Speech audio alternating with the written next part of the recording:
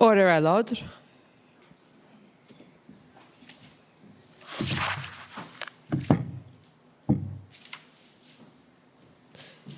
The Public Order Emergency Commission is now in session. La commission sur l'état d'urgence est maintenant ouverte.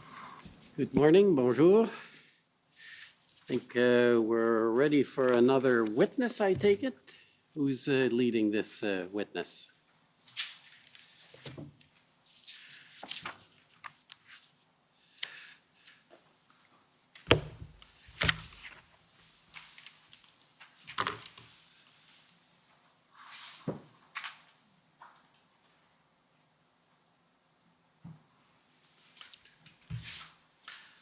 Good morning, Commissioner. I'm Misha Boutillier, Commission Counsel, and today we'll be hearing from Inspector Russell Lucas from the Ottawa Police Service. Okay, Inspector Lucas. Good morning. Good morning.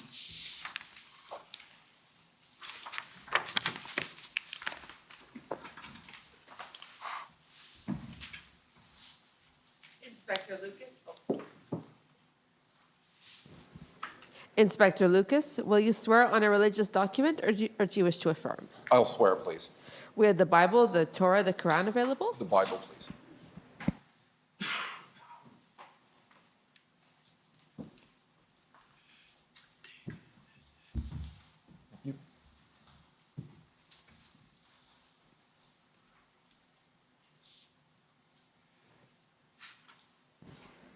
For the record, please state your full name and spell it out. Russell Lucas, R-U-S-S-E-L-L. Last name is Lucas, L-U-C-A-S. Do you swear that the evidence to be given by you to this commission shall be the truth, the whole truth, and nothing but the truth, so help you God? So help me God.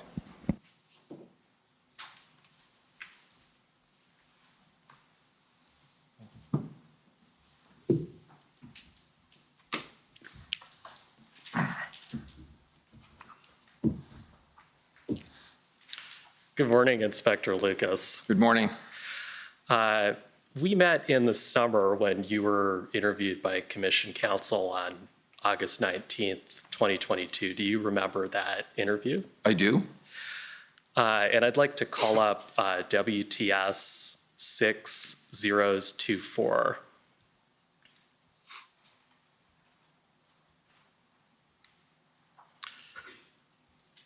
Inspector Lucas, do you recognize this document as a summary of that interview? I do.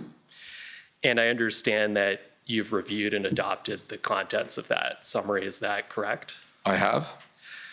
And are there any corrections you'd like to make to that summary? There is only one part that wasn't, I don't believe was 100% clear, and it was when it refers to my first day as the incident command was the 21st of January, which is correct. But I first became aware of the planning process on the 18th of January, which I don't think was captured. And that's your only correction? That is the only correction. Okay. Thank you, Inspector Lucas. So at the time the Freedom Convoy arrived, or at the time of the Freedom Convoy in January 2022, what was your role within the OPS organizational structure? I recently moved into the Operations Support Inspector role, which oversees the Special Events section as well as other Operations Support units such as Tactical K-9 Emergency Services. Who headed the Special Events unit? Who was the Staff Sergeant in charge? That was Staff Sergeant Kevin Kennedy. Okay, and who did you report to? My direct supervisor was Superintendent Chris Reum. And who did Superintendent Reum report to? He reported to Deputy Chief Trish Ferguson. Okay, and could you give us kind of a 30-second elevator pitch, if you will, about what special events responsibilities are in the context of a major event? They manage the daily operations as the planning and most major events, and they also serve as the filter point for labor disputes, protests, demonstrations, fairs, festivals, which all go through their office. Okay, and you told us earlier that on January 21st you became incident commander. How did you come to serve as incident commander? It was within the scope of my roles and responsibilities as the inspector of the operational support unit. So is it fair to say that you assumed this role and were not directed by anyone within OPS to assume the role? That is correct. Okay. And what did you understand your role to be as incident commander? So part of my role as an incident commander was worked as an in-between between the strategic and the tactical level, where the planning team would be doing a lot of the groundwork, the preparation, the building, and I would be providing some guidance, some oversight, providing feedback, and I would also serve as a conduit to the strategic level. Okay, so you mentioned you were supervising the planning process and the development of the operational plan. In addition, once the convoy arrived in Ottawa, would you also be in charge of making operational decisions on how OPS should respond to the convoy? So I was one of the duty inspectors. I worked every day from the time just before they arrived until the day they left, and through the rehabilitation process during the day shift, and we rotated 4 different inspectors to cover the night shifts. Okay, so is it fair to say that during your shifts, you were the inspector responsible for making operational decisions? That is correct. Okay. And in your summary, you told us that Superintendent Rayom was the initial event commander. What was his role and how did it differ from your role as incident commander? So he had 2 different main primary roles. One was to provide strategic direction to the management of the event that was taking place because of the size and scope that it had grown to. And he was to serve as a conduit between the actual operational side and the executive. Okay.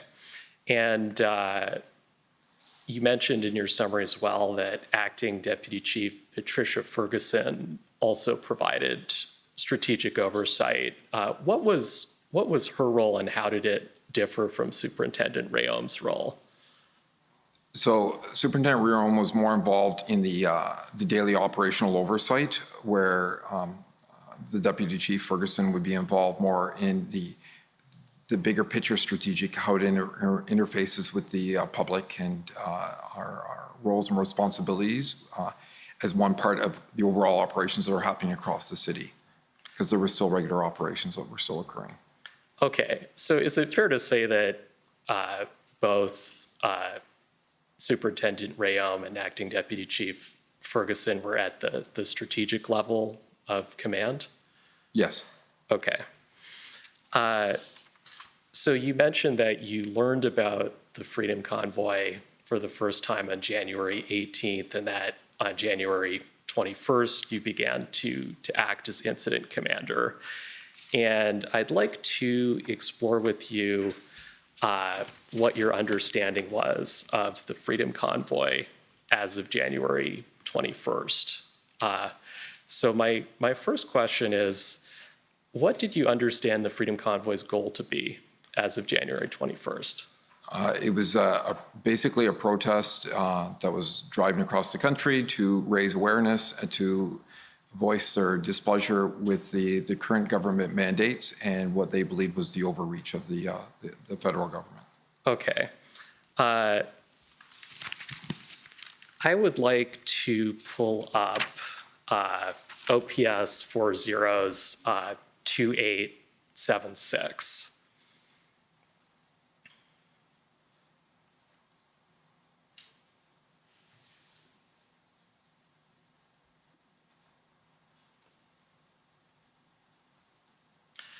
So if you could scroll down to page, yeah, that's good. So Inspector Lucas, you can see that this is an email that Kevin Kennedy sent you on January 21st. Do you recall receiving this email? I do.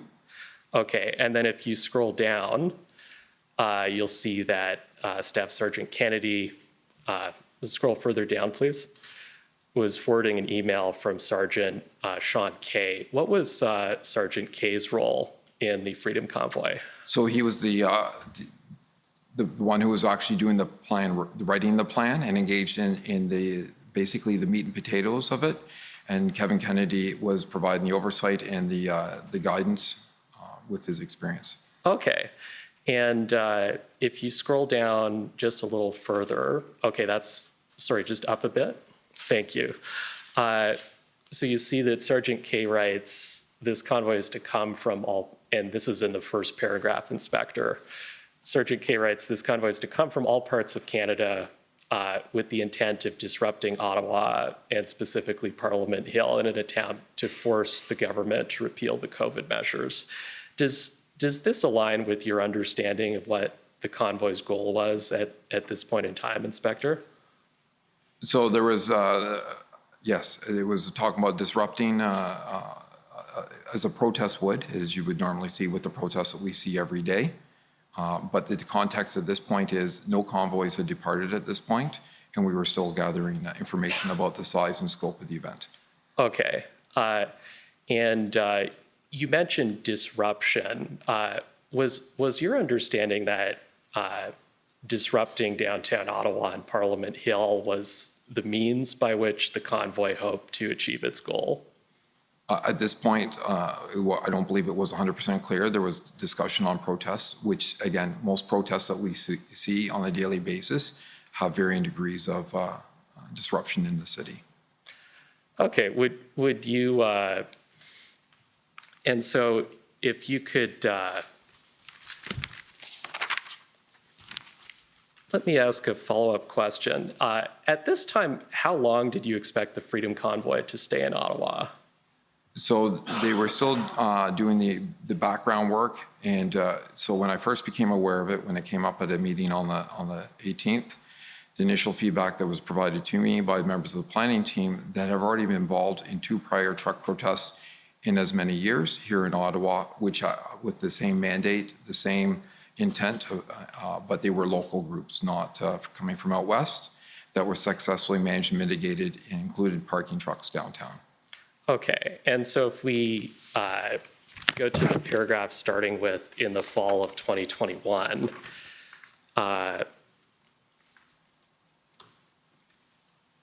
it says the vaccine mandate is a clear target of their anger. The goal of the convoy is to remain in Ottawa until the restrictions were repealed. Does this align with what you understood to be the goal of the Freedom Convoy as of January 21st? That was part of their messaging that they were sending out, but that is a common theme that we've heard before. And as I said, with the previous truck protest that did occur, that was the same message they had delivered, but we were gone within, I believe one was gone only after a day and the other one was an overnight. Okay. So is it fair to say that at this time you did not expect that the convoy's messaging about their intent to stay would align with what would actually materialize when the convoy arrived? Actually, what materialized exceeded all our expectations, the size and scope of it. Okay.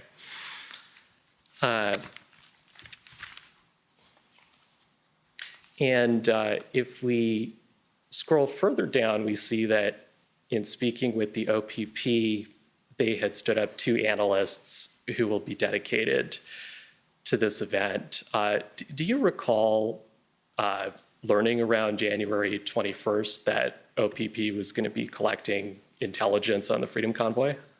Basically, by what was shared with me on this, I knew that there was work that was being done by OPP analysts.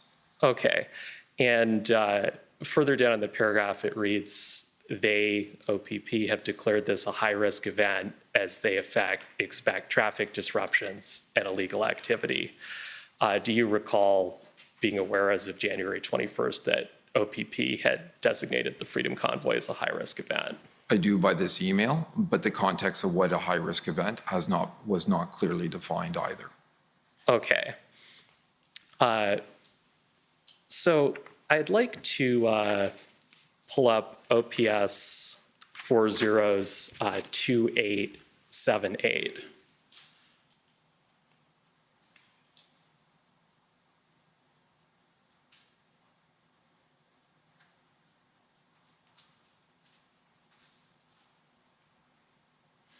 So if you could just scroll down, keep scrolling. So we see here that, and just a little more down, on the 21st, you forwarded this email chain to Acting Deputy Chief Ferguson. Do you recall forwarding the email chain to Acting Deputy Chief Ferguson? I do. And why did you forward the email chain to her? I think it's important that there's communication within the organization and sharing of information so that they can be aware and make strategic decisions and be aware of things that are coming. So it's fair to say you thought this was a significant enough event that the executive of OPS needed to be appraised at an early stage? Yes. Okay, and if you could just scroll up a bit. So we see that Acting Deputy Chief Ferguson shared this email with Chief Sloly and then Deputy Chief Bell. Did you have any kind of direct interactions with either Chief Sloly or Deputy Chief Bell during the Freedom Convoy outside of meetings or team meetings or briefings? No, it was primarily through meetings and interactions through my role as it pertained to this convoy. Okay. And you were aware, though, that Acting Deputy Chief Ferguson, that it was her role to relay information that you were providing to her up to Chief Sloly and to the extent it pertained to intelligence to Deputy Chief Bell. She would manage, my assumption, she would be managing the information to determine what he needs to be apprised of. Okay. You can take that email down now. So I'd like to turn to the role of intelligence in planning. Was it your understanding that planning for the Freedom Convoy should be intelligence-led? That was the direction that was they've been pivoting to over the last few years, and the planning team was working with members of the Intelligence Directorate. Okay, and you mentioned that was the direction we'd been pivoting to. Who gave that direction? I can't say for sure. I said I only returned into that role at the beginning of the year. I'd worked in that directorate before in prior years, but 3 years prior to that, I've been working on the road. Okay, and so we've heard evidence at the commission during the past week of hearings that intelligence led planning was something that was important to Chief Sloly. Were you aware that the former chief wanted planning to be intelligence led? Yes. Okay. So how did the Intelligence Directorate share intelligence with you and your special events planners? So it was more so at the working level. So the planning team members would work with the constables and sergeants in the Intelligence Directorate to make sure that they're getting mutually supportive information for their respective roles. Okay. Do you recall if the Intelligence Directorate shared documents titled threat assessment with you and your planning team before the Freedom Convoy arrived? Not with me personally, but I know there was discussions. They may not share the full reports. They may vet them before they share the salient information with the planning team. Okay. So could we pull up OPS 403085?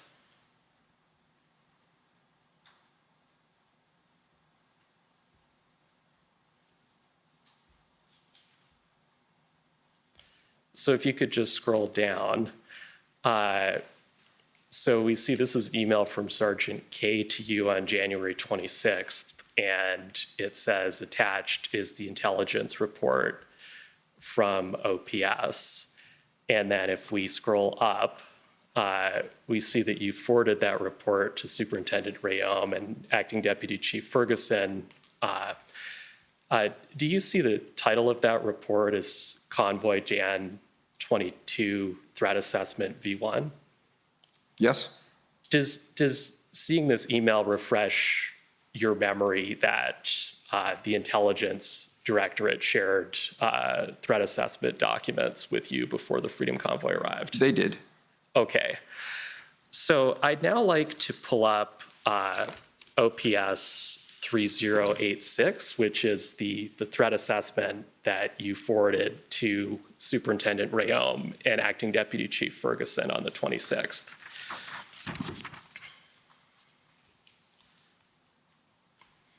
And we see here that this is dated January 25th. To the best of your recollection, did you receive this on the 25th, or did you only receive it when it was sent to you on the 26th? I would have received on the day it was sent to me. Okay. So if you could, and do you recall reviewing or reading this document? I remember reading different versions of this one. I do. Okay. So if we could scroll down to the top of page 3, right there is good. So in the second paragraph, we see, therefore we expect to see a huge volume of vehicles and large transport trucks clogging city roads. Was it your understanding from this threat assessment that there would be large numbers of vehicles arriving in Ottawa as part of the Freedom Convoy? I did. So the intelligence was stating that, but I want to provide a little additional context. So that we knew the convoy was going to be arriving. At this point, I believe it was only the Western convoy that was en route. The other convoys were not yet started, and we were monitoring the actual size and their behaviors and their actions, which was included as part of our building our plan. Okay. And in your summary, I think you referenced a previous truck protest in Ottawa with somewhere around the range of 20 to 30 trucks. Do you recall that? I wasn't involved in it, but the information that was relayed to me by the planning team was that they had experienced this before, and we had experience with other similar vehicle protests downtown as well. Okay. So when you saw that the Intelligence Directorate was saying we expect to see a huge volume of vehicles and large transport trucks, and keeping in mind that you didn't have an exact number, were you expecting it would be more than the 20 or 30 trucks that you'd seen in the past? Yes, because the core convoy that started out from BC, I believe, was around 50, with vehicles that would join it and then depart various parts of the leg. Okay. And if we could just scroll down to page 5 of the document, right here, the section, what this means for event planners.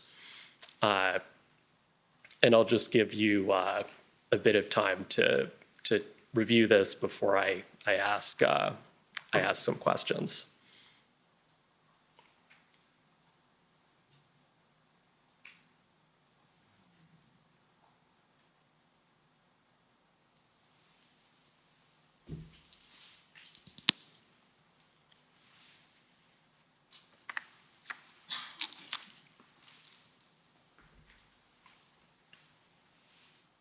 Okay. Okay. So from your understanding of this section, what this means for event planners, did you think the Intelligence Directorate understood the Freedom Convoy to be similar to or unlike previous events that Ottawa had experienced? Well, it was going to be larger than what we'd experienced before. But again, the intelligence is only one piece of the puzzle that they're using towards the planning process as well. Okay, so specifically here, the first bullet reads, this event is going to be bigger in crowd size than any demo in recent history, possibly on par with Canada Day events, but more disruptive. So would you have understood from this that the Freedom Convoy was likely to cause more significant disruption than other significant events that Ottawa had experienced before. So when we're around the 25th, 26th, the primary focus, we originally planned this as the main portion of our planning was focused around how do we manage, because the number of vehicles that were potentially going to arrive, you were not going to stop. So it was how do you work with them to mitigate the risks and the impacts to the community. So with that statement that a lot of the challenges and the disruption would be around traffic, but we also had to focus on the fact that the convoy organizers were actually cooperative and were not demonstrating disruptive behavior on their way there. The one that was already on route. Okay, and you mentioned the number of vehicles was such that you were not going to stop them, and I'm going to circle back to that number later. But before I do, I just wanted to close off this piece. The bullet starting with in 6 years reads, in 6 years of working large demonstration events from the intelligence point of view, the writer has never seen such widespread community action. Did you understand the intelligence directorate to be saying that the level of mobilization and support for this protest across Canada was unprecedented? So part of the context to this, and knowing the writer and knowing the people involved, is part of the challenge is the topic of mandates, the restrictions, vaccinations is an extremely divisive topic. I've seen it in my own family, and that you see that those challenges arise and it becomes a polarizing topic of discussion. So yes, it does have the potential to create language and debate amongst people who are normally cooperative. Right, and if we could just scroll to page 3, the bottom of page 3. Further down, just slightly. So we read in the last paragraph, the writer says these conditions create grounds for passionate emotions. Is that consistent with what you were just describing about the divisive nature of mandates? Yes. Okay. So I'd like to circle back now to the topic of numbers, since you mentioned it. As of January 26th, how many convoys did you understand would be traveling to Ottawa? So on the 21st, I was aware of 5 potential convoys. And by the time we got to the 28th, we were at 13 confirmed convoys. Okay. Do you have a specific recollection of how many convoys you were aware of as of January 26th, which is the date you received this threat assessment? No, I don't recall top of my head. Okay. Could we pull up OPS 14540? Sorry, it should be OPS 30s14540.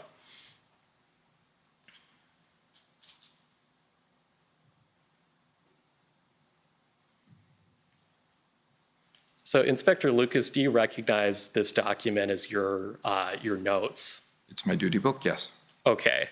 And if we could go to page 7. So we see these are your notes for January 26th. And scrolling down, further down the page, we see there's a statement at 9:30 conference call with OPP, RCMP, and PPS. Do you recall participating in this call? I do. And what was the purpose of this call? To make sure that we were sharing information about the developments of the convoys across the country. Okay. And the second bullet reads, OPP now 11 convoys. Does this refresh your memory that as of January 26th, you knew that 11 convoys would be traveling to Ottawa? So there was 11 convoy groups that we have identified. Not all were en route, and they were looking at information about where they were coming from and who the leaders were, yes. Okay. And what was your understanding of how many vehicles were in the Western convoy at this time? So it constantly changed. So as they were traveling, they had the core group that originally left. They would pick up people that would join in with them in support through their areas where they resided or their province, and then they would break off. So the number was inconsistent. Okay. And if we scroll down just a little bit further, we see a statement. Actually, could you read the statement that starts with West Group to me, the last bullet? Yes, West Group stand until mandate lifted. Okay, and who told you that West Group was staying until mandates were lifted? It would have been addressed by somebody else on the conference call that I made a note of. Okay, so that was the intelligence you were hearing as of January 26th, that the Western convoy was staying until mandates were lifted. Correct. Okay, and could I just pull up OPP 3058?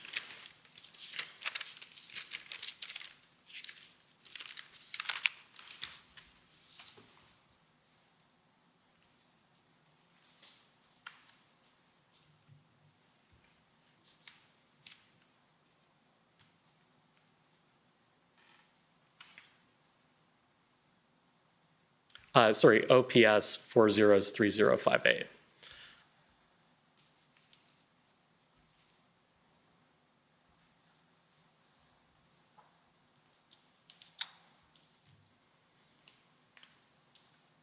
So you'll see this is an email that Peter McKenna forwarded to you, and it's titled ERPLT Convoy for Freedoms. Do you recall that before the Freedom Convoy arrived, you were receiving updates from the Ontario Provincial Police liaison teams that were monitoring the convoy? Yeah, yes. Okay. Most of them are getting to me. Okay. And if we just scroll down a bit, a little further, right there. So we see quick update for West Convoy from officer who counted 480 vehicles. It spans 50 kilometers. Does this refresh your memories to how many vehicles you understood to be in the Western convoy as of the afternoon of January 26th? And I said there was the core group, and they would have people who would join them for parts of the route, and then would disperse and wouldn't be staying with them for the whole way. So Okay. that's where that's how many people that were associated to that section of the convoy at that point in time. Okay. And did you have a ballpark estimate of how many people might arrive in Ottawa as of January 26th? As of this date? Yes. So the original information that came back was saying that we could see upwards of 100 vehicle per province. We knew that it would be those numbers would average out, be based on, we may not see as large numbers from some of the smaller provinces, but we would see larger ones from West and from Ontario. Okay. So, bus and trucks. Okay. Could you scroll down to page 3, please? A little further down. Just a bit further. Right. So we see there's a bullet in this email saying OPS/PPS are expecting 10,000 people for the event Saturday 29th at 12 p.m. Does this refresh your memory as to how many people the Ottawa Police Service was expecting to attend the Freedom Convoy at this point in time? That's how many people that they thought would show up for the events on the Saturday. Okay. So fair to say that 10,000 people you were expecting would attend on the Saturday, and you weren't sure how many people would stay on the Sunday and going forward. That's correct, but those are also local people as well, and local supporters are coming from the nearby area. Like Canada Day is, 100,000 people at any given time, 10,000 people of a group that has demonstrated behavior as peaceful and cooperative is not a concern at this point. Okay. And in your summary, you mentioned that by January 25th or 26th, your concerns about the Freedom Convoy were becoming heightened. Do you recall that statement? I do, and there was concerns, and the concerns weren't necessarily about the convoy. It was who was attaching themselves to the convoy and some of the online rhetoric that we were starting to see that was rising. Okay, so is it fair to say that your heightened concerns were about the potential for violence, or for instance, for people attempting to storm Parliament Hill? There was a lot of references that were popping up on social media saying this was going to be their January 6th. And this was I believe this was the same day that we started reaching out to have other public order units from other police services to be in town to support us. Okay. And as of the 26th, did you also have concerns or heightened concerns that convoy participants would remain in Ottawa beyond the January 29th, 30th weekend? I knew that there was a potential for a group of them to remain behind. The size and scope of that, exceeded what we were anticipating. Okay. And so I'd like to just briefly pull up OPS 3215. 403215.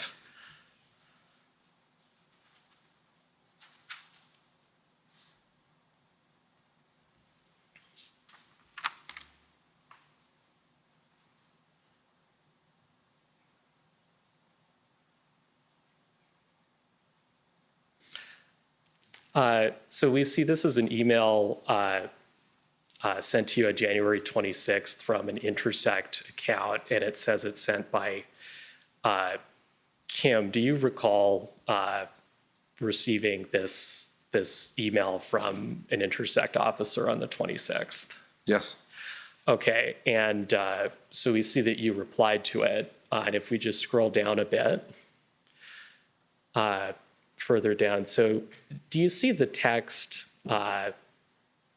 do we want to commit to dates? It could last much longer. Do you see that that's in a different color from the other text? Yes. Is that because you wrote that text in a different color as your comments? Yes, and because I'm not sure who is getting those Intersect. There are different levels of Intersect messages that go out. So it depends on, is that a general public one or is that one that's going to policing partners? Okay. And so the bullet you commented on reads, this will be a significant and extremely fluid event that could go on for a prolonged period, January 28th to 30th. And you wrote, do we want to commit to dates? It could last much longer. How much longer did you think the Freedom Convoy could last as of the 26th?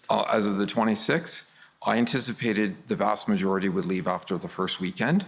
And as a matter of fact, I would say between 60 and 70% of them did leave after the first weekend. The unfortunate part was the footprint remained the same. And then we thought maybe a week or so for the remainder. Okay, so a week or so, that would be up until February 4th, 5th, 6th. Is that about right? Correct. Okay. And to provide clarity to that, again, we weren't expecting the numbers that actually attended. Okay. So I'd like to pull up OPS 403403. And just for the record, this document was not in the list that was sent out to the parties because it was only posted to the party database this morning. But I understand that my colleague, Mr. Brusso, has circulated it by email to the parties so that they have notice.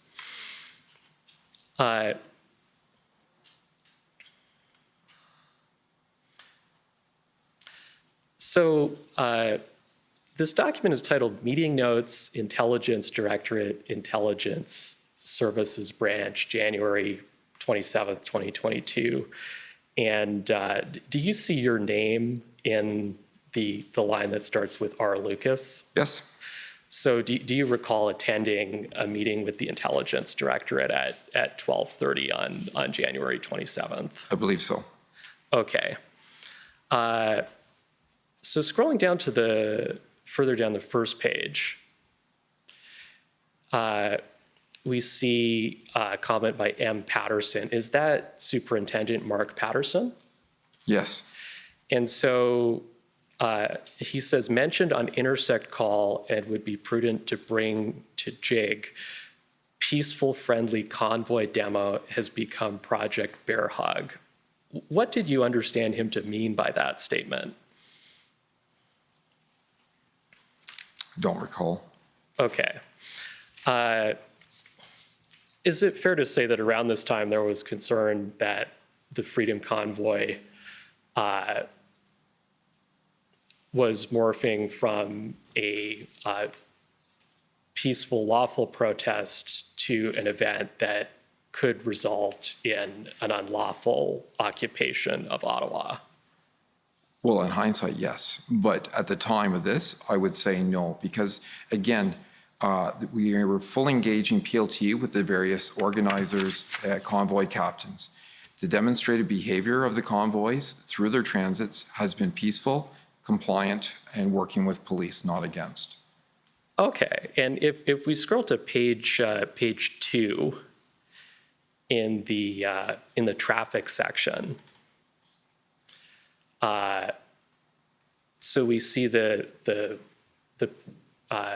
R. Lucas higher level, I think the second paragraph in this section. Do you see that, Inspector Lucas? I do.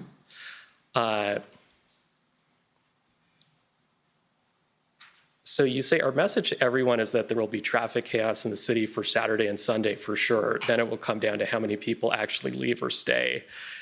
And you write, I'm praying for really, really cold weather. I said that, yeah. Okay. So fair to say that this time you weren't sure how many people were going to stay? Correct.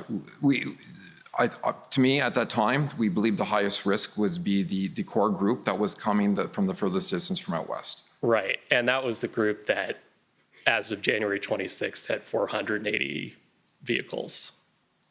With a core group of about 50. Okay. Convoy. And if we could just scroll down to page 3, the miscellaneous section, and further down, yep, that's good. Could you just take a minute to read that paragraph to familiarize yourself with it?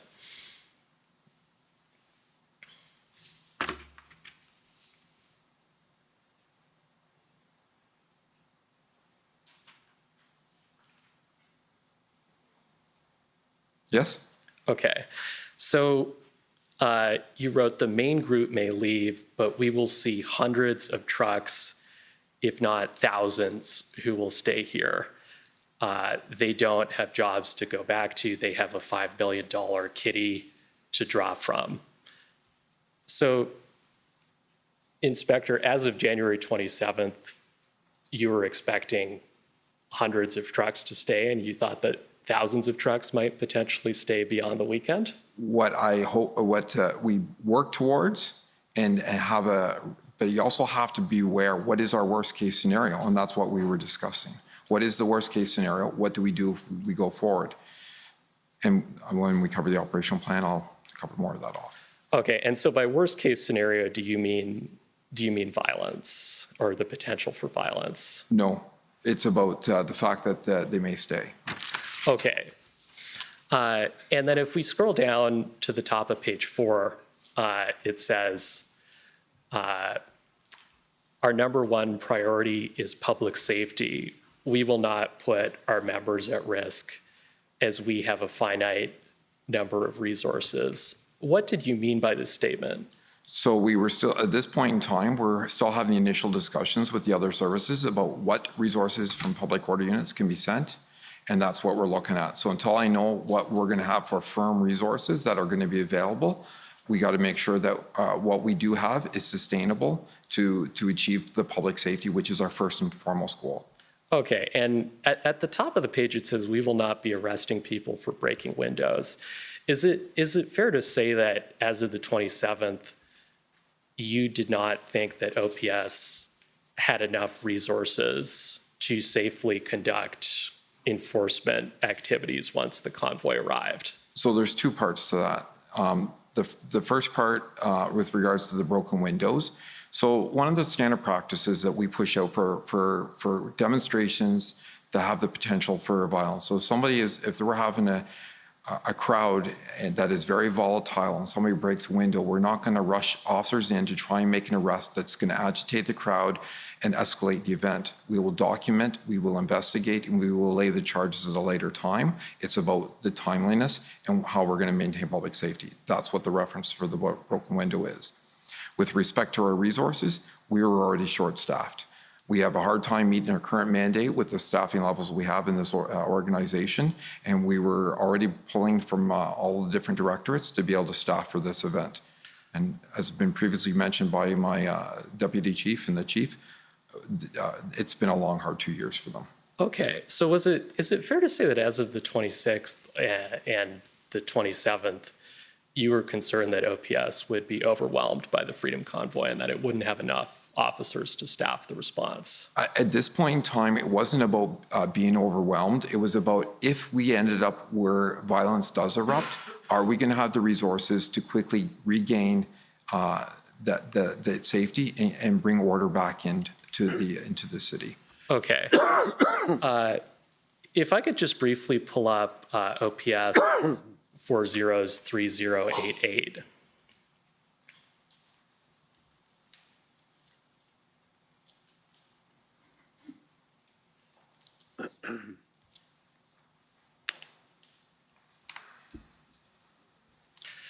So this is an email you sent to Acting Deputy Chief Ferguson on the 26th, attaching or including draft speaking points.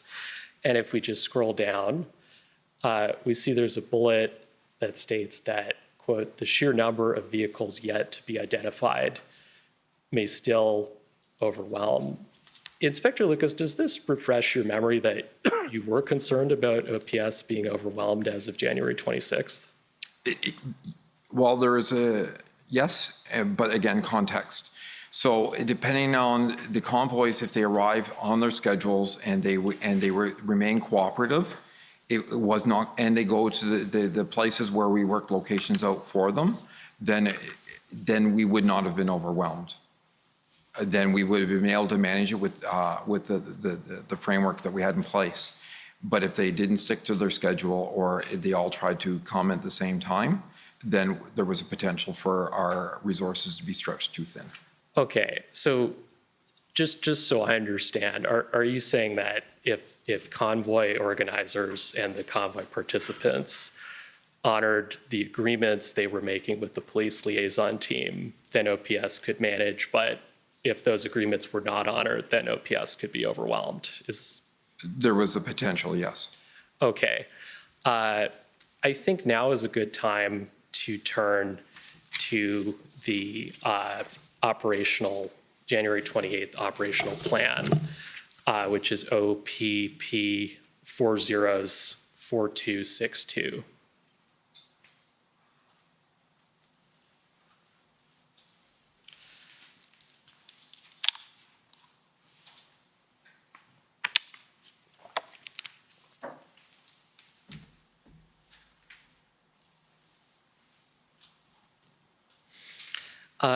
And just scrolling down to the first page, the bottom of the first page, it says the writer's name is Staff Sergeant K. So he's the author of the plan, is that right? Correct. And did you receive this plan on the 27th or the 28th? I see that it's dated the 28th. There was an email attachment on another document where I actually provided feedback and a few amendments, and that will tell you the date that I received it. Okay. And then if we just scroll down to page 2 of the plan, we see that it lists you as an authorizing authority. So did you approve this plan? With a few minor amendments to it, yes, I did. Okay. And in your interview summary, you stated that it was made clear to you that Chief Sloly's approval of this plan was required. Do you recall that statement? Yes. How was it made clear to you that Chief Sloly's approval was required? It was told that to me by the planning team, that had become the standard practice, that they would go to the chief for final approval. Okay, and I think you said in your summary that was a new requirement to your understanding. Is that correct? That's correct. Okay, and I'll just put it to you, if you scroll down just a bit, so there's no line for Chief Sloly's signature here, is there? No, there's not. Okay, and do you know why, if Chief Sloly needed to approve the plan, there's no line for his signature? No. Okay.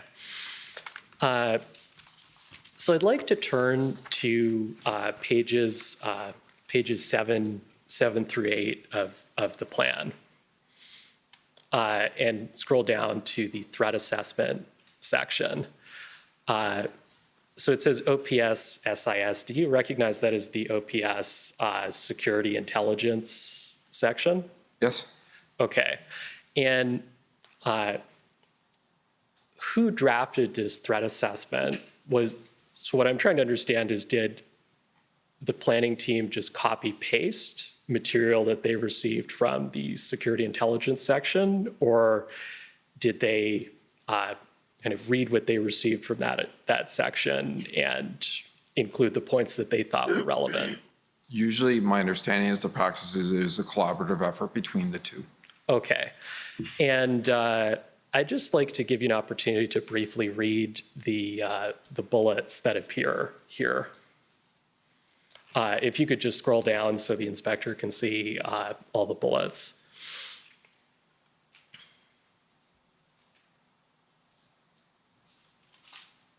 And just further down onto the next page.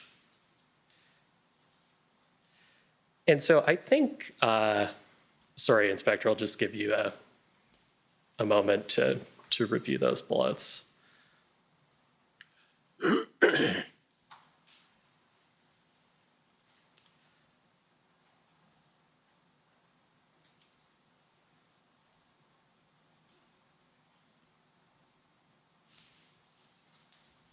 Okay.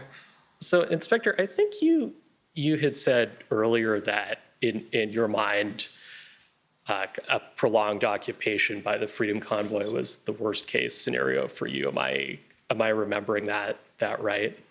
Correct. Okay. And does the threat assessment section mention that risk? No, it does not. When you received the threat assessment, were you concerned that this risk was not recorded? No, because it was built into the other components of the plan and how they were approaching it. Okay, but you would consider would you consider the worst case scenario to be a significant risk? Yes, because it did happen. Okay, and would you normally expect significant risks to be reflected in the threat assessment section of an operational plan? Yes, it should have been there. Okay, and so I'd like to ask, how many days of operation did the operational plan address? The initial plan, I believe, was 3 days, and it primarily rotated around the schedule events that they learned was taking place with the protest organizers. Okay, and if we could just turn to page 12, the top of the page, please.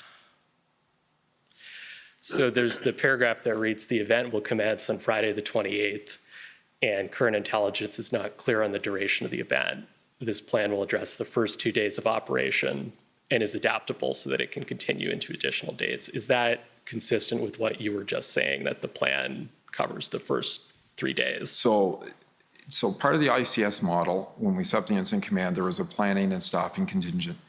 On the Friday, the 28th, we stood up our service command center to start looking at resourcing, planning, and succession planning to go forward for this event as of the Friday. Okay.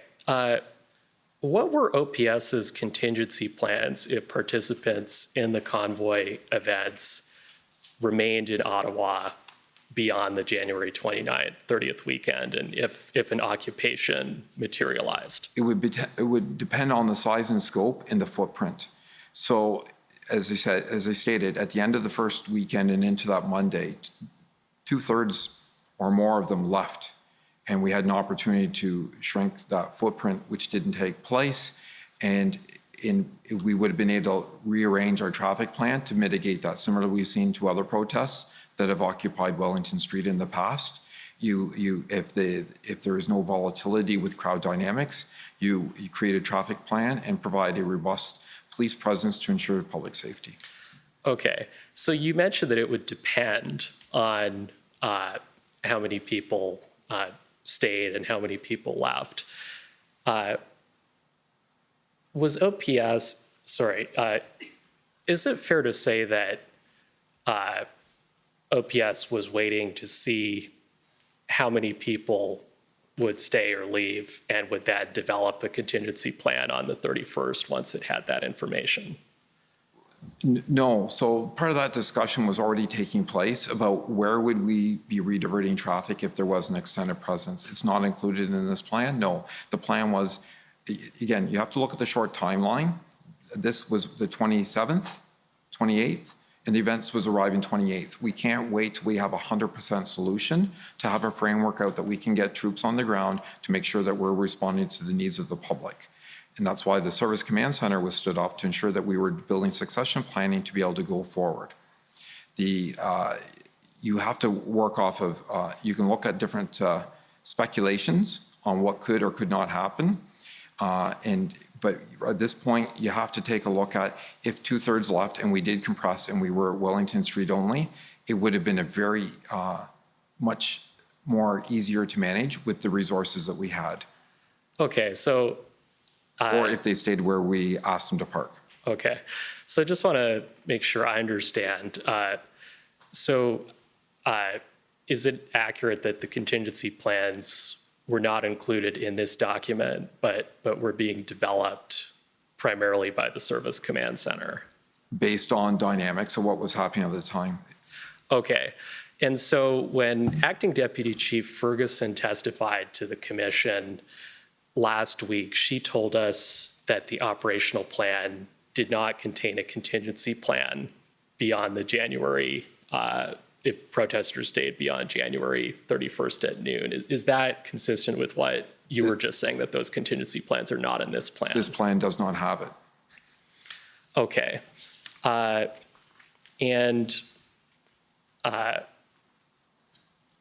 Superintendent Bernier, Robert Bernier, is going to be testifying later today. He told us in his interview that he was concerned about a disconnect between intelligence and planning before the Freedom Convoy.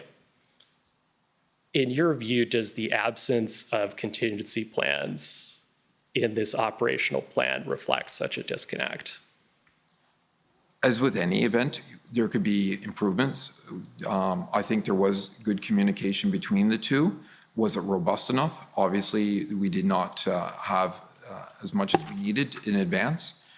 But I also want to point out that the context to this is a little different as well. This is something that was very fluid, that they were planning in a week.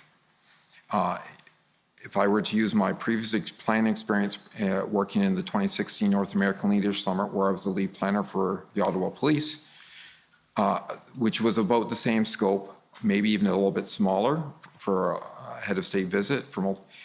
We had months to plan and prepare and months to get resources into place. This was less than a week. Okay. And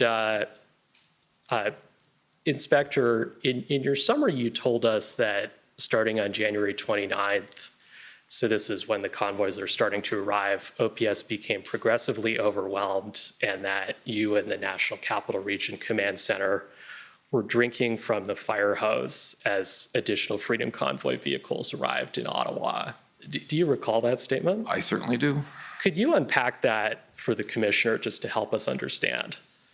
Sure. So on the Friday, for the most part, the arrivals were actually for the most part, were orderly. The convoys were going to locations that were pre-designated in areas that it goes back to We were expecting a few thousand, and it still exceeded what we actually truly expected. And my personal opinion is it probably exceeded what the organizers were expecting. But on that Friday, people were going to places we designated where we're actually, if you look at on the maps, on the parkways and on Wellington, we were doing everything we could to keep them out of the residential areas. The analogy I use is I have one load of sandbags and we're building a wall, but you see the waters are rising faster and you know you're going to get overwhelmed with the water that's coming. So you use your sandbags to divert them to minimize and mitigate the damages and the impacts to the area that is going to be the recipient of those flood waters. And that's what we were trying to do. But what happened was on the Saturday, and when the Western Commons convoy arrived, unfortunately, they're the ones that created this event, and they didn't get the locations downtown.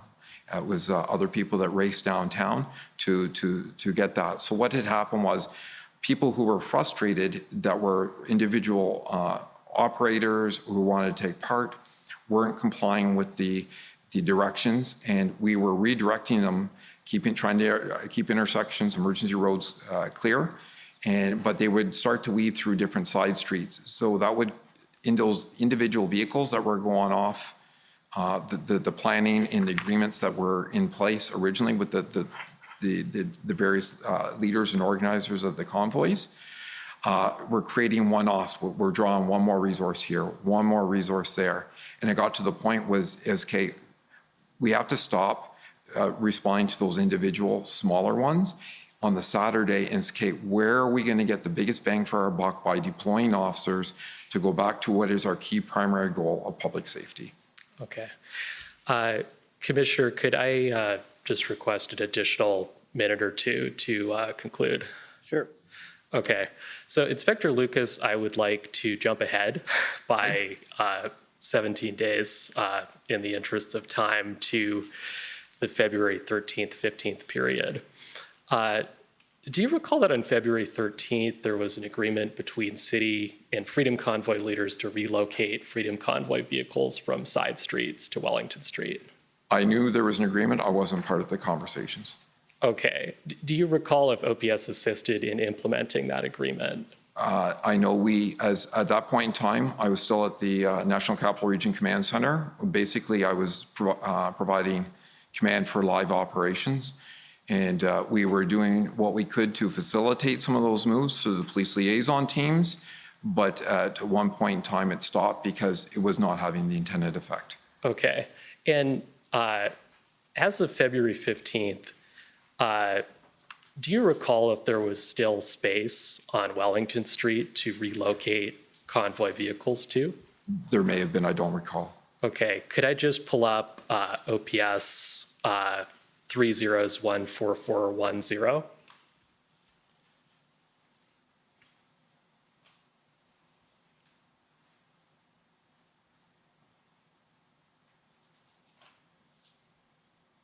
Sorry, Council, the OPP 3014410.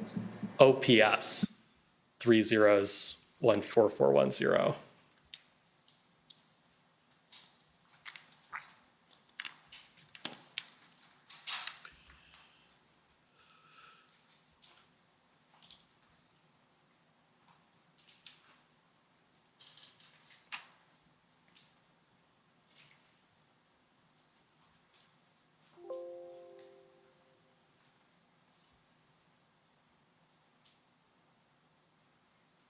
Or sorry, 11410. I think that was a typo on my part.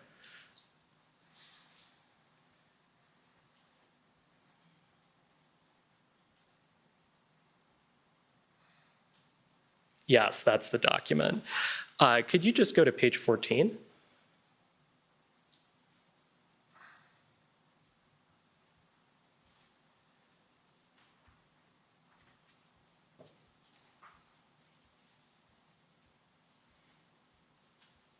Yep, and just scroll down a bit on page 14.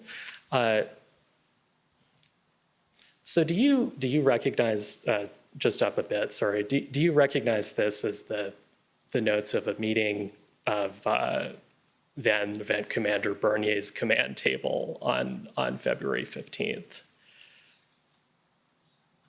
Yes. Okay. Says me, I was there participating on Teams. Okay, and if we could just go to the top of page 19.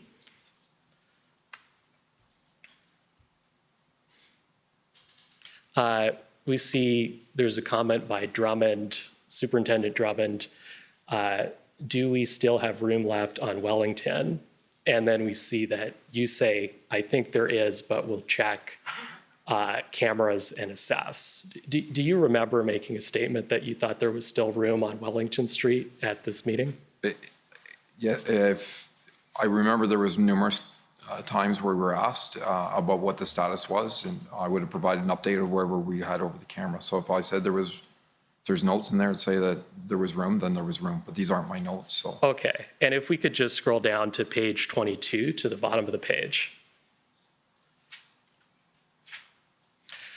So we see this as a statement by you, gaps on Wellington, and then you list 4 intersections. Do you recognize this passage as you providing an update that you had checked and there was still space on Wellington to relocate vehicles to? Yes, that would seem logical. Okay. Thank you, Commissioner, and thank you, Inspector Lucas. Those are my questions. Thank you.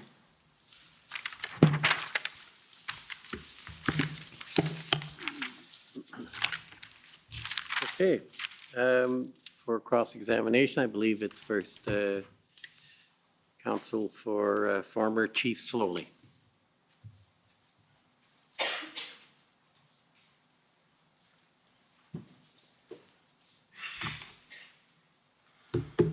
Good morning, Inspector Lucas. Good morning. My name is Rebecca Jones, and I'm counsel to former Chief Sloly. Inspector Lucas, you are very well trained as an incident commander, right? Yes, I've been an incident commander and then a critical incident commander as well. Right. And you have served as an incident commander many times for huge events and protests. I have. You were the lead planner for the 2016 North American Leaders Summit. Correct? And so the OPS's executive team, including Chief Sloly, would have every reason to have confidence in your leadership of incident command for this event, right? I would hope so. Okay. And you took the steps that you felt you needed to take as incident commander, correct? Most of the time. Okay. Well, why don't we focus on planning for the convoy to begin with? Okay. You were confident that your team of planners was working with the Intelligence Directorate to get the appropriate information to input into the plan. Correct. And this is what your executive team would have expected you to do. I would assume so. Okay. And the note we saw, the document, we don't need to pull it up, but just for the record, OPS 3403, which was the meeting of the Intelligence Directorate on January 27th that my friend took you to. Yes. Recall that document? That was a meeting with the Intelligence Directorate and Assistant Deputy Chief Ferguson, correct? Was she on that call? Yes. Okay, sorry, I didn't look at the list. Okay, and that was, in the context of the incident command system, it would be on the responsibility of Assistant Deputy Chief Ferguson to pass on any sort of important information to Chief Sloly from that meeting, correct? We all have a role to play, but yes, it would fall to her. Okay. Now, still sticking, Inspector Lucas, to the period of time up to January 28th, the strategic oversight for this period of planning was coming from Assistant or Acting Deputy Chief Ferguson. Yes. And she was acting as the major incident commander. Yes, with an event commander between her and I. Right, and Superintendent Rayom was the event commander in between. Correct. Okay. And it's fair to say that in that period, up until the convoy's arrival, former Chief Sloly did not take steps to assume responsibility for planning from the incident command system. Not to my knowledge at that point. Okay. And Chief Sloly, not to your knowledge, Chief Sloly, to your knowledge, was not assessing intelligence on his own, correct? Not that I know of. Okay. And one could not say, for example, that Chief Sloly failed to take adequate steps with respect to gathering, assessing, or disseminating intelligence in relation to planning for the convoy, right? No, I was focused on my role. I can't say what his role and his responsibilities were overall. Right, but you understand what the role of a Yes. chief is. He's got his hands in everything. But it's not his role to do the intelligence assessment, correct? Okay. And throughout this planning period, I understood from your evidence that you were given the level of autonomy that you felt you should be given. Yes, in the beginning. Right. And again, I'm sticking to the period of time up to the arrival of the convoy. Yes. Okay. And my friend asked you some questions about approving the plan, and it was you who approved the plan, correct? I was one of the approvers, yes. Right. And the other approver was Superintendent Rayom? Correct. Okay. And my friend pointed out to you that Chief Sloly didn't have a signature line on the plan, correct? He did not. And in terms of your understanding that he needed to approve the plan, you testified that came from the people below you, the planning group. And above. And above, okay. And that came from, I'm going to suggest to you, Superintendent Rayom. Correct. Okay. And you had been working in incident command with Chief Sloly since he became the chief, correct? Correct. In different sections, but. In different the role. sections, but he had, I'm going to suggest to you, and to your understanding, a lot of confidence in you as incident commander, right? I would hope so. Okay.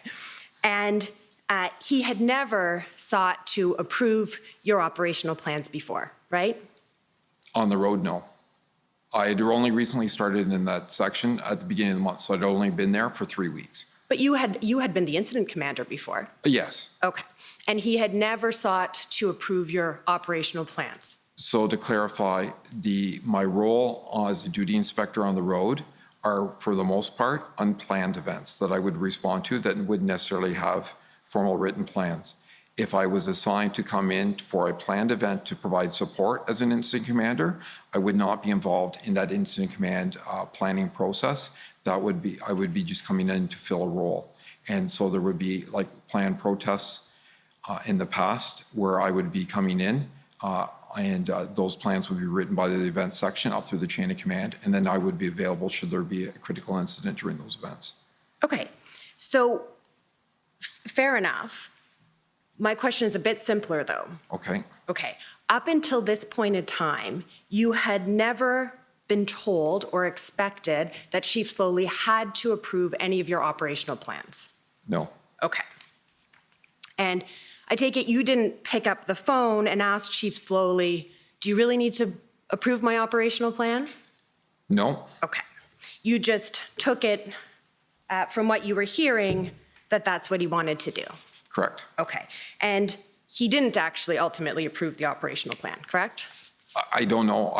By the 28th, it was game time, and my role and my priority was making sure that we had people doing what they needed to do. Well, you know, because you've looked at the document and you know he never signed off on it, right? On the document there, no, he did not. Okay. In terms of the first weekend and the going into the first week, when your team realized, and the OPS as a whole, not just your team, realized that you were facing what was an occupation, right? People were not leaving, correct? Correct. I suggest to you that the atmosphere at the NCRCC was chaotic. Yes. Okay. You did not have the resources to deal with the information that was coming in. That's part of the problem. Okay. You were understaffed and you were struggling to maintain sufficient officers just for foot patrol. Correct. Okay. And things were tense, right? They were. Okay.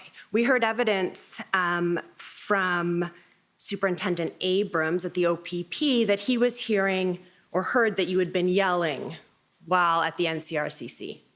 There's a difference between raising your voice to get somebody's attention across the room and yelling at somebody. Okay.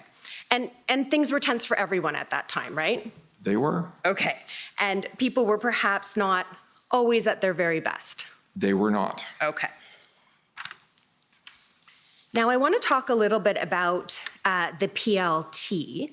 The PLT plays a very important role in major events. Critical. Okay.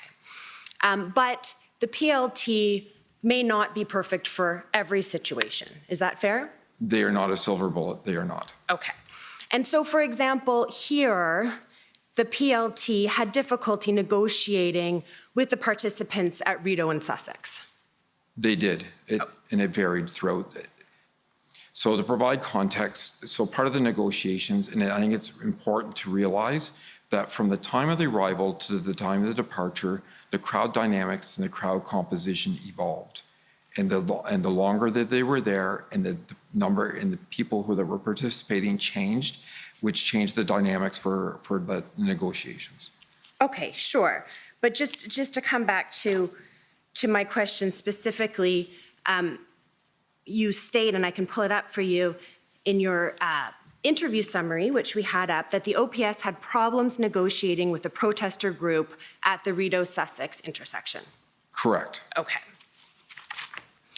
And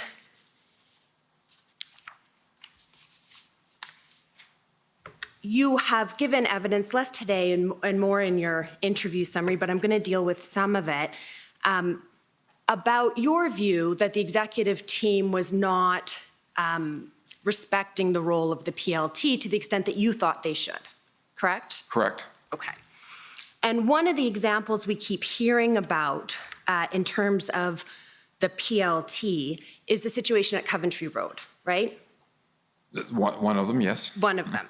Okay, so let's just stick with that one for now. And this is the situation where there had been negotiations with protesters to remove their fuel, right? Yes. This is around February 6th. Yes. And the OPS ultimately arrested those, or some protesters, when they approached downtown with that fuel. They did. Okay. And in your view, that event, in a very real way, affected the relationship between the PLT and the protesters? It did. Okay. And you're aware of the fact that that action was directed by Superintendent Patterson, correct? Correct. And we heard evidence from current Interim Chief Bell yesterday that he was the one who approved that action. Okay. Okay. I take it you didn't know that before? No. Okay. And this is not a decision, to your knowledge, that reached Chief Bell's level, correct? Which Chief decision? Sloly. I apologize, Okay. Commissioner. Chief Bell. I don't know. I said my focus was maintaining live operations of what was happening on the ground. Okay. So, and I apologize, I got my names mixed up there. I will repeat the question, just to be clear for the record. This was not an issue that you have any evidence to suggest that former Chief Sloly was involved in? I don't know who made that decision. Okay, thank you. I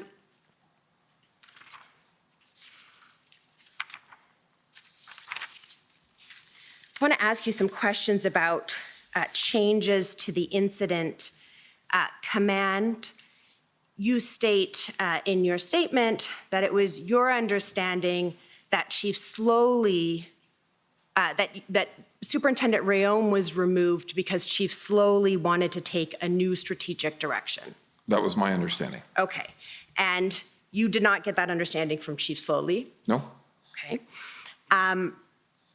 And if we put up, please, WTS 23, this is the interview statement of Acting Deputy Chief Ferguson.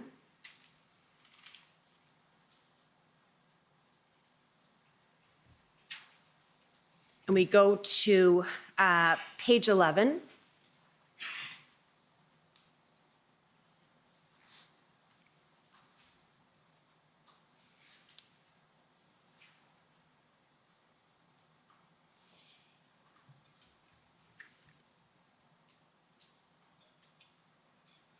Okay, and we see under switches and event commanders. You could take a moment to look at that. This is again the interview summary of Acting Deputy Chief Ferguson.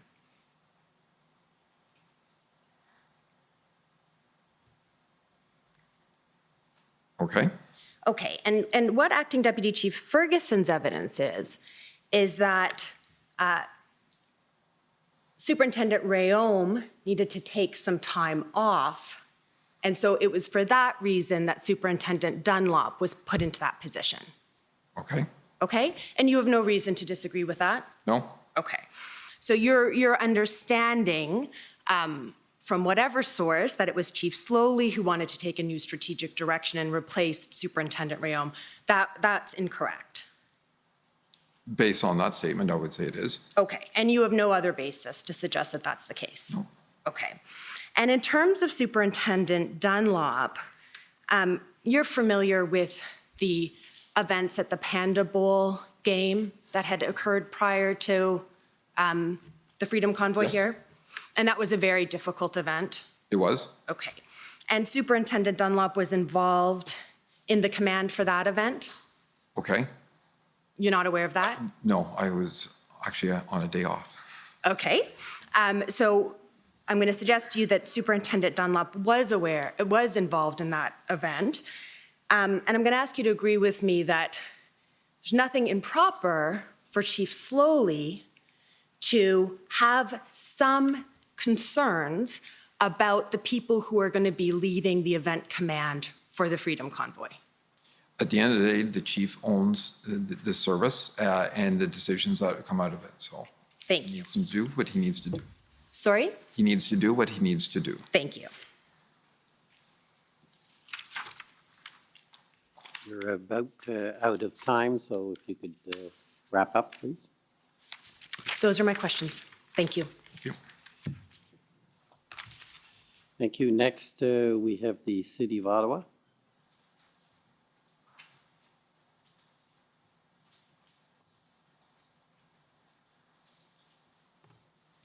Good morning. Good morning. My name's Anne Tardif. I represent the City of Ottawa. So I'd like to start with pulling up, Mr. Clerk, OPS 402990. And while that's coming up, Inspector, you were asked a series of questions. I don't intend to go back there about the intelligence that you had going into the first weekend of the convoy, so on and so forth. I take it you're aware that the mayor and city officials were briefed by the service on January 26th before the convoy trucks arrived? Correct. And would you agree with me that the decision was made, and I don't mean to suggest this is inappropriate by any stretch, but would you agree that the decision was made to only provide high-level detail to the city about the upcoming convoy? Correct, because at this point, the operational planning and what we were learning and how we were adapting was constantly changing. So thank you, Mr. Clerk. I think we can take that down then. So regardless of the information that the service had and when it had it leading into the convoy, the details of that were not shared with the city. Fair? No, the high-level speaking points were provided, and then it was left to the executive to decide what they would share. Okay, thank you. Could we turn up your witness summary, please, Mr. Clerk? It's WTS.6024.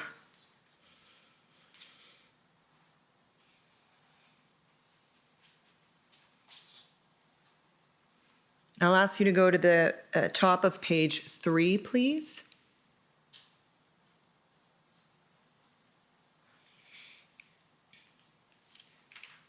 Thank you. The last sentence, Inspector, he, being you, stated that if he had known that thousands of vehicles would be arriving in Ottawa, he would have requested larger numbers of reinforcements from police services across Canada in advance of the convoy's arrival. Do you see that? Yes.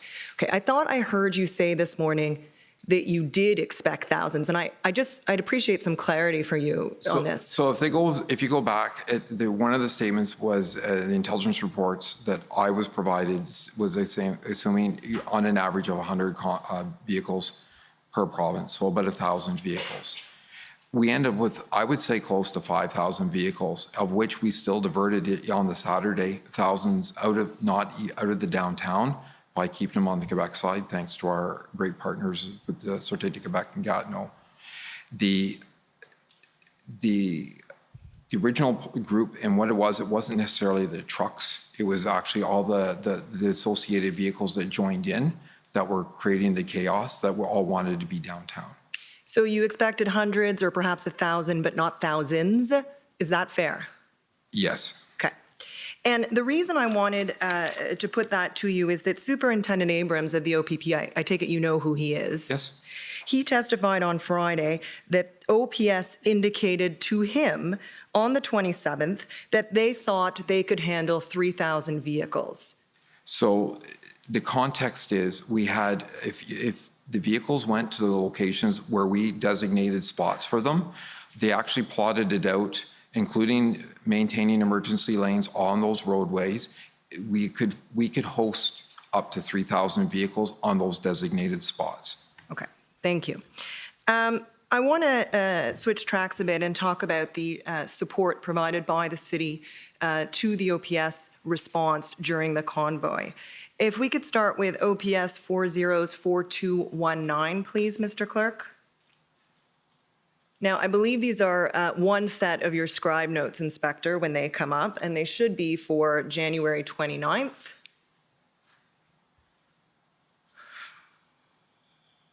Perfect. You see that there, Inspector? Yes. And I'm going to ask the clerk to turn to page 4. Timestamp 9:26. Can we scroll down a little bit, please? Thank you. And you'll see there, it's a communication from Traffic Hull. I take it that's Denis Hull at the Yes. service. He's in charge of the traffic planning for the response. Correct. And he's communication to the city, and it says requesting bylaw maintain static positions, assists with parking. Do you see that? Yes. I think there's a hash, city will advise, if I'm reading that correctly. Okay.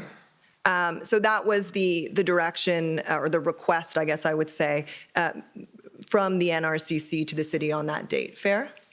Fair. Okay. And if I could now go to page 5, timestamp 9:57. Thank you, Mr. Clerk. Again, this is Denis Hull, traffic, in charge of traffic planning, to IC, that's you, correct? The incident Correct. commander?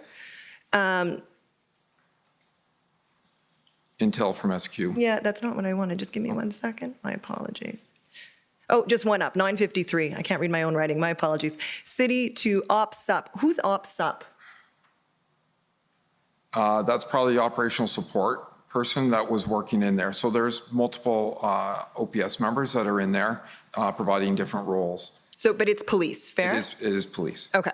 Bylaw will not tow convoy vehicles without police for safety. Do you see that? Yes. Okay. And then it's for safety reasons, pardon me, and then OPSUP officer will be there, correct? Correct. Okay, and that was the communication at that time. And if we could go to page 10 of this document, please. And we're still on January 29th. And if we could go to 12:05 and just scroll down a little bit, perfect.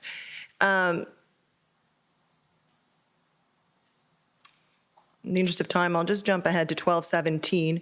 Do you see where it says city there at 12:17, Inspector? Yes. So the city reported to NCRCC at 12:17 on January 29th that bylaw officers were reporting they are being threatened and feel unsafe. Do you see that? And then it says OPS pull them back. What time are you talking? 12:17. Oh, sorry, I was looking at the wrong one.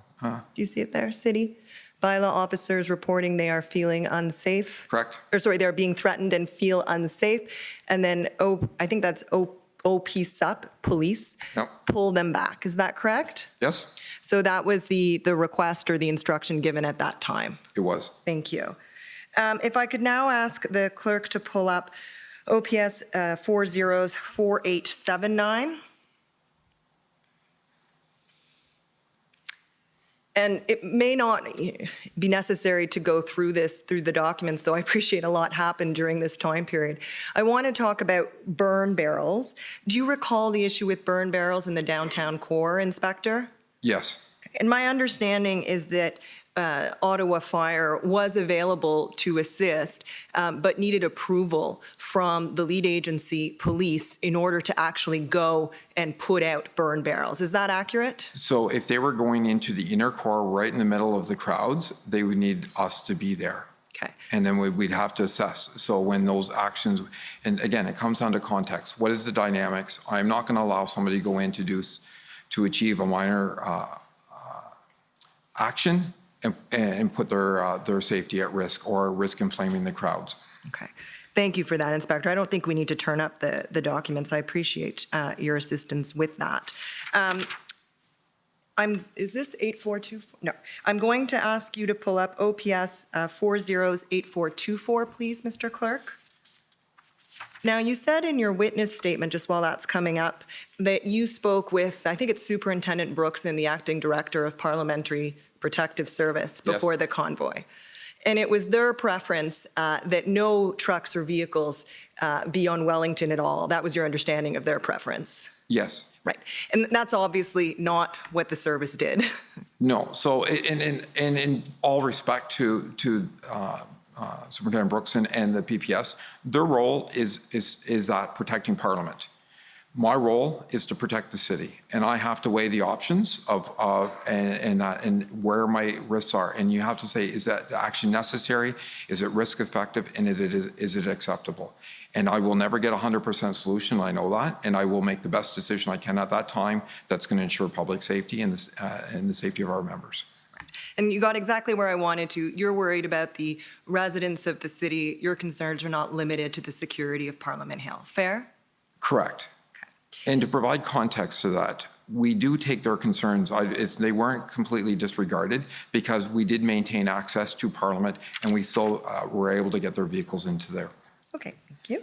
If this is 8424 and we've got this up now, could we please go to, I think it's page 6, pardon me, bottom of page 6.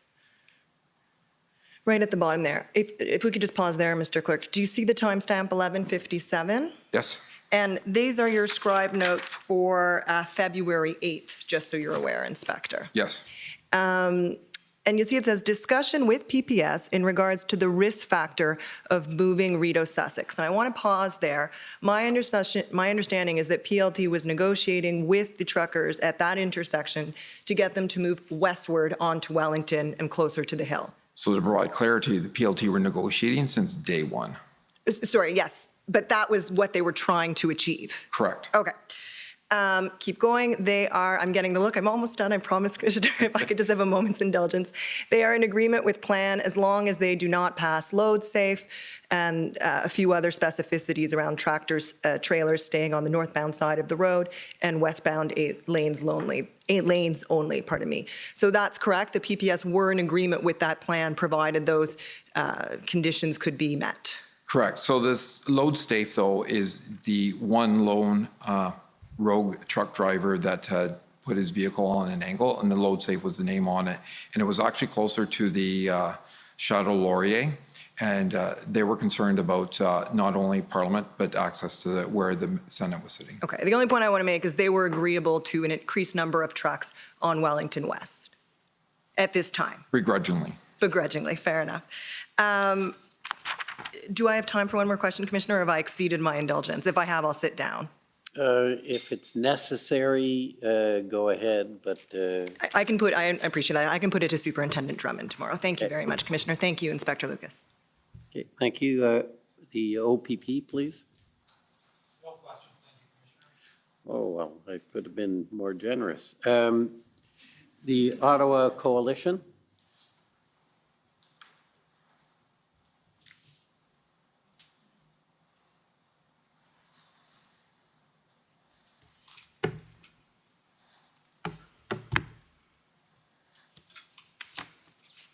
Good morning, Inspector. Good morning.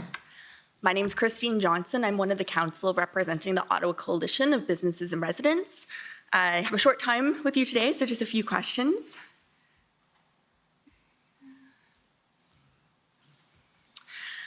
So just a couple of questions about the early planning that you told us a little bit about this morning, Inspector. You mentioned that it was your view and your knowledge that the OPS had dealt with 2 previous trucker protests involving the same sort of mandate or issue. And you mentioned that they were gone fairly quickly. I believe you said that one protest group was gone overnight, one was gone the next day. Is that correct? I know there was two. That was my understanding of how they transpired. Okay. You did acknowledge, however, that these previous protests involved local groups, and I think I heard in your testimony this morning, there was an acknowledgement these weren't groups coming from far away out west, correct? Correct. So you would agree that this time around, given that you knew the convoys were traveling quite a great distance across the country, it could have been anticipated that they were perhaps planning to stay a while. There was always a risk that some would be staying longer, yes. I think we heard earlier in this process from a layperson, the executive director of the Vanier Business Improvement Area, Natalie Carrique, that to her as a layperson, it was quite obvious that these trucks weren't, traveling, packing up their kids, packing up their supplies, driving all the way across the country just for a weekend. Is that fair to say that was the police's understanding as well? No. My understanding was that, and again, like I stated, the evidence shows that between 60 and 70% of them at least left on that Sunday into the Monday morning. The size and scope of the vehicles that came in exceeded everyone's expectations. Right. And you said that around January 25th and 26th, you developed heightened concerns about the convoy. And you told us this morning that those heightened concerns were pertaining to the online rhetoric that you were seeing, concerns about who is attaching themselves to the convoy, and concerns that this could lead to a potential for violence. Is that correct? Correct. So would it be fair to say that, and you noted that even though the convoy may have demonstrated peaceful behavior while moving across Canada, OPS was concerned that this might not be the case, this peaceful behavior might not continue as they reach Ottawa, given what the rhetoric that you were seeing online? There are never any guarantees. Can I just ask you to slow down a bit in your questions, because the interpreters, I think, are going to have a lot of trouble. Absolutely. I know there's not much time, but... Thank you, Commissioner, I will. And sorry, sir, your answer to that question? You'll have to rephrase the question, sorry. Sure. So you had mentioned that it was your understanding that the convoy, as they made their way across Canada, had been cooperative, had been peaceful. However, in light of these heightened concerns that you had from what you were seeing online, did OPS have a concern that that peaceful behavior might not continue as they entered Ottawa? And that's why we brought in the public order units from other police services. Great, and that leads into my next question, Inspector. How does the community impact fit into the planning that you are undertaking in light of these heightened concerns? When you talk about the public order unit, is that where community impact would have been assessed in planning? No, so the community impact was actually evaluated, it was part of the consideration right from the beginning. So if you were actually to go to the original plan and take a look at where they were diverting the trucks to, they were away from residential areas. And if you like put them along the Sir John A. Macdonald Parkway and onto Wellington, we were trying to find places where they were trying to go that we would actually minimize the impact on that. There was no plan to put them down the length of Kent Street to double and triple stack on Kent and block Kent and things like that. That was never part of the original plan. And on the Friday, that's not what took place. And again, like I state, when we look at alternate locations, we can't push them onto people's private property. So the city, being a great partner, provided RCGT, and those trucks that actually arrived on Friday night that went there, they actually carpooled to go downtown to actually minimize the impacts of downtown. So there were a lot of wins, but what happened was the size and scope, and I know I've said this numerous times, but it exceeded everybody's expectations, and I would probably say even that of the organizers weren't expecting the volume that we ended up. And what happened was when we got that volume, it just pulled our resources too thin to address those concerns. Thank you. But even diverting the trucks to an area such as Wellington Street, for instance, was there any consideration of the residential areas that are just south of Wellington or the businesses in that area? What was that consideration? So when we're doing the planning is like I stated, where are you going to, we will never get where it's not going to impact anybody. So it's about how do we manage, they are going to Parliament Hill. That is their focus of their event. So how do we minimize and control in the planning process as much as possible to mitigate those impacts on the local community? we've learned a lot of good lessons. And again, if we had put barricades up, we would have pushed them further into the communities, which is what we did not want in the planning process. So it's fair to say, even in light of these heightened concerns, the possibility of blocking access to Wellington was not revisited? In the early planning stages? In light of the heightened concerns that you had January 25th and 26th? No. Moving on to contingency planning for a moment, you told us this morning that there were contingency plans being developed, although they were not reflected in the pre-arrival operational plan that we looked at. Correct. And the pre-arrival operational plan, and we don't need to pull it up, but there is a threat assessment section that noted that the convoy trucks could pose safety and logistical hazards because of their size and weight, and the convoy could shut down movement if it wanted to. So I'm curious to know, sir, what were the contingency plans for the possibility of the convoy shutting down movement? So our concern was, when we talk about them shutting down movement, is what if they blocked off certain intersections? And if you look at the first weekend, it's about mitigating it, managing it with traffic officers and our police liaison teams. So again, first weekend, I know it doesn't look like a success, and people are at the end results are going to look at everything that went wrong, but there were a lot of things that went right. The intersections were kept open. The emergency lanes were kept open. We had buses still running on that first weekend. So there were a lot of wins. And I know people don't see that. With the amount of officers and the resources we had and the amount they were overwhelmed, they did a phenomenal job. And I will always give them the credit for the work that they did to try and mitigate the impacts of the community. Thank you. Those are all my questions, sir. Thank you. Next up is the Government of Canada.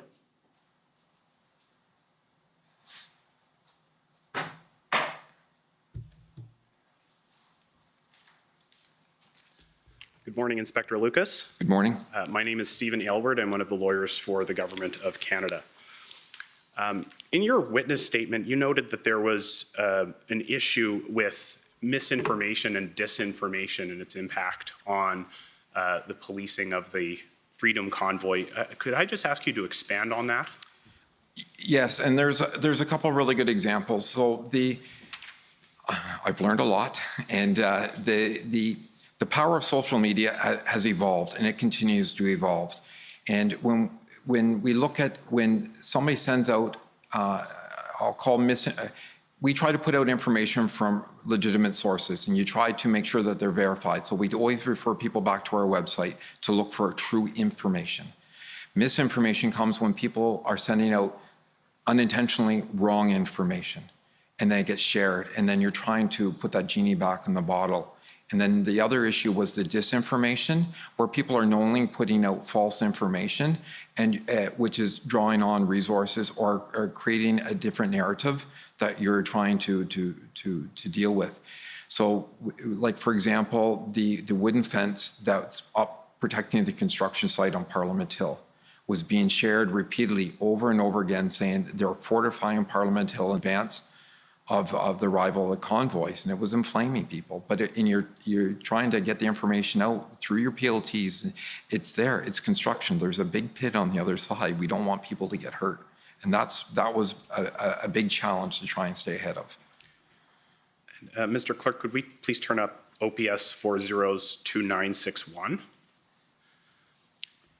Inspector Lucas, are you aware of an issue with protest organizers claiming that the police supported or backed the Freedom Convoy? I know that there was messaging going out, and what happens is things start because they get taken out of context. So when one of the pillars of policing response to events that have the potential to be volatile, whether they're a regular call for service in 911 or going to a protest, is about de-escalating. You want to bring it, if people are running at a 9 or a 10 emotionally, you need to bring it down a level. So if that means being friendly with them and having a chat with them and taking a picture with them so that people are getting more relaxed and it doesn't turn into a confrontation, that's what traditionally we have encouraged our officers to do. But then what happens is it gets twisted and gets shared as I said, disinformation or misinformation. And so if we just look at this document, the third email in the chain is an email from you And under the fourth bullet, that begins, it's difficult for everyone to differentiate fact from fiction. There's my example, yes. Yes. And then at the end of that paragraph, there's a reference to social media posts and receiving some direct messages from protesters, from members of the public, and it continues there. So is the issue here that there was social media messaging online that the police were not only supporting the right to protest here, but were actually backing the protesters? They have a right to protest. We are not supporting any cause. And part of it, if you go back to our operational plan, it tells them you can't wear symbols. We tell them they cannot overtly support or not support an event. They're there to be neutral. But the issue here that you're identifying is that there's confusion that the police are in fact supporting the protesters. Because they were allowing selfies to be taken with protesters, correct? So would you characterize that as an instance of misinformation on social media? Correct. If we could call up OPS 3010498. Inspector Lucas, do you recall there being an issue with protesters drawing up arrest warrants for healthcare workers? I remember that tweet being shared, yes. And can you tell us a bit more about that? I don't remember the full details. I do remember that there was concern that some of the participants were drawing up arrest warrants. There was also another one where they were actually swearing themselves in as peace officers. The one for the warrants was forwarded to our intelligence to review, to validate, and then assigned to investigators as applicable. Thank you. And Mr. Commissioner, if I may just have one moment's indulgence. Okay.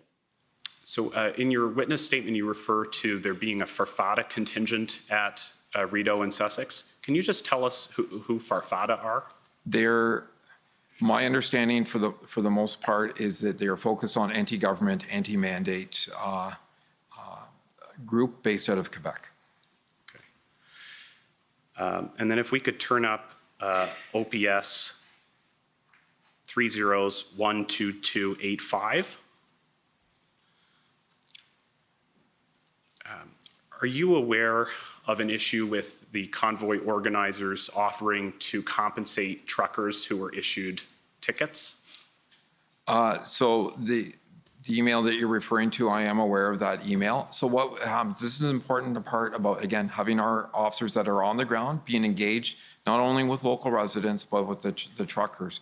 And so when they get that information, we provide it, we send it forward to intelligence to validate is that information valid and is it reliable? So there was rumors, but whether it was validated, I can't confirm. But it was sufficient, it was enough of a concern to include in this email, which is providing instructions to officers who are conducting briefings.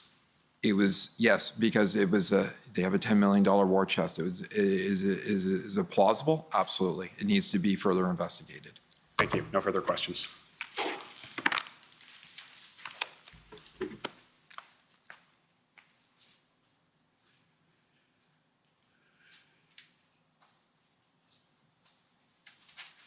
Okay, next, if I could call on the convoy organizers.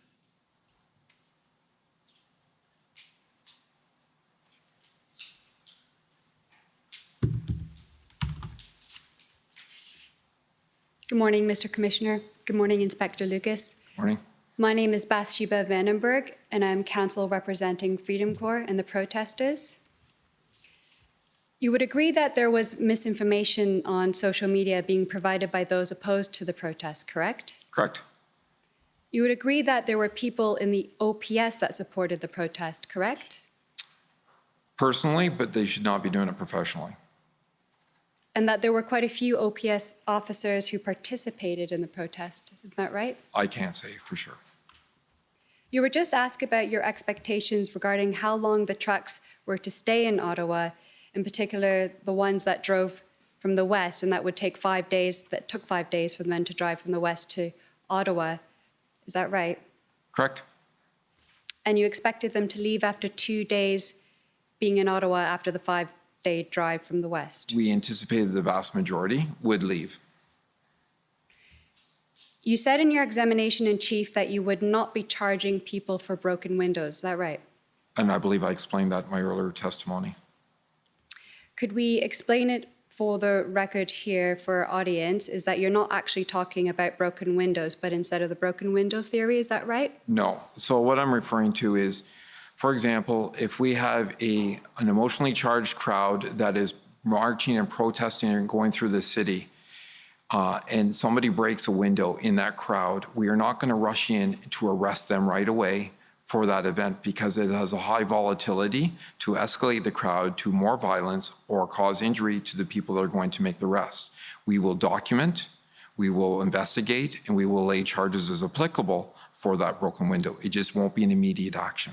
Do you mean an actual broken window? Because what you're just defining right there does sound similar to broken window theory, where there's... No, broken window theory says if you continue to ignore the broken windows, that nobody will care anymore.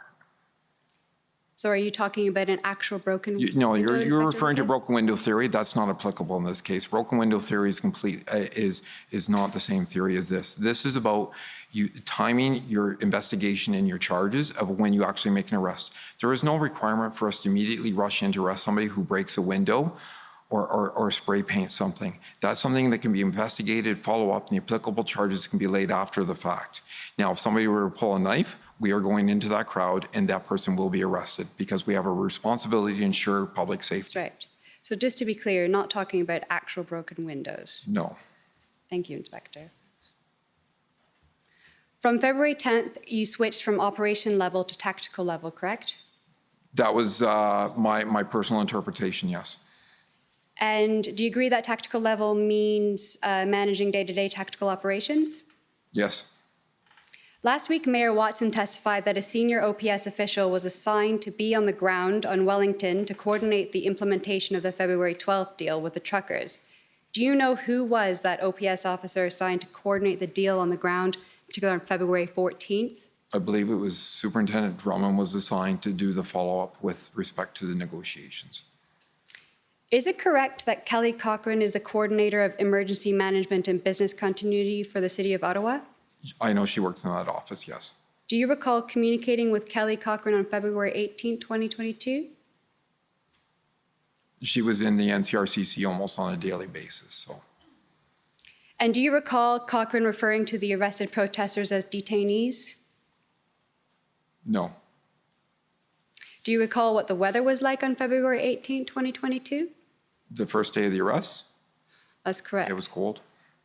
Would you agree that it was minus 24 with a wind chill thereabouts? It was cold because I actually remember watching the video of them lining them up and the officers giving up their own personal hand warmers to the people waiting in line to be processed on the bus.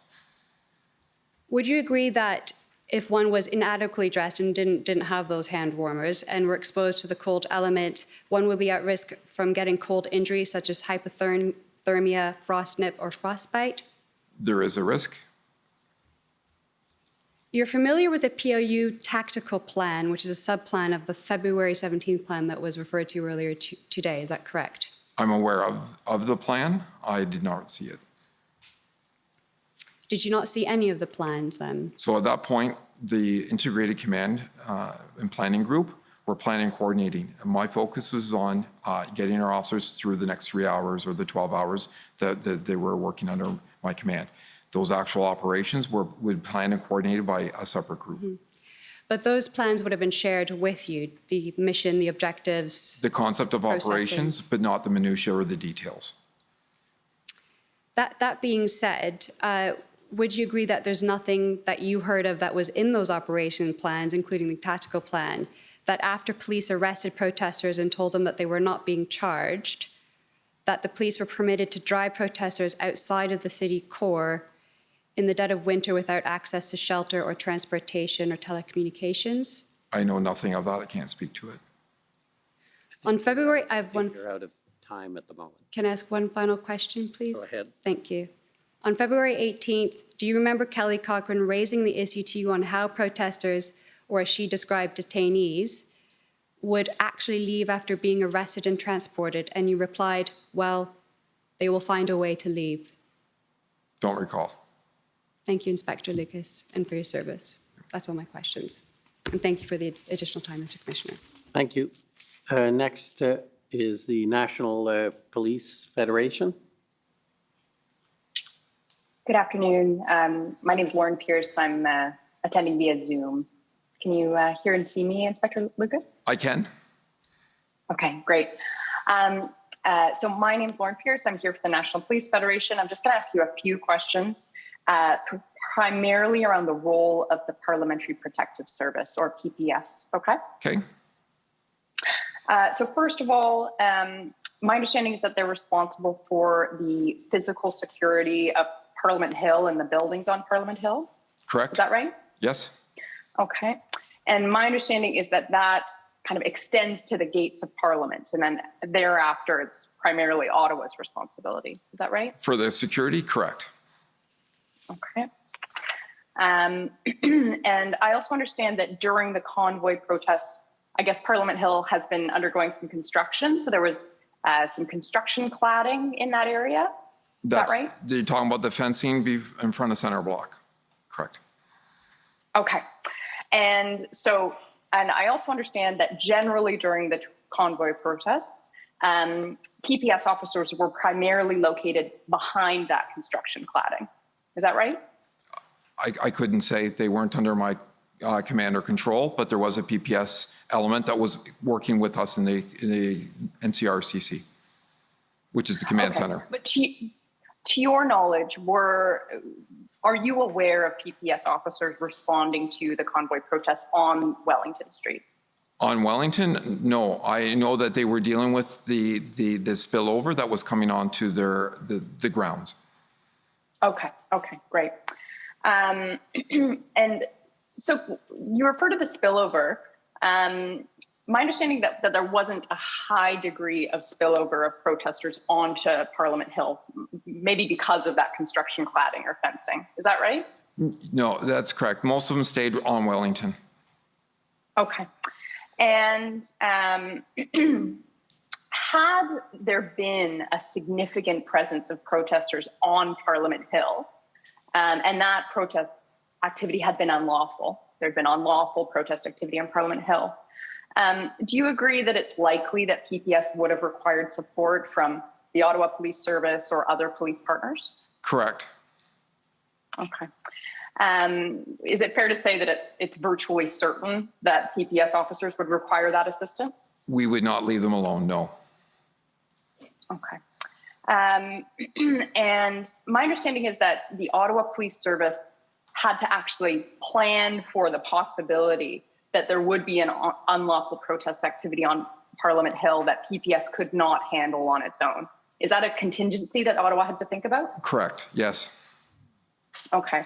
And my understanding is that that plan was that the RCMP had a public order unit that was available to support PPS should a conflict escalate on Parliament Hill. So on the first weekend, the RCMP were allocated to one in reserve, one at Harrington Lake, and one at Rideau Hall. We brought in, I believe, 6 public order units, which and ours plus ours, and the 2 from the OPP were reallocated strictly to support PPS operations on that first weekend. Okay. So it sounds like RCMP, OPP, and then I think also Ottawa Police Service emergency services units were available to PPS. Correct, as well as any of the rotating of public order units. So we had support from a lot of services, London, York, Durham, and Toronto, and they were rotating. They were available to provide support on Parliament Hill as required, but we were not sending officers up there as a routine basis. Okay. Thank you very much. Those are all my questions. You're welcome. Thank you. And next, call on Alberta. Good morning, and can the commission hear me right now? Yes, maybe speak up a bit more, but we can hear you. All right. My name is Stephanie Bowes. I'm counsel for the province of Alberta. We have no further questions today. Thank you. Okay, thank you. And now for the Ottawa Police Service.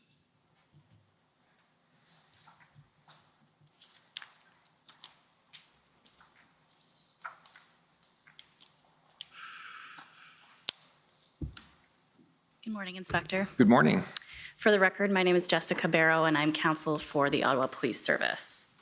I just have a few areas that I want to quickly chat with you about, Inspector. So first of all, we heard from both you and other witnesses that initially the planning for this event was primarily traffic focused. Is that right? Correct, on the early days. Correct. And in this respect, I want to circle back to something you said earlier in your examination. You said that the reason OPS initially focused on traffic management was because the number of vehicles that were going to come, you were not going to stop them. Do I have that right? That's correct. Can you tell us what you meant by that? Just the sheer number of vehicles that had the potential to arrive. If we set up roadblocks, we're going to set up on the basis of the fact that we think they're going to engage in criminal activity. The original arrival was to come to protest. They've been cooperative, demonstrated behavior, and if we want to make sure we're working with them to, because as this event grew, it would have been impossible to stop them. So like I used the water analogy, it was about how do we divert them to places to minimize the impacts on the community. If you had wanted to try to stop them, and we look at sort of the resources and the logistics that would have been involved in that, what would that have looked like from your perspective? It would have been substantial, because part of the problem is with the number of vehicles that were coming, where do you stop them and where do you prevent them from going to? Because they're going to be displaced. And where's that displacement going to be to? Are we going to be pushing them out to Orleans or into Canada? And those the things we can't answer. So it's about how do you minimize the risk with the resources you have? What is your perspective on what the impact could have been on other communities had you tried to stop them?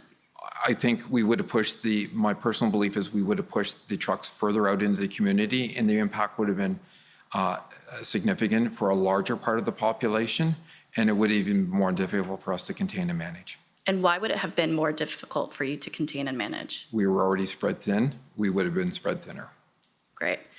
I want to just get some clarity on two plans. We've seen two plans as it relates to the early period, and I just want to make sure that it's clear what the purpose of those plans were and how they relate to one another. So could we please pull up OPS 4221?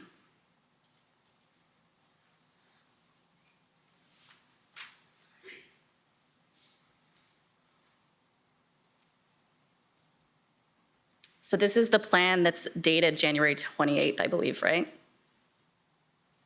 If we could scroll down. It's difficult to see. It says January 28th. Right, okay. And so I think you testified that this was the overall plan that you went into the weekend, right? With, Correct. Right? This is the one the special events section under support operations wrote. And one element of this plan was traffic? Correct. That was a separate plan that served as a supporting document or an annex to this overarching plan. So just to clarify, there's another plan that speaks to traffic. Is that a completely standalone plan? No, it's a supporting document to the overarching plan. So this overarching plan has three components that I recall off the top of my head. One is the traffic management plan, a tactical plan, and a public order plan. Okay. To what extent did this January 28th plan evolve in the week leading up to January 28th? Daily. As the information and the intelligence changed, we were trying to adapt the plan, and it came down to is at one point you have to put a plan out so the people on the ground know what they're doing and what the framework is, and then we adapt. And so we heard quite a bit of evidence, both through you and others, about the intelligence that was available throughout that time period. What other sources of information is your team and the intelligence team relying on as we get to this final plan? So a lot of it will be getting a lot of information, dialogue with our partners, through PLT, having conversation with other police organizations, watching the impact, seeing what their plans and their schedules are. As I said, their scheduled events ran until I think Monday morning, and then there were no other planned events. They would reach out to interactions of what their behaviors were along the way, what's the dialogue happening between the police liaison teams and the convoy organizers. Looking also as well, what's the past history been? What's been our best approaches for managing these types of events? So you would say it's sort of multidimensional? Multidimensional. Okay. And we heard a suggestion earlier with another witness that essentially OPS dusted off a template plan that it implemented for this event. What would you say to that suggestion? Completely, that's not correct. So what happens is people look at the cover and they think it's the same plan. It's not. We follow a template, but the data and the information is constantly changed for that specific event. We use a template to ensure we are not missing things, and it helps cover off the planning process. Those with a military background or even an ad hoc incident command we follow, they call it SMEAC, situation, mission, execution, administrative support, command and control.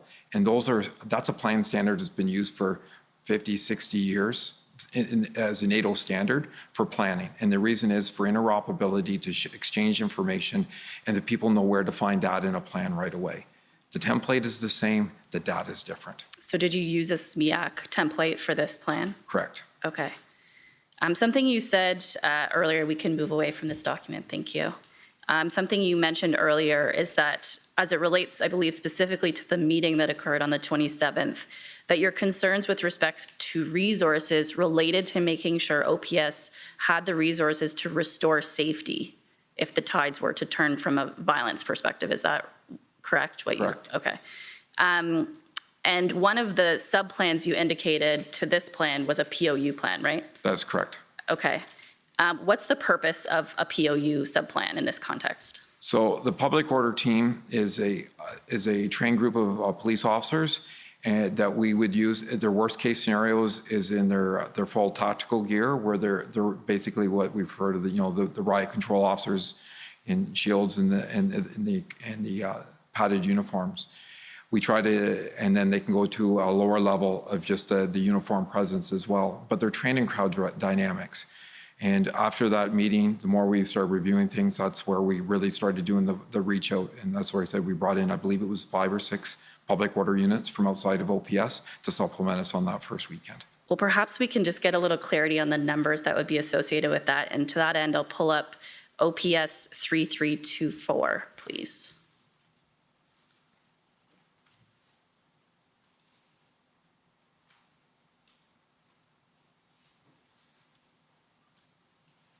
If you could just scroll down to the email right there. It looks like to be an email from Chief Sloly to a number of people on the 27th that lists the POU that was obtained in relation to the event. Is that right? That is correct. So we see OPP, YRPS, DRPS, LPS, and then obviously OPS as well. Can you give us a sense of the number of officers that we would be talking about when we combine all of those sections together? So a full public order team would be anywhere between 80 and 100. I am not a public order member, so I can't say for certainty.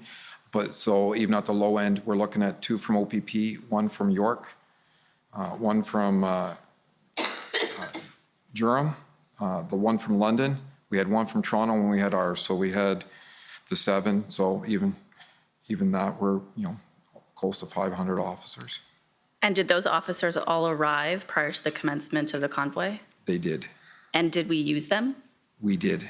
Did we use them for the, quote, worst case scenario that you were referring to earlier? We mobilized them, so we would rotated them to deploy in large groups through the crowds for the first weekend, knowing that they also have a limited shelf life of how many hours they can work as well. To ensure that we had at least 1 or 2 on standby, and then we would rotate the others through there to give the appearance that we had a very robust police presence. But in terms of the violence that you were associating with this worst case scenario, did that ever occur on that first weekend? We did not see any of that come to fruition. Great. So we talked earlier, in your earlier testimony, in relation to the level of cooperation that you had with protesters as the weekend unfolded, right? And you testified that in the early days, or early hours, I guess, they were cooperative, and then ultimately that shifted, right? That's correct. And why were OPS officers not able to control the behaviors to make them comply with the traffic plan? There was just the volume and them wanting to get to a specific point. The original people that arrived, and even on the Saturday, there was still a good percentage of them that complied. There was frustration between the two groups, which led to some disputes, but again, our focus was keep intersections clear, keep emergency lanes open. I think I'm almost at the end of my time, so I'll only ask maybe one more question. You indicated earlier in your testimony in relation to the shift in the level of cooperation and the footprint that then created as a result, sort of the unintended footprint. You indicated that there was an opportunity afterwards to shrink the footprint, but that did not occur. What did you mean by that? So right after I said that when the first weekend was wrapping up on, into the Monday, and we're looking at 2/3 that had left. We were holding the same footprint with not enough officers, and there was an opportunity to compress as many of those people into a smaller footprint onto Wellington. There was an engagement with PLT working with the organizers. The request went up through the chain of command, and the direction came back was, we're not giving them 1 inch. Who did you understand that direction to have come from? I was told it came from Chief Sloly. Okay, those are my questions. Thank you very much, Inspector. Okay, any re-examination? Yes, a brief re-examination, Commissioner. Okay. Brief re-examination, Commissioner. Okay. A brief re-examination, Commissioner. Okay, and you'll identify yourself for the record? Yes, I'm Misha Boutillier, Commission Counsel. Inspector Lucas, in the context of pre-arrival planning, counsel for Chief Sloly asked you whether Chief Sloly gave you the autonomy you needed as incident commander. Do you recall that question? I do. And you answered, I think your answer began with "in the beginning." Do you recall giving that answer? I do. Why did you say "in the beginning"? Because it started to change after the first weekend, and where we just had the question about shrinking the footprint was I knew there was a strategic and a political impact from that, and that's why, and it wasn't time sensitive, and that's why that consultation, what I thought was going to be a consultation piece, took place, but it turned out that I didn't have the autonomy to make that decision, and that was the first of a number of incidents where I realized I was more in just managing live operations. And what specific areas of operations did you feel that you lost the autonomy to manage? It was there was draw on our resources. There was, again, and I appreciate the numerous demands upon the police service as a whole. But in the Monday, Tuesday, Wednesday time period, when we were trying to build a stability plan, and then what happens is where we think we have the resources to get us through that day, and then we find out a bunch of the officers are being pulled to do community engagement. So we rebuilt we have the planning team that's sectioned off from our ICS model at a Service Command Center, starts rebuilding and redrafting the staffing and planning model for the next operational period. And then we get into the next operational period, and then our traffic officers are pulled. Well, then now we have to rebuild and look at that because they want strategic, or the strategic direction was they needed to go do traffic enforcement.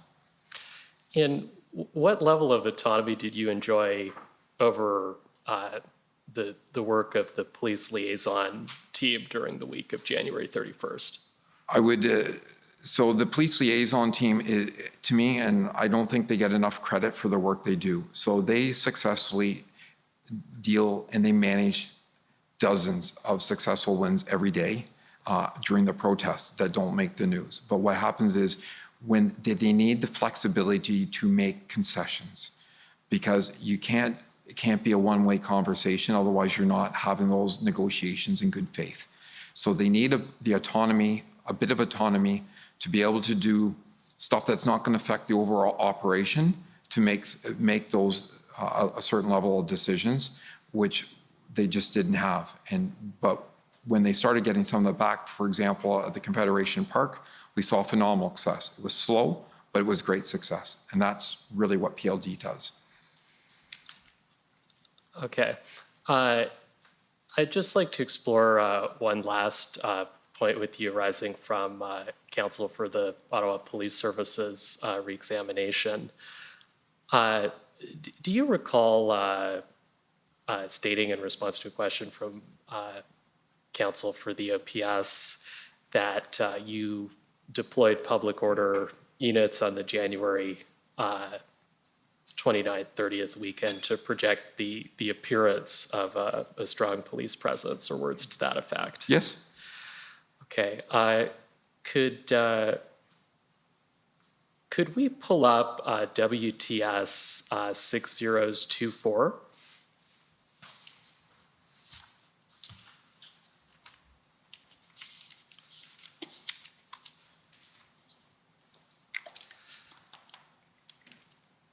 And just go to page 8, please, the second paragraph on page 8.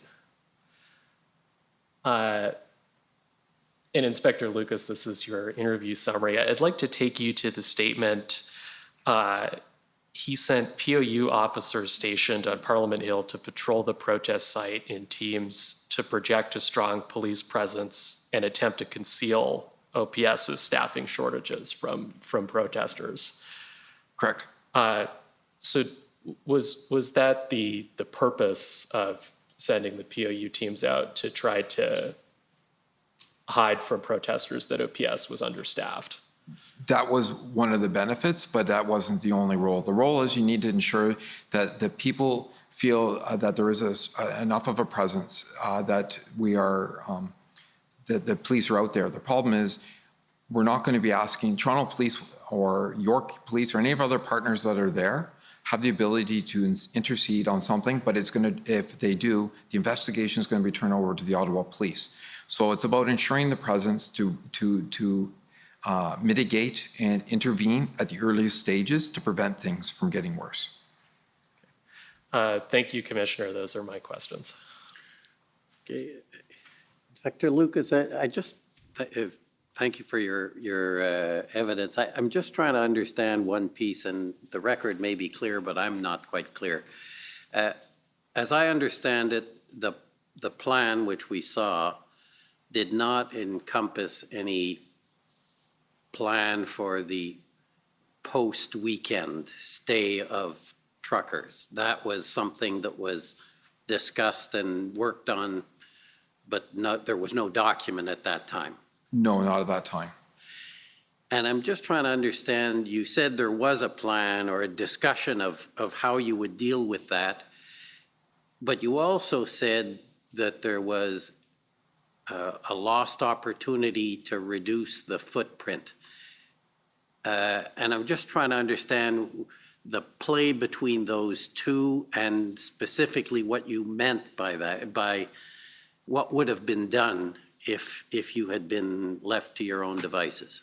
So there's two parts to that. So the first part is, under the ICS model, there's a planning, logistics, finance, and what happens is we pull them out away from the operations in the incident command and let them work off-site with information we're feeding them of what those operations, and they're preparing our next planning cycle and things like that. That's going to exceed, and that's what we'd be looking for, because we're at this point, the plan has changed multiple times based on the changing dynamics. And again, once we realized the size and scope of what we had was substantially larger than what we anticipated, then we're adapting and we're trying to flex to that. When we get through the first weekend and we're looking at options, because one of what we've done before is, if you've had people stay behind, and we go back to, I believe it was the Tamils, had their protests, you close, you compress your footprint. So what happens is, I only need to block off two ends of a street, and they're only on that one street. Where when we had that opportunity, and even if it was 500 trucks, and say it was the full length of Wellington, 3 lanes, but we could have blocked it at Wellington and maybe out to Bay. And we would have been able to get the vast majority of those people in there. And what happens is, instead of having all those vehicles that would push further out, Rideau, Sussex, Sir John A. Macdonald, and other places, they would have been where they wanted to be to get their message out. And we would have had to, instead of spreading our resources so thin to manage all those traffic points, because as soon as Rideau, Sussex closed, your traffic perimeter has to be larger to divert people from getting caught at a roadblock. So it just was a significant draw on resources. And when we didn't get that opportunity to use PLT to shrink that footprint, we would have reduced it to a smaller size. I wouldn't have needed all those officers all through the Byward Market and on Rideau Street, and I could have pivoted them into other proactive engagement activities in the downtown. So the lost opportunity, you say, is because you could not use PLT? I'm just trying to understand what happened, what was the lost opportunity and what caused it? So, and there, again, so when they had that first, again, this is the earliest days of the protest with Rideau, Sussex. If they had the opportunity to bring them out of Rideau, Sussex, it would have freed up that whole side of the canal. And the direction that came down was, we're not giving them 1 inch. So that's what we worked with. And then, again, so we're spread thin, and now the next few days, it's just about building a stabilization plan so that we're not burning our members out and that getting enough rotation of food and things like that before we can get into the next phase of an operation. Thank you. So that terminates your evidence, completes your evidence. Terminate sounds a little negative. So that completes your evidence. Thank you very much. So we're going to take the morning break. It's a little late, but I think it's still necessary. And when we come back, we'll go on to our next witness. So 15 minutes, please. The commission is in recess for 15 minutes. La commission est levée pour 15 minutes.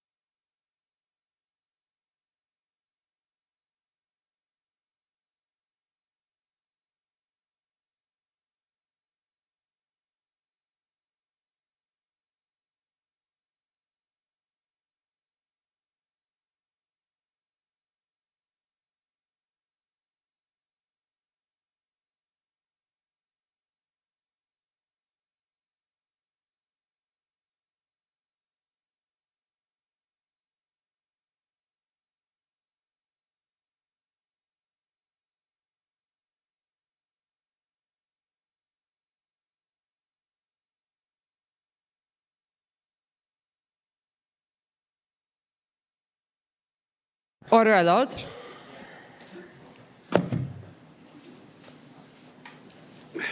The commission is reconvened. La commission reprend.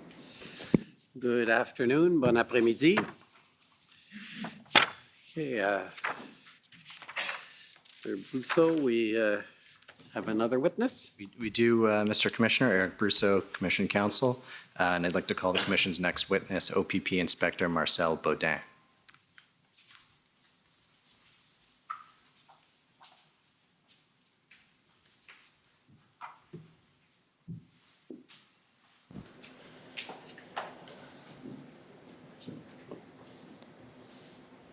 Inspector Beaudin, if I may please confirm for the record that you'll be affirming using the eagle feather? Yes, ma'am. For the record, please state your full name and spell it out. Marcel Beaudin, Beaudin.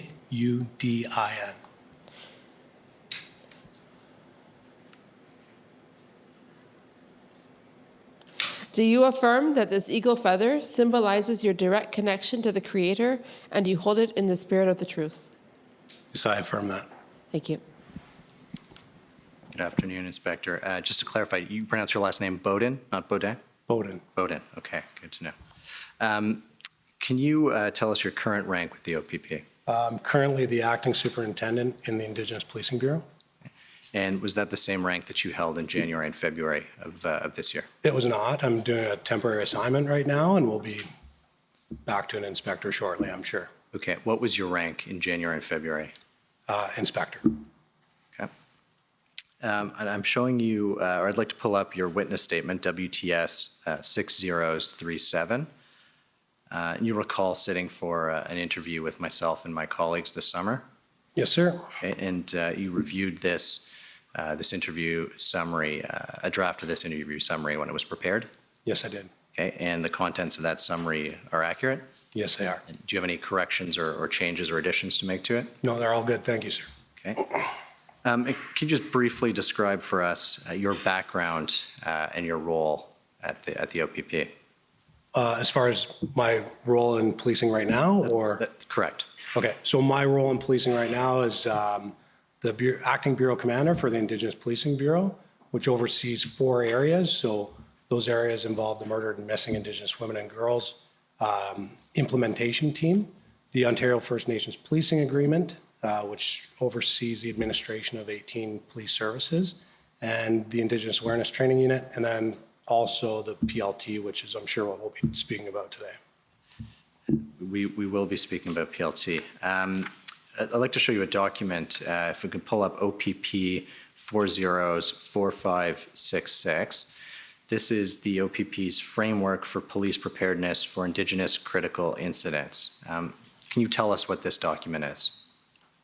Yeah, this is one of 19 critical policies for the OPP, and it ultimately works through conflict cycle when it comes to Indigenous critical incidents or non-Indigenous related conflict-based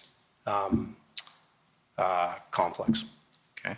And so when and why was this policy created and adopted? So this policy was created as a result of IPRWASH. So in 1995, obviously there was the shooting death of Dudley George in a provincial park. And obviously lessons learned there was communication strategies, the importance of gathering mediators or people that could liaison or people of influence that would have influence on outcomes, as well as correcting misinformation is probably the big takeaways. For us, obviously, it didn't necessarily start the PLT, but it definitely contributed to the part of the Aboriginal Relations Team program. Okay.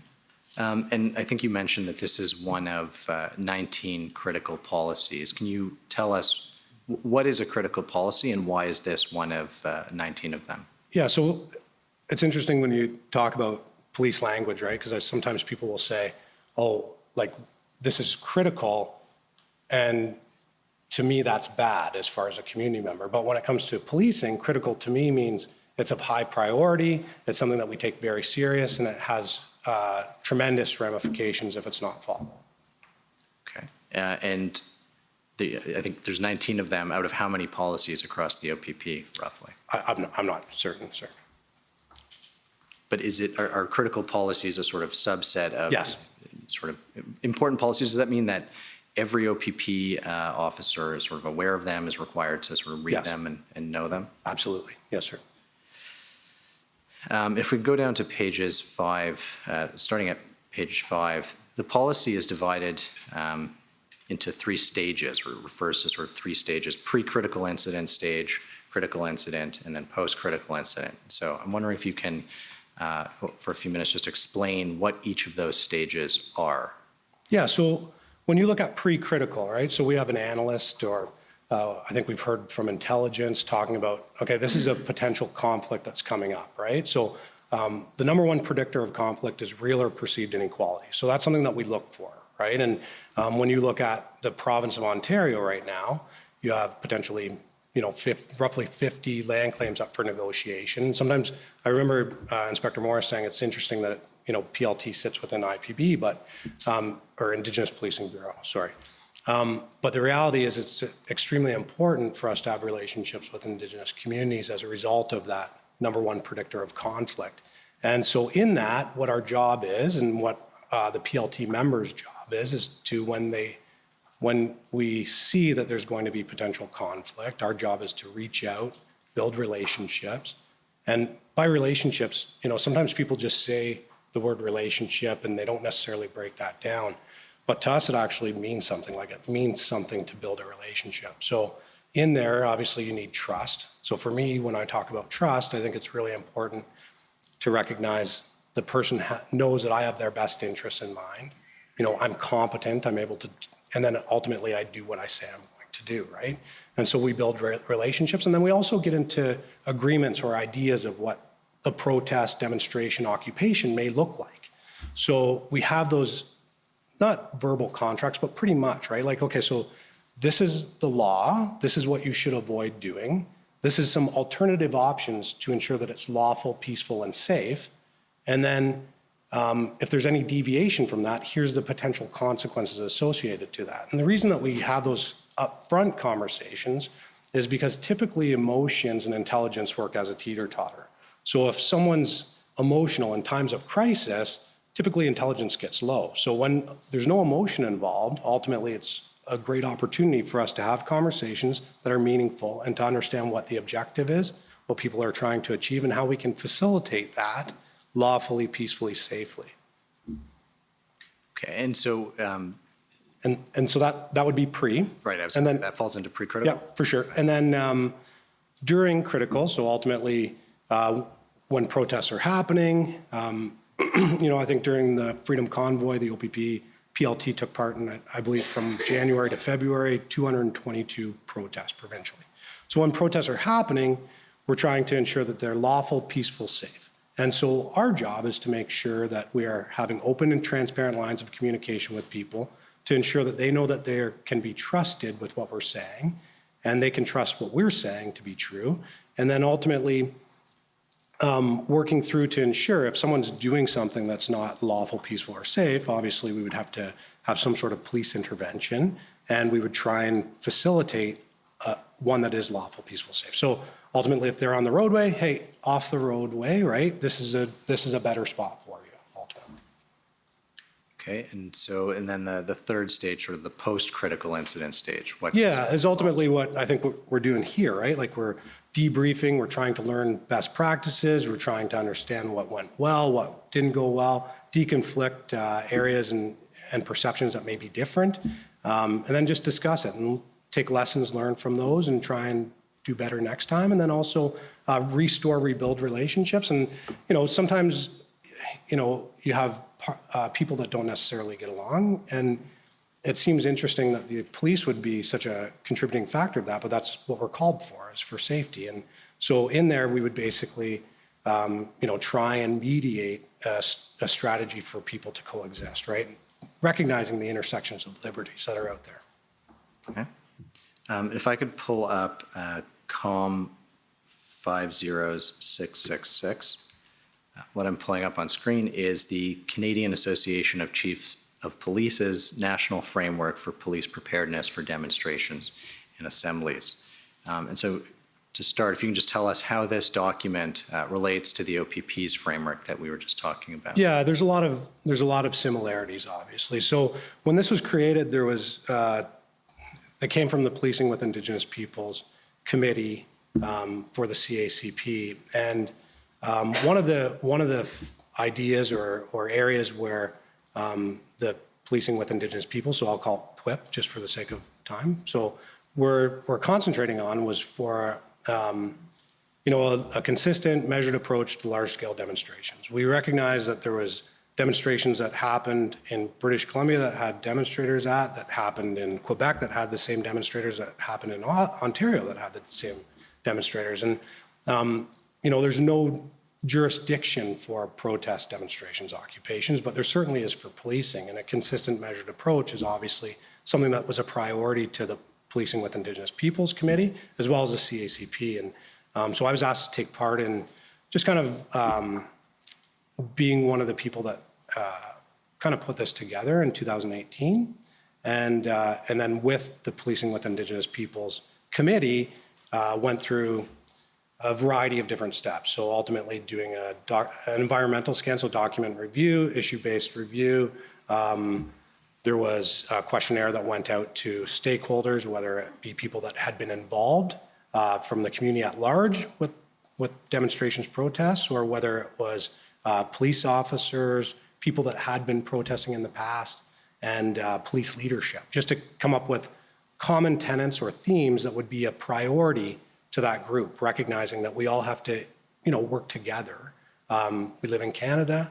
We have, Charter of Rights and Freedoms, allow people to peacefully demonstrate, right, and to assemble. And ultimately, Section 1 has limitations to those, but it's something that the police are continually having to deal with on a regular basis, right? And so can you just clarify for us, is this document intended to apply only to demonstrations and assemblies that touch on Indigenous issues, or is it for any sort of mass demonstration? Yeah, any sort of mass demonstration, right? Like I think, we looked at the way things were kind of growing when it came to demonstrations on a global scale, internationally, and then, within North America and now in Canada, they're happening quite frequently, right? I think you look at the numbers associated to Provincial Liaison Team in 2012 compared to 2022, and they're tremendously higher as far as the OPP's area goes. And I can only imagine that would be reflective with other police services as well.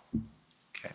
And if we could go down to pages 5 to 6, there are 7 foundational principles here. And I wonder if, again, in sort of 30 seconds for each, you can just walk us through. And in particular, is starting with the measured approach. What is that? Yeah, the measured approach is probably the most important piece within here. The most important piece for liaison people is relationship building, I would say, in my professional opinion. But when it comes to the measured approach, we're talking about, and I'll just read it for everyone, just because I think it's pretty important, right? Is an operational philosophy that guides the strategies and tactics of the police and the measures to employ in the prevention of disorder or to achieve timely restoration of order. This philosophy emphasizes deliberate employment of proactive engagement, communication, mitigation, and facilitation measures while preserving the option to employ a variety of tactical responses as necessary and seeking to respect the lawful exercise of personal rights and freedoms. And so to me, it means it's almost like the use of force continuum for a major event, right? So we have officer presence, we communicate. As things escalate and we're no longer able to communicate, then obviously there's tactical responses as necessary that would come in. And it's kind of on a floating scale, right? Like, so it's not like, okay, negotiations are here, okay, stop, and then public order is here, and there's no communication within. They actually coexist, and there's a pretty quick ability to do both, right? And then, so when it comes to relationship building, we talked about trust between police and citizens remains essential, ongoing communication, right? And so we look at a few things. So respect, right? Rapport, reciprocity, trust, and empathy. I spoke just briefly at the beginning about trust. But at the end of the day, it's a matter of ensuring, so this is the only unit that really is out there making sure that we are open, transparent, and we are trusted with what we are saying to be true, right? And so it's so important for us to ensure that these relationships are made a priority. These relationships continue to happen. Like, it's not as if, can I fast forward to like something that happened in the Freedom Convoy or no? You just let me know. We'll get into what the sort of specific examples. Okay. I just want to finish this sort of seven. Sure. And then facilitating lawful, peaceful, and safe demonstrations. So we recognize that obviously there's limitations to protest, right? Demonstrations, occupations. Can I just stop you there just to say, some people might be surprised to learn that the police are involved in actually facilitating protests. Why is sort of facilitating a protest an important part of this? Well, I think because you're managing it, right? So if you have a protest that's coming to your area, or if I know a protest is coming to my street, right? So I would say, okay, what is your intention? What are you trying to do? Okay, you can achieve this by doing this, this, and this. And if you deviate from that, then obviously there's an issue. So we don't facilitate protests. We don't facilitate any protests. We facilitate lawful, peaceful, and safe because it's our responsibility to manage, right? Okay. And then, the next point, number 4, impartiality. Yeah, and impartiality is so big, right? Because a lot of times, especially in the past, police have been seen to providing two-tiered policing. So the big thing is, for us, is to say, okay, regardless of what the protest is, it's our job to ensure that we are impartial, that we're treating all people with respect. It doesn't mean neutrality. Neutrality is you don't have any skin in the game. Obviously, the police, our profession, has tons of skin in the game, and our job is to ensure that we are just doing what's best to ensure that the outcome is lawful, peaceful, safe. Okay. The stages of conflict, I think we spoke a little bit about that. Yeah, we did. And then, the next one is interoperability. So interoperability is really what we saw here, right? So that we can go and we can ultimately the Ottawa Police Service, RCMP, SQ, OPP, whoever can all work together, know that we're on the same page, increase consistency of response, and ultimately do it as seamless as possible. Okay, and then the last point, education before enforcement. Yeah, so this one was a big one when it came to the return on questionnaires for people that were involved in protests, wanting education, right?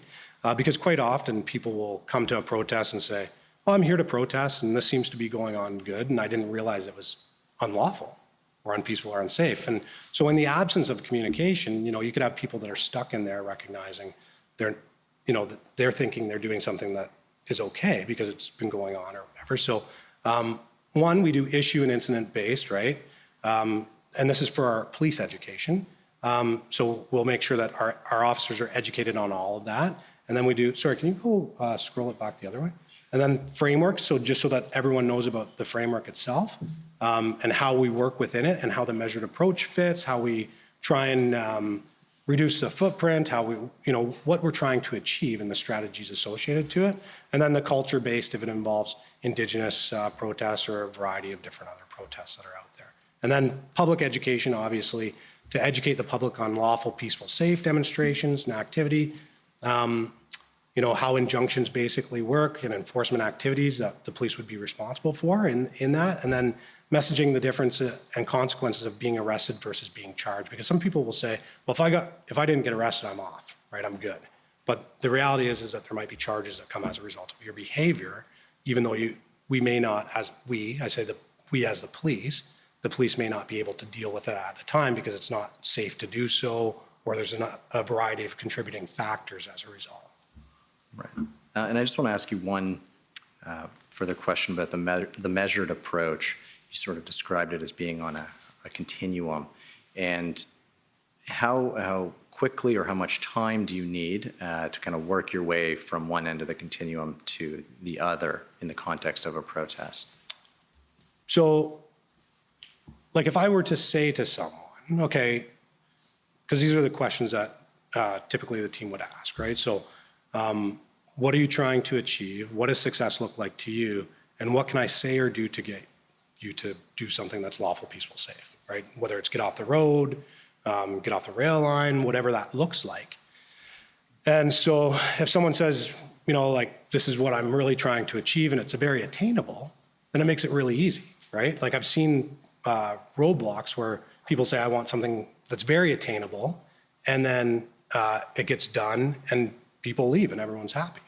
And it was very, nothing to it. But then I've seen some where people say, I'm not leaving until something, unrealistic happens, like Marcel Beaudin has to leave the country and never come back. So if that's the case, we have nowhere to go with that, right? So if that's the case, then obviously it's very easy to work through the measured approach, right?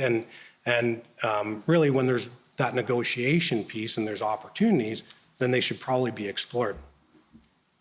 Right. And page 11 has a section on the role of liaison teams. And that's what we're talking about when we're talking about PLT, which is provincial liaison team with the OPP, public liaison team with the OPS, and then the RCMP have their own, I think, DLT for some divisions. But briefly, if you can just describe for us sort of what role liaison teams across police services play in implementing this national framework. Yeah, so I think the big thing when it comes to liaison teams is really the socialization of them. And sorry I hit this mic, I'm talking with my hands.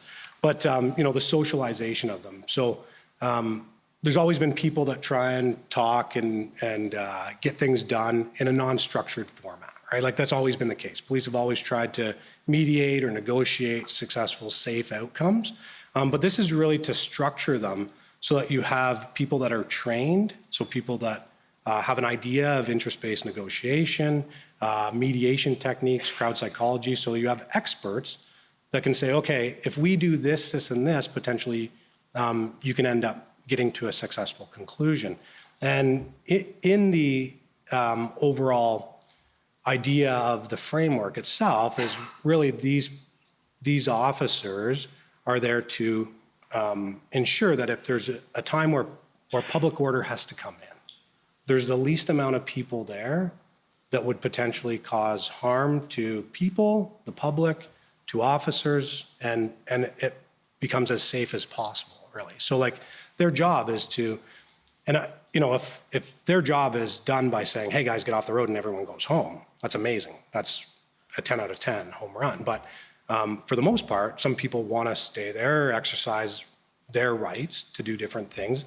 And so it may take a little bit of time, or some people will say, some people will just stay longer and some people are willing to leave. So it's important to recognize that, in a crowd, and I think this is Eli Sopo's work out of the RCMP, he's a doctor, and, he said in a basic crowd, he was, a crowd makes up 80% is law abiding, right? And would probably, listen to the police, be manageable, all that stuff. You have 15% that are on the fence and 5% that potentially are criminal in nature. So, and would be hard to deal with and dig their heels in. And so when you look at that, PLT's work isn't to make sure that everyone's out of there. Like if that happens, that's great. But our job is to make sure that the 95% or those 15% don't swing over and turn into 20, right? Because those people are on the fence and it makes the public order job much more dangerous and harder. And those 15% end up recognizing, okay, the police are reasonable, these are reasonable asks, and we end up leaving, right? And so that's really the key function of the PLT is to reduce the footprint. So when public order ends up going in, if and when they do, it's the least amount of people that are there and it sets them up for success. The other thing that it does too is, so like when we're asking for small concessions and stuff like that, you're also recognizing leadership within the group, right? So you're testing resolve, you're testing compliance, you're testing leadership, because if someone says I'm the leader of this group, but they don't have the ability to move anyone, then it certainly, you can see that right away. You wouldn't want to wait until the last minute to try and get someone to do something, recognizing that they don't have any juice in the group to actually move people. One term we've heard in evidence, and I'm hoping you can explain it a little bit, is the concept of PLT logs. What are those and why are they important? Yeah, so PLT logs are created so that way everyone has a general sentiment of what's going on the ground, the conversations that are being had between PLT, protesters, protest organizers, the community at large, right? Like that's a huge component as well, right? So when I talk about the community at large, it's people that aren't directly involved with the protest. So the citizens of Ottawa, business owners, restaurant owners, people that are around there, and that's such a priority to find out what's the whole story there? And what are the potential landmines that we'll have to navigate through this? What are potential, if you concentrate on the community at large and explain things to them and try and work with the community at large as well, then you're less likely to have counter protests, we'll say, that would potentially, put us back or bring violence to a group, and also put the police in harm's way. So anyway, those logs are extremely important just for gathering information and making decisions when it comes to command decision making. And so they get shared not outside of just the PLT group within the OPP or the OPS? Yeah. So we would, any partner that would be involved in the protest would be getting, our OPP PLT logs, so that way we're all kind of working on the same page. Everyone kind of knows what's going on with the people that are involved in the protest, and then also everyone just kind of has an understanding of what's happening. Like, so in the PLT logs, you may see, okay, there's still no exit strategy, right? So if you see that, then okay, there's still no plan to leave, right? So what do we have to work on moving forward so that way there is a plan to leave, right? And so those are the things that basically would be essential to consider when it comes to interoperability, as well as people working together. And when people end up going off, because we need rest as well, then when new people come in, it's really easy to see what the sentiment on ground is. Can you briefly describe for us the relationship between the PLT team and public order units, or POUs? How do PLT work with POUs? Yeah, so to me, so public order obviously has a job to do, right? And so they would be the people that come in, move slowly, methodically, push people back, gain ground, whatever. And our job would be to communicate. I think day of, basically it would be, okay, guys, obviously the public order people are here. If you want to egress and leave, go this way. There's a bus waiting for you. It's warm. Get on it. Please, we encourage you to do so. If you want to be arrested peacefully, please walk forward. And, if you don't want to do any of those, just stay there and we'll get to you at some point. In the last sort of conceptual piece I want to talk about before we get into what happened in Ottawa is the concept, and Inspector Lucas testified a little bit about it this morning, is the concept of PLT autonomy and sort of the role that being able to negotiate and make enforceable kind of agreements with protesters plays in the PLT's work. PLT is definitely essential when it comes to negotiating, mediating, all that stuff. It's a matter of not necessarily autonomy in a sense where, we're working independently and PLT needs to be the people in charge of their own stuff. It's a matter of we need a seat at the decision-making table, and what we're saying should probably be valued at some point. I think that's probably the whole autonomy thing. Right, and so in a typical situation, would you sort of have to go up the chain of command to get sign off on decision? Yeah. Okay. Yeah, so it would be like no other or every other program in an integrated response, right? So the incident commander is in charge, right? So ultimately PLT would say, these are 7 things that I can do here today, right? And this is what I would like to do. Cool. You can do this, this, and this, right? Or whatever it may look like. And ultimately, the autonomy would just basically be, we are the ones doing the negotiations. I can never explain every single word, look, head nod, whatever, to the incident commander. But this is a great idea to help reduce the footprint, get us closer to our successful outcome, and carry on with our day. Okay. And so now I want to move into sort of talking about PLT's role in the Freedom Convoy events, and leaving sort of what happened in Ottawa aside. Can you describe for us the role that the OPP's PLT teams played as the convoys kind of traversed the province of Ontario? Yeah, so the OPP PLT team was ultimately responsible for gathering numbers, reaching out to contacts.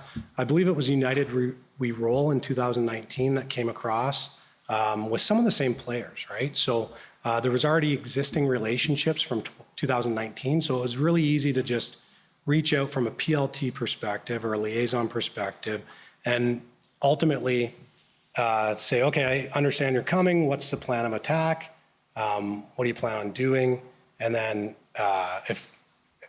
looking at numbers as they come across, because I think, normally you can look at Facebook and see there's some numbers that are happening, but in this case, there was a lot more people that were, jumping onto it than Facebook would normally say. So we just had PLT members, couple members, going in, checking on hotels and different areas as they came across Northwestern Ontario. And then there was areas coming from the south as well, and just kind of giving an idea of what those numbers were, passing them over to Ottawa Police Service, PLT.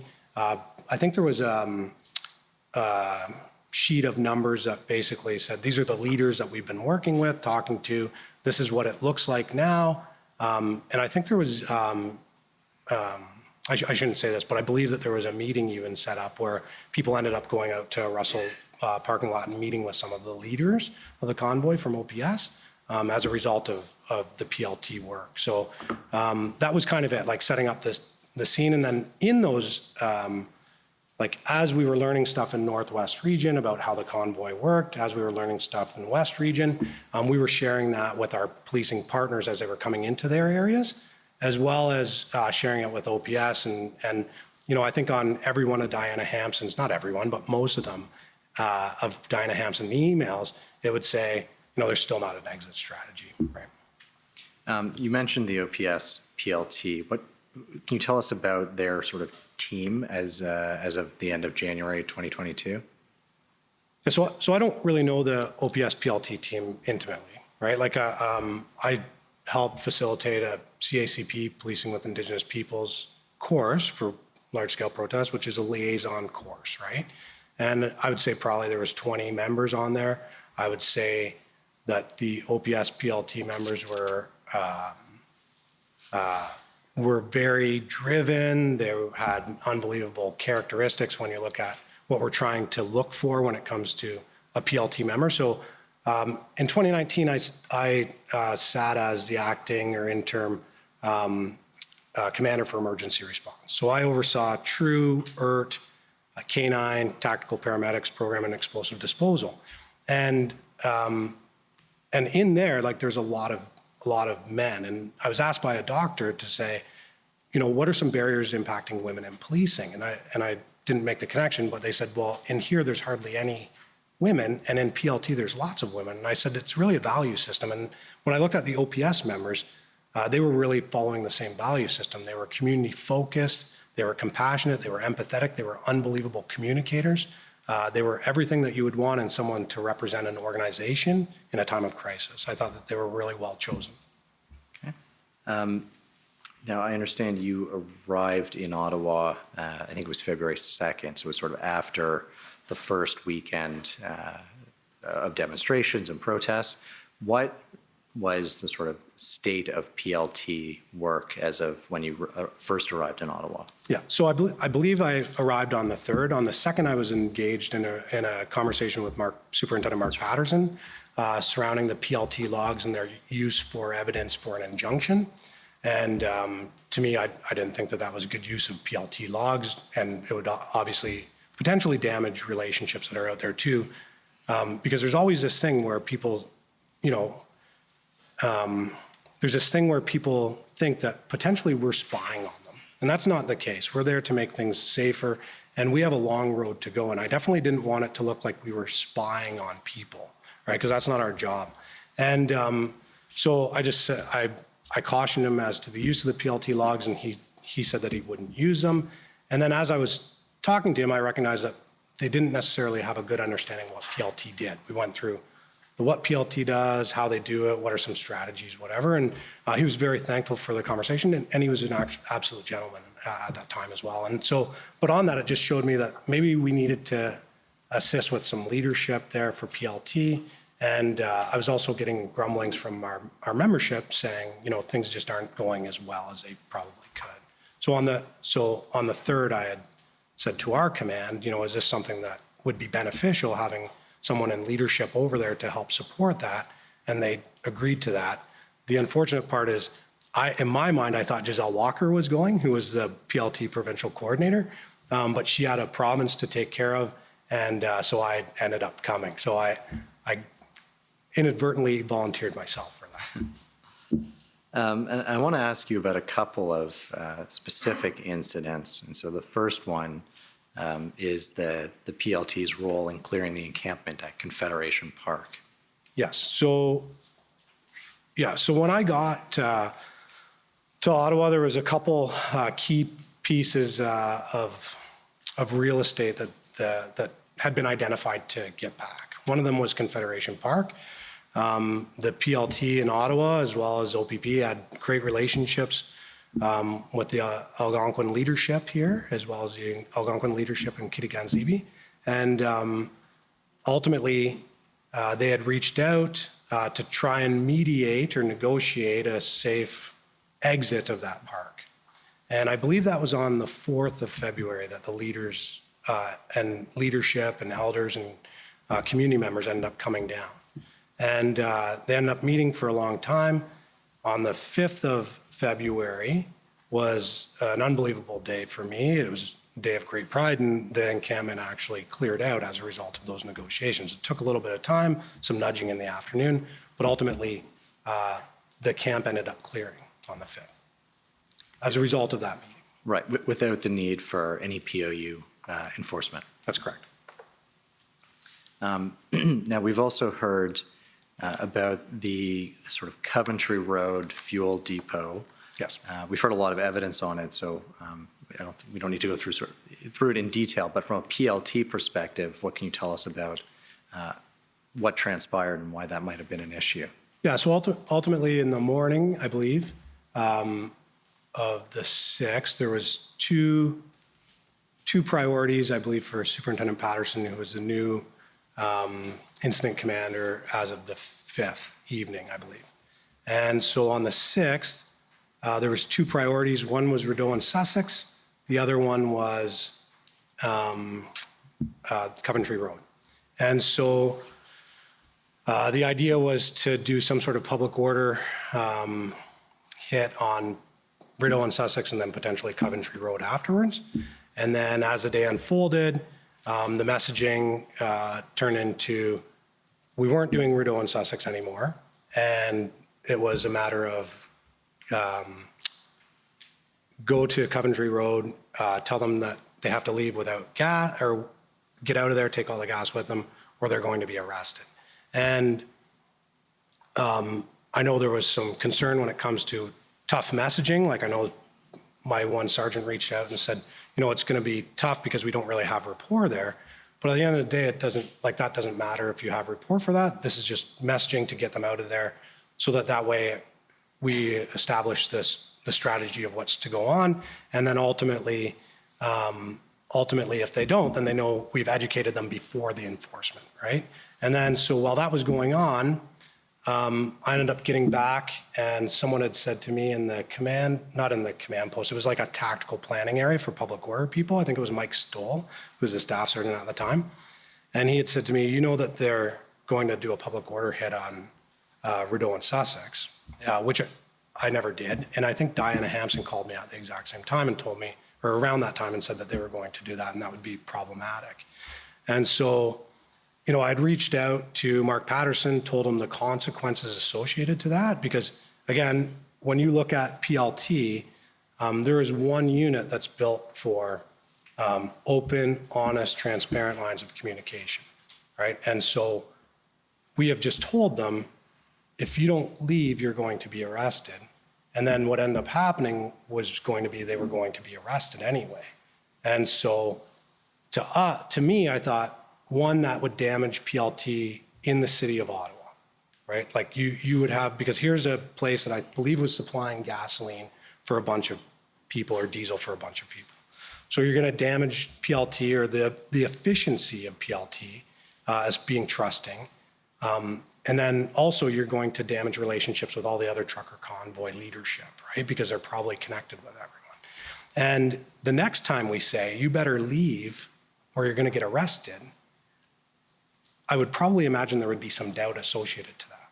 So if someone heard PLT in the future say, hey, if you don't leave, you're going to be arrested, like my concern would be, okay, well, I'm staying because I know I'm getting arrested anyway, right? Like that was my biggest concern there. The relationships were something different, but the big thing was to ensure that we remained with that trust and confidence in what our role was there. And ultimately, I think he said to me, that's not fair. And I thought that was a really interesting response to something that when we're talking about tactics or strategy or an operation, that's not fair. Because that seems to certainly personalize it. But anyway, they ended up doing it. And I had then sent him, I had called him, said, I didn't realize that was such a big thing as far as the gas. And I said, obviously this was a miscommunication. Mike Acton is going to come in and replace me because he was replacing me that afternoon. I was going back home to Aurelia, but because of this stuff, I ended up staying around. And ultimately, on my departure, or in that conversation, I said I would send him an email that would probably help him out just with some structure with 5 points on it that you should consider, and it's probably some pretty sage advice. And then I sent that email and went about my day just trying to clean up the emotion that was attached to it. There were some people that had some pretty hard feelings. They're emotionally invested. I ended up sending basically one person home, talked to another person. Nothing was salvageable that night. So I said, go home, rest, and get ready to work tomorrow morning. And so did you observe or were you told about any negative effects on the PLT's work as a result of that? Yeah, I think right away there was people calling or reaching out to Andrew Wiersbicki, some of our PLT members from the OPP, and saying, this isn't great. You've escalated this. This is horrible, and there's going to be potential consequences as a result, right? Okay. Inspector Lucas testified this morning about sort of changing crowd dynamics throughout the sort of 3-week period. Was that something that the PLT team observed in terms of who was there, how many people, what it was like on the ground, and did that affect the PLT's work at all? Yeah, so that, obviously in any crowd, on the weekends, crowds would become a lot bigger, right? People would come in, they'd have days off, they'd want to support. And then during the weekdays, things were a little bit, not as many people there as there would be on weekends. But ultimately, there was ebbs and flows with conversation. There was, certainly towards the end, there was a lot more, heels digging in and people, in a more defensible position. But leading into it, there was a lot of people that wanted to work with police and how could we safely reduce the footprint, easing some tension from the city of Ottawa, while recognizing, that we have to put the public order people in a successful position to potentially at some point take down a occupation within Ottawa. You mentioned earlier part of the concept of PLT is you will test leadership and find the leaders and get them to assist you in disseminating messages. One thing we've heard is that there were, that was maybe a challenge here. There were multiple groups, no clear leaders who had control over the entire protest, obviously. Is that something that PLT observed, and how did you deal with that? Yeah, and so the unfortunate part was there wasn't a pile of really strong testing of leadership and resolve and compliance.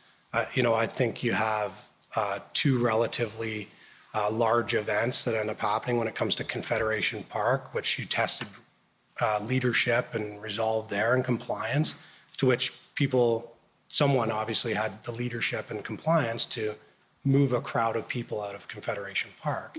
You have Coventry Road, where some people are leaving.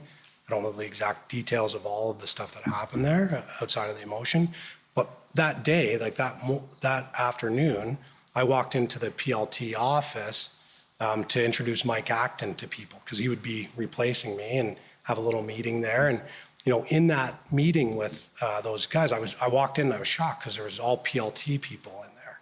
And to me, PLT people in a time of crisis should never be sitting in a room together, right? Like there's enough people to go and talk to, there's enough opportunities for negotiation, there's enough opportunities.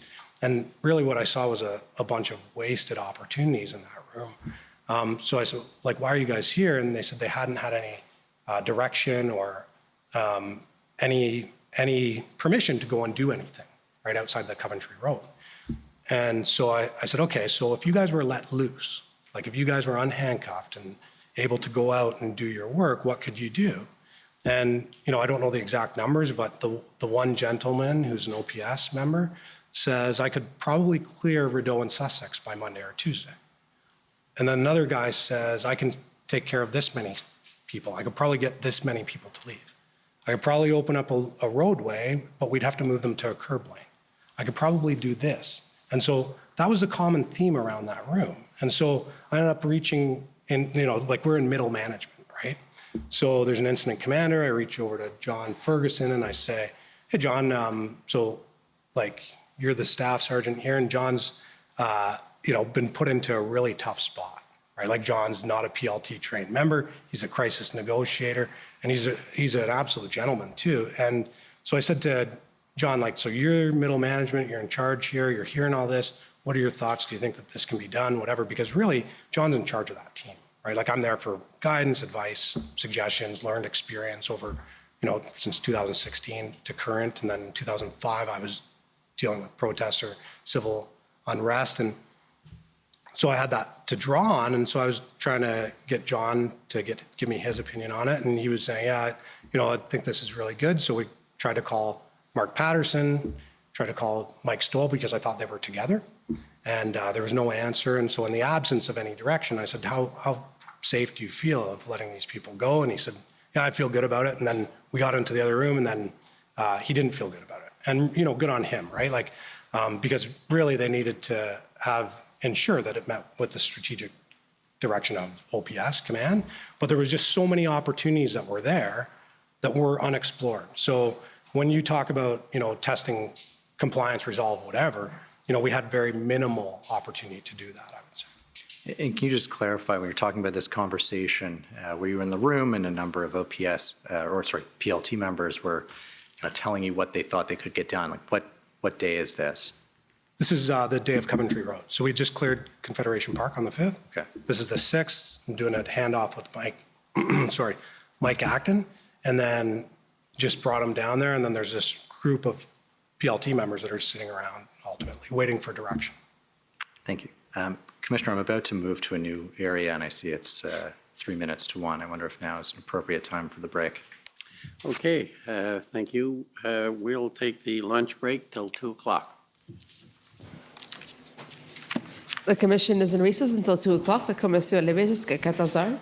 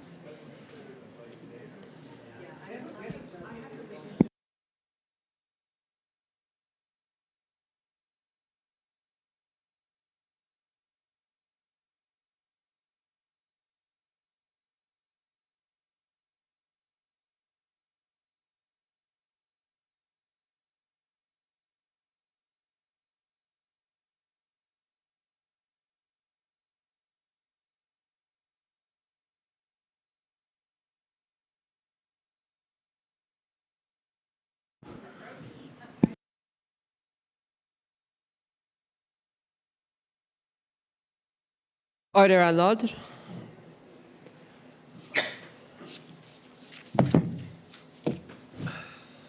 The commission is reconvened. La commission reprend.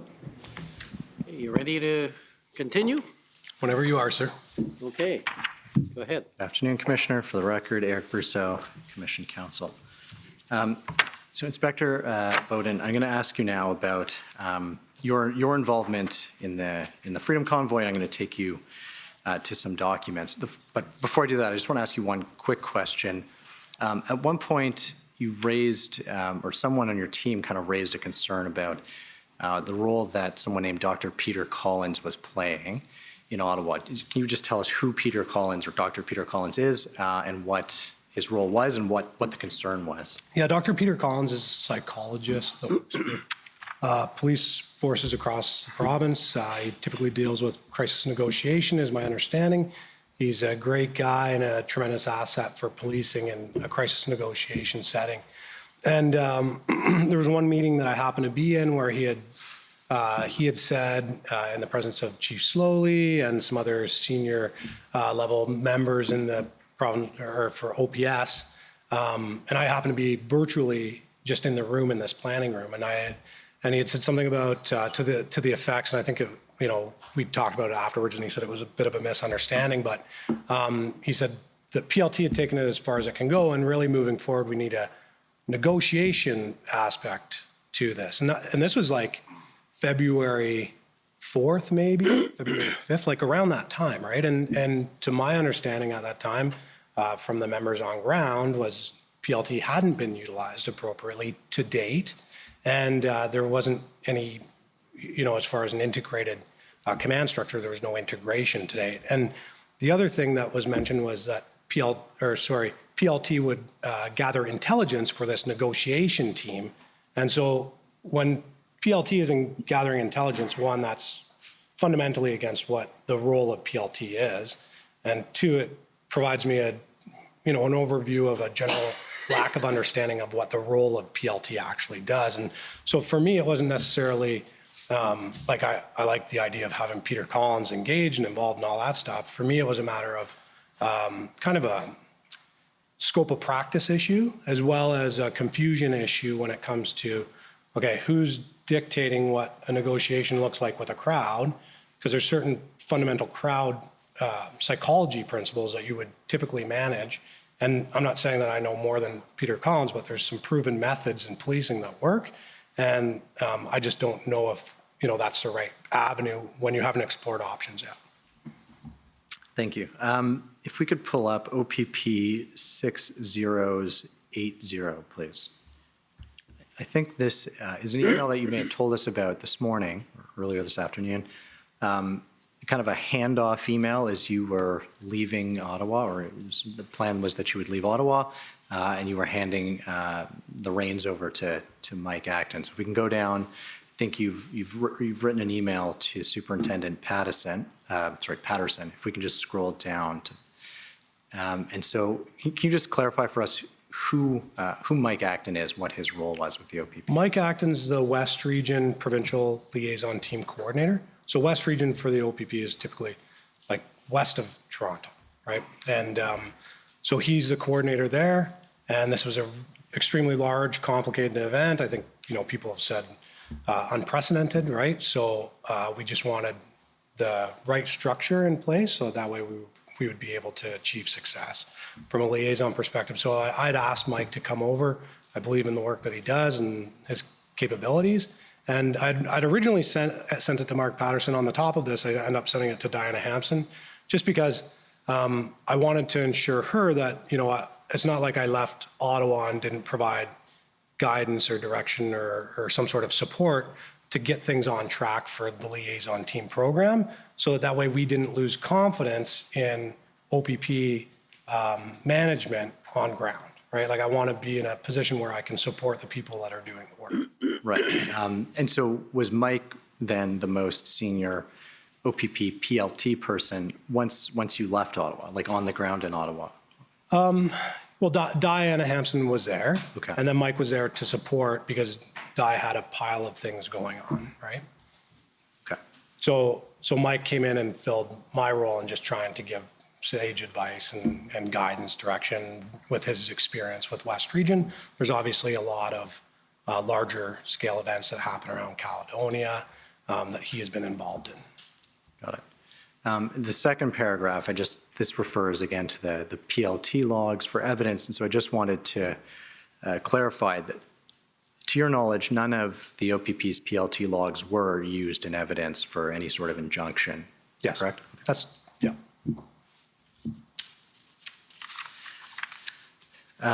If we go down to the next paragraph, the one that says, as discussed, the last sentence there, it says, I believe the overall goal at this time is to minimize the current footprint on ground while building trust and confidence with stakeholders, which the team has displayed they can do many times. And so the date on this email is February 6th.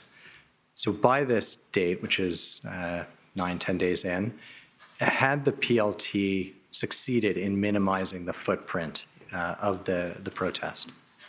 So Confederation Park, yes, okay. And then no otherwise. Coventry Road obviously is success when it comes to looking at, testing compliance, seeing that people are actually listening to police, stuff like that. So yes, they have reduced the footprint a little bit, but not to the extent that, I would have liked to have seen at that time. And probably everyone in this room would have liked to have seen. Okay.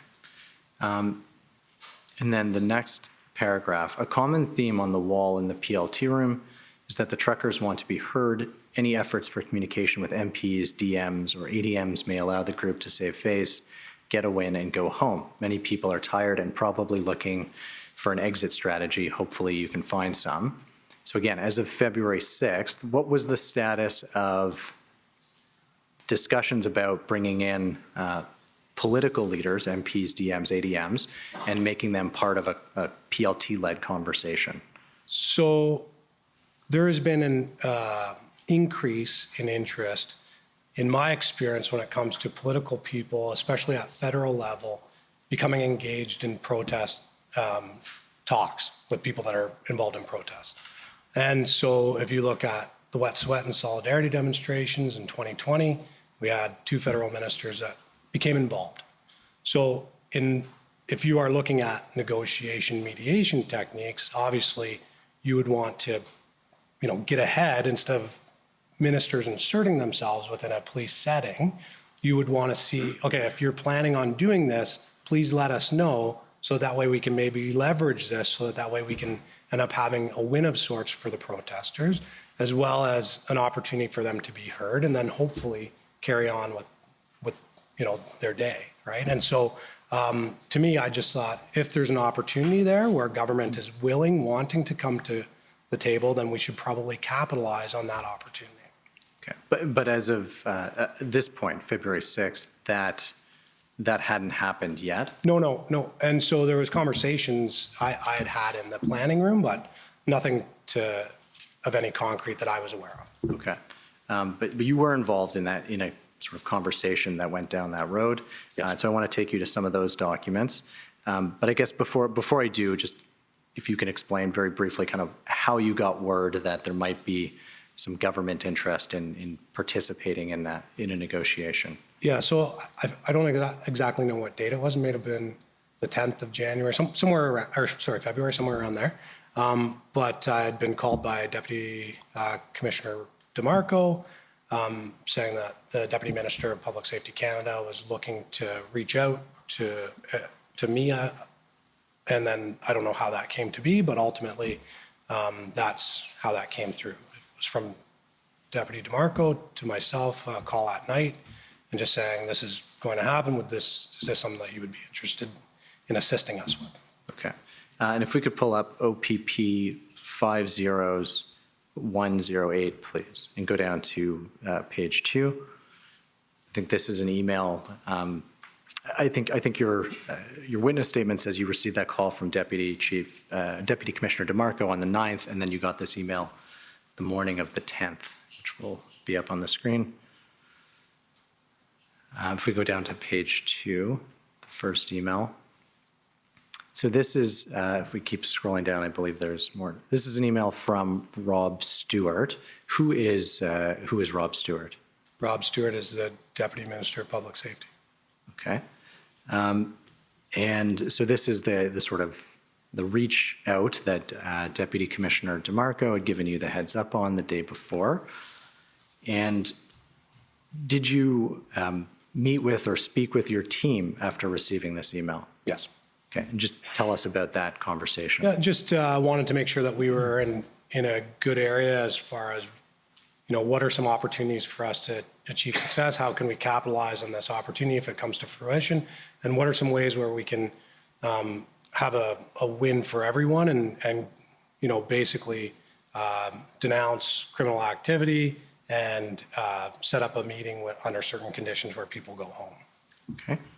And if we could scroll up to about the middle of page 1, it looks like Leslie Jean sent you this list here. Who is Leslie Jean? Leslie Jean was the program analyst for PLT for multiple years and does incredible work on everything she's ever done, and someone that I consistently trust with work in this practice or scope. Okay. The last paragraph that's showing on the screen, there's a final bolded sentence.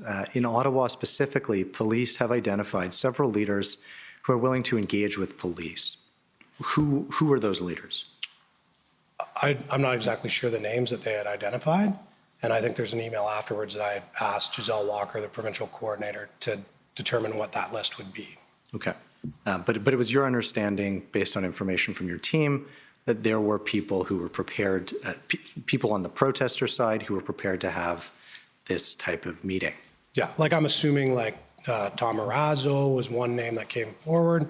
Tamara Litch was one name that came forward. So there was people that had stepped up as being leaders and had people following them. Okay.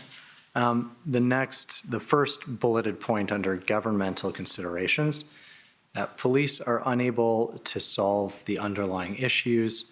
There's very limited capacity for police to solve this situation without some movement by government to allow demonstrators to have a win of sorts. Now, I expect that former Chief Sloly will say that that's what he meant when he said there may not be a policing solution to this on February 2nd. So, is this sentiment, which is being expressed by your team member about 8 days later, did you agree with it? And did you sort of agree with Chief Sloly or former Chief Sloly that there wasn't a policing solution to some of the grievances? So there's been one time in my experience with protests where I have said the underlying issues that they are grieving are police related, and that was during the defund police reform protests in 2020. And other than that, typically the protests have grievances to do with government. The grievances have different, anyway, it's out of the realm of police to solve those issues as to why people are protesting, demonstrating and occupying places. So yes, I agree with that. Okay. But that doesn't mean, just I get to get back to it, that doesn't mean there's no role for police to play. It's just that the police aren't going to deliver on the protesters' demands. Yeah, I can't stop vaccination, all the grievances and supports that were there is beyond my control as far as an inspector in the OPP, right? Did you speak directly to Commissioner Carrique about this this email from Deputy Minister Stewart? No, I didn't speak directly to Commissioner Carrique about this email. I briefed him after our meeting. Okay. And yeah, a couple times about different considerations around this. Did you understand that the commissioner was supportive of you meeting with the deputy minister? Yes, I believe he was. If we could pull up OPP 50142, please. I think this is an email exchange between you and the deputy minister.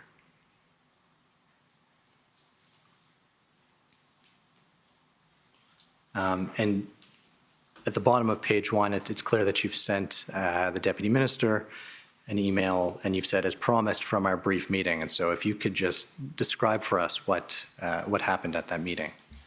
Yeah, we just kind of gave a lay of the land of, what potentially could take place, how things work in there as far as negotiation stuff, and some of the considerations that he should be aware of coming into this conversation as a stakeholder. Okay, so who, was it just you and the deputy minister, or who else was there? Jeff Hutchinson from Privy Council, I believe. Okay. And what did you understand his role to be? Honestly, I'm not sure what his role is. Okay. I think he was probably there to support Rob Stewart, is kind of how I took it. And what was the ask? What did you understand Deputy Minister Stewart was trying to achieve or trying to get from you at that meeting? I think Deputy Minister Stewart, so I don't know, I'm not in his head, but I honestly thought that he had great intentions of how he can try and help have some sort of safe resolution to a relatively chaotic, I would say very chaotic event in Ottawa. I think he was there for the right reasons to try and support an exit of the protests to alleviate pressure on the residents of Ottawa. Okay. And did you understand, again, at this meeting, that the government was interested in becoming involved, and they were coming to you to find out how to make that happen? Yes, I believe. Yeah, 100%. And if we could scroll up, there's a response from Deputy Minister Stewart. As discussed for your review and comments, trying to keep it simple. Note that I dropped your last bullet point, as I do not think the government would want police to be making public the commitment. So what was the commitment, and what did you understand the concern about making it public was? I'm not exactly sure, to be honest. Like I don't have that great of a memory on every bullet point, but I suggest that there was something probably in there about us delivering a letter or saying to the protesters. At some point, we would have to tell people, this could potentially be coming. Is this something of interest to you? How can you see this working as an exit for everyone, right? And so I don't know exactly, but obviously it was something around that communication piece with protesters, I'm assuming. Okay. And if we could just scroll up to the very first email in this. This is a response from Leslie Jean to you after you forwarded the chain. And so I think she's expressing a concern here. This piece, the deal would be leave the protest and denounce unlawful activity, and you will be heard. She says, I think the ask should be for the leaders to facilitate having people leave, but I wonder if asking them to leave themselves will be met with resistance. So can you tell us about that concern and how that got worked out? Yeah, and I, at the end of the day, this didn't get worked out, right? Like there was nothing that came to fruition from it. It was just a matter of trying to find resolutions where there weren't any. And so on this though, we're basically trying to find what is the best possible outcome and solution for a potential meeting with protesters, leaders, whatever, and how do we get that to go forward, recognizing that, there's going to potentially be some people that stay around. There's going to be potentially, okay, how do we get people out of the city and get people to basically buy into this meeting, right? Okay, if we could go to OPP 50143.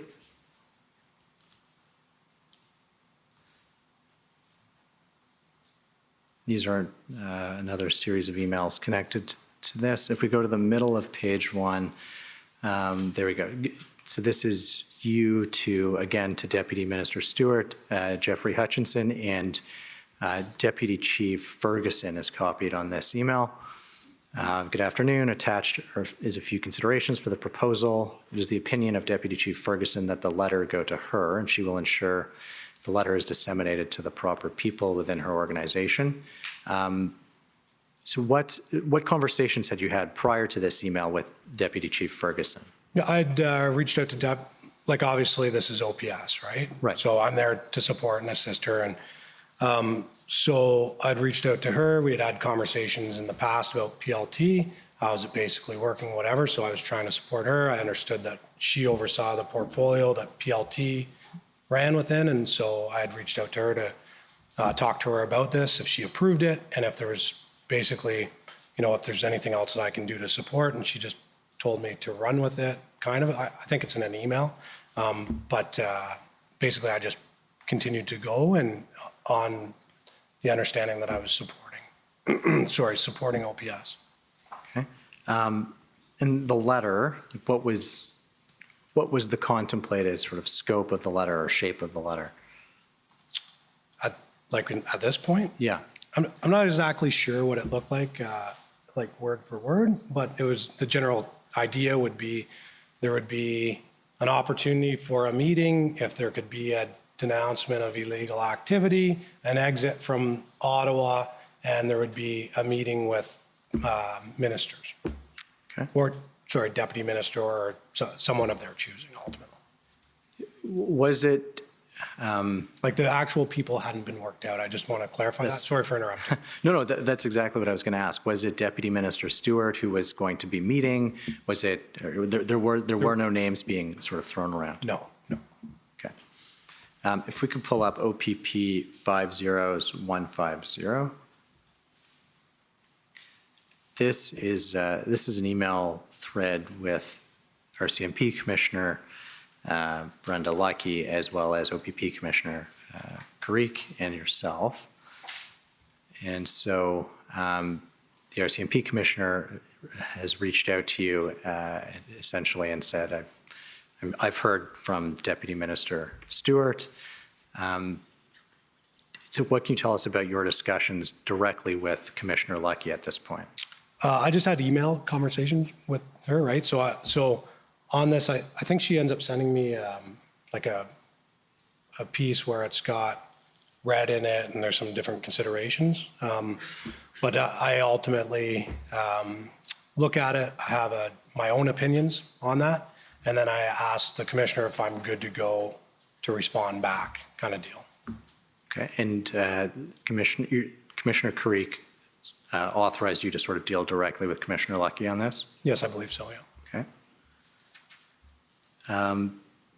Now, Commissioner Lucky's email says, I'm not the SME, subject matter expert in this area, but my folks are a bit worried on a few items and needed to get your thoughts. What were the issues that the RCMP was concerned about? It's in another email. I actually can't recall what specifically it was, sir, and I'm not trying to be, I just can't remember. Well, let's pull up the engagement proposal, and that might help. It's the next one, so it's OPP 50151.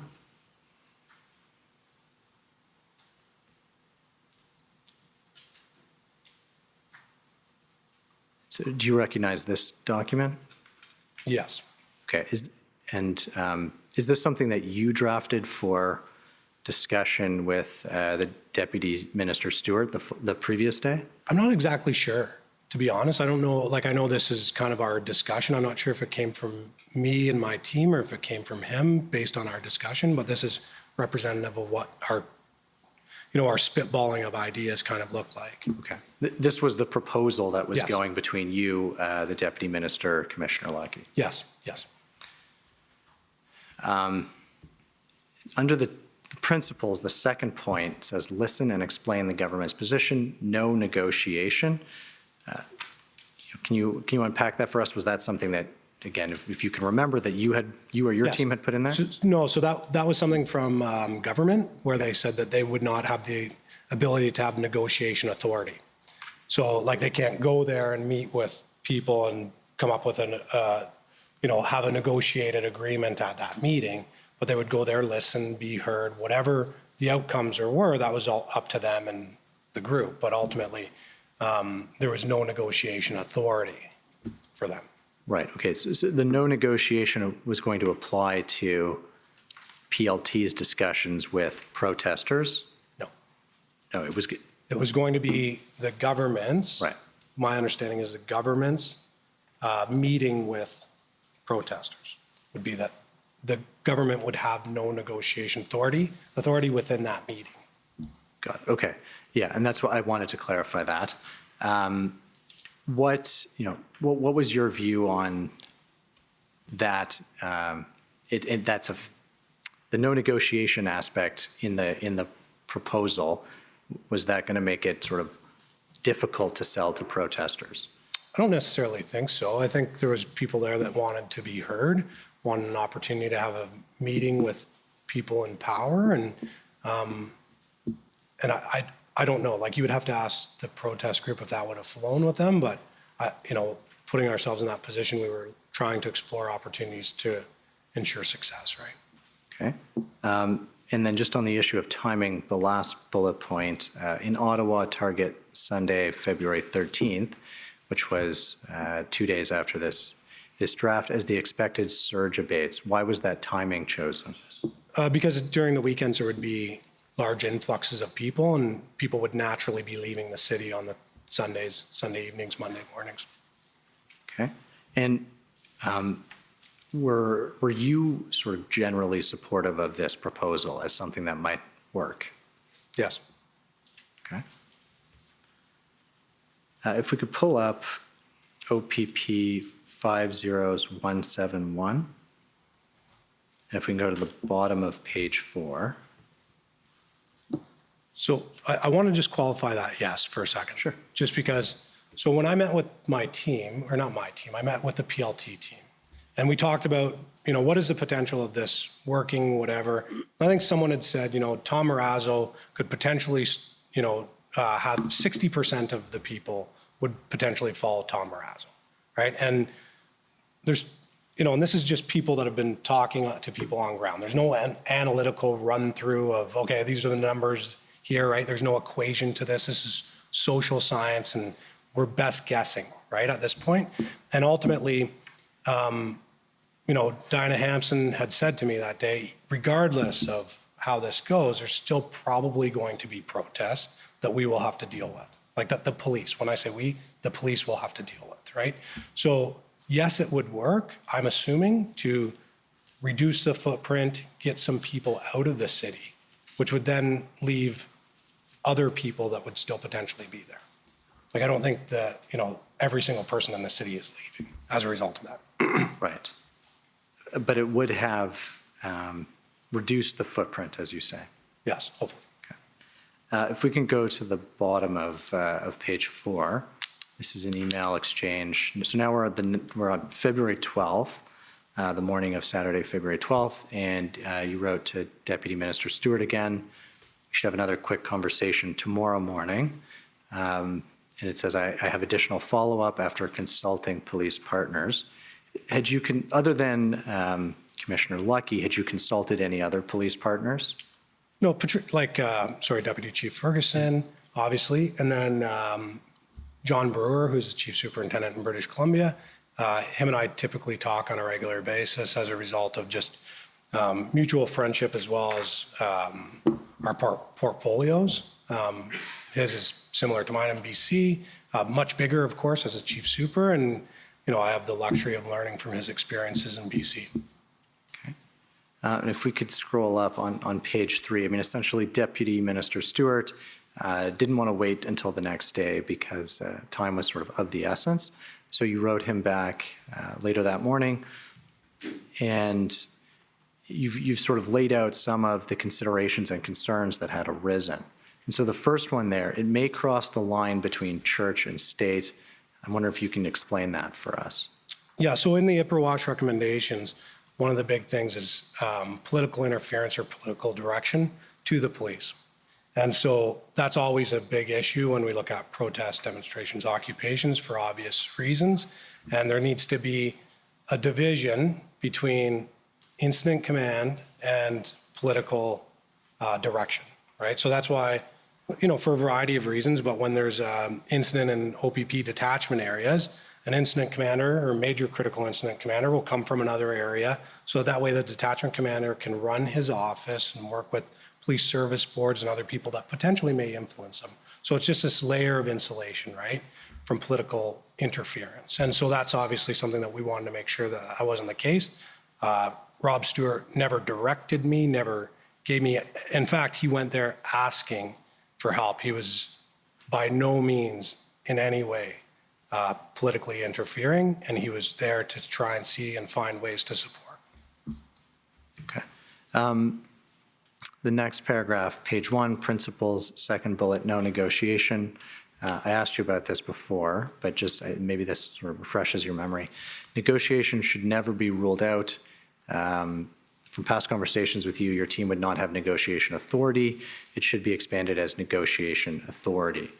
And so I take it there was an issue with just putting no negotiation in the document. You wanted to see that language softened. Yeah, and that wasn't necessarily me that brought that up and caught that. That was the RCMP's team for catching that, and great job by them.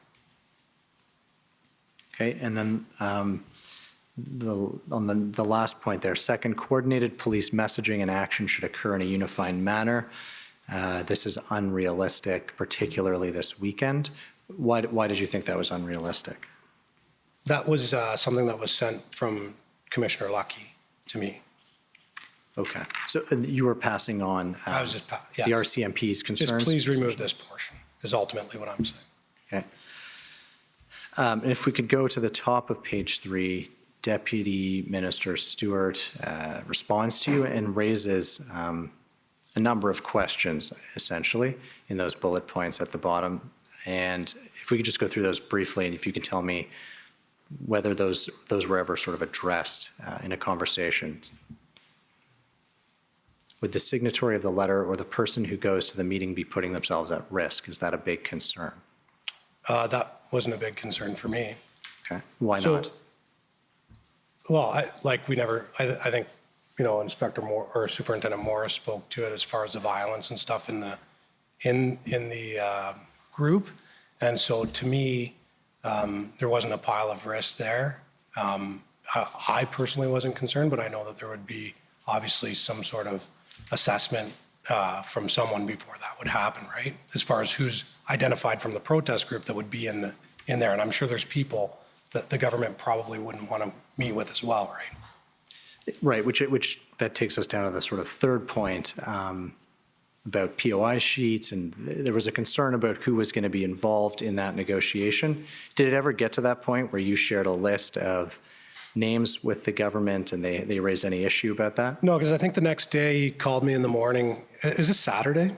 The 12th is the Saturday. That's Saturday, right. yeah. So he called me in the morning, the next morning, and said that he was not able to make this happen, ultimately. Okay, and why? Where did because I understand you were on board on behalf of the OPP, the OPS was on board. It seems like the RCMP was kind of provisionally on board. So what was the issue? I definitely was not involved in the conversations that stopped that from happening. So I don't know. Okay. Yeah, sorry about that. No. So, but as far as you know, you got a call from Deputy Minister Stewart. Yes. The next morning. Yeah, and he just said that he was not successful ultimately to getting this going forward. Okay. Did you have any further discussions with Commissioner Carrique or Commissioner Lucky about this this proposal, this strategy after that call from Deputy Minister Stewart?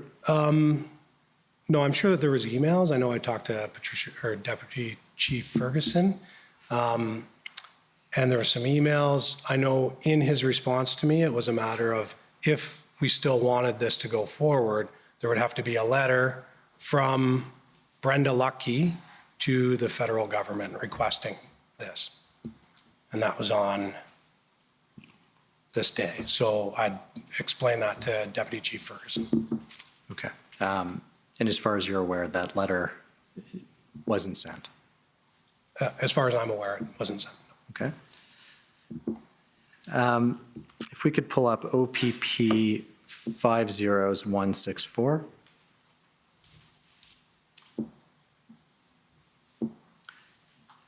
This is, we're going sort of back in time by a day or two. This is an email from Deputy Chief Ferguson to yourself on February 11th in the afternoon. If we go to the bottom of page 1, she says, "Good afternoon, Inspector Beaudin. In light of some of the challenges and miscommunications that have occurred thus far, I would like to provide you with the direction I received from Chief Peter Sloly yesterday afternoon, as I believe it will assist to reduce such issues moving forward." And then the next two paragraphs talk about integrating the PLT team and sort of more, I guess, to summarize, more effectively using the PLT team. Do you know what prompted this email at this point in time? I think it was just the conversations about Rob Stewart, or Deputy Minister Rob Stewart, and me working on behalf of OPS to come to this resolution. Okay. And then, so after this date, this is the 11th, did you observe a change in the way that PLT was used in Ottawa? So I wasn't there on the 11th in Ottawa. I'm not exactly sure what that posture looked like, what, basically what it was like there. Was it reported to you that they were being used differently? I can't recall. I'm not sure if there was an integrated response team or command team. Like, I don't know when Dave Springer kind of hopped in there, because then when Dave Springer hopped in with Rob Bernier, or Superintendent Bernier, if you help me with that day, I could tell you that at that point there was a change when Rob Bernier came in as an incident commander. And ultimately, from my experience, when I first got there to Ottawa, I started calling people before 7, like our PLT members. Because I just assume the city is in chaos, and as a liaison person, if you're awake, you should be talking to people, right? And so I started calling OPS members, Tynanega Police Service liaison member, as well as an OPP PLT members, just to say, how's it going, whatever. And I was told that people really didn't start getting assignments until 10 o'clock or after. And so when Bernier and Springer came, one of the considerations that I said to them is, you have I think I said the world, but you have the province of Ontario helping you here, and we should be working longer hours and with purpose on a every second basis, right? And so if we can increase those hours, so at that point when Dave Springer came in, I know the hours increased and some of the identified issues decreased. Okay.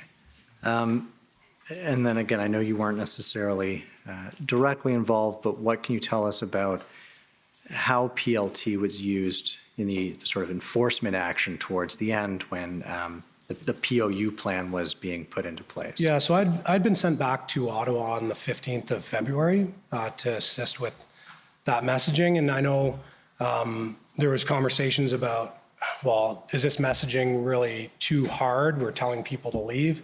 In my experience, I was, telling members, we should be saying it's time to leave. The time to leave was yesterday, right? Because the posture had changed. We had public order on the way, and it was time to identify to people that there is going to be a movement coming.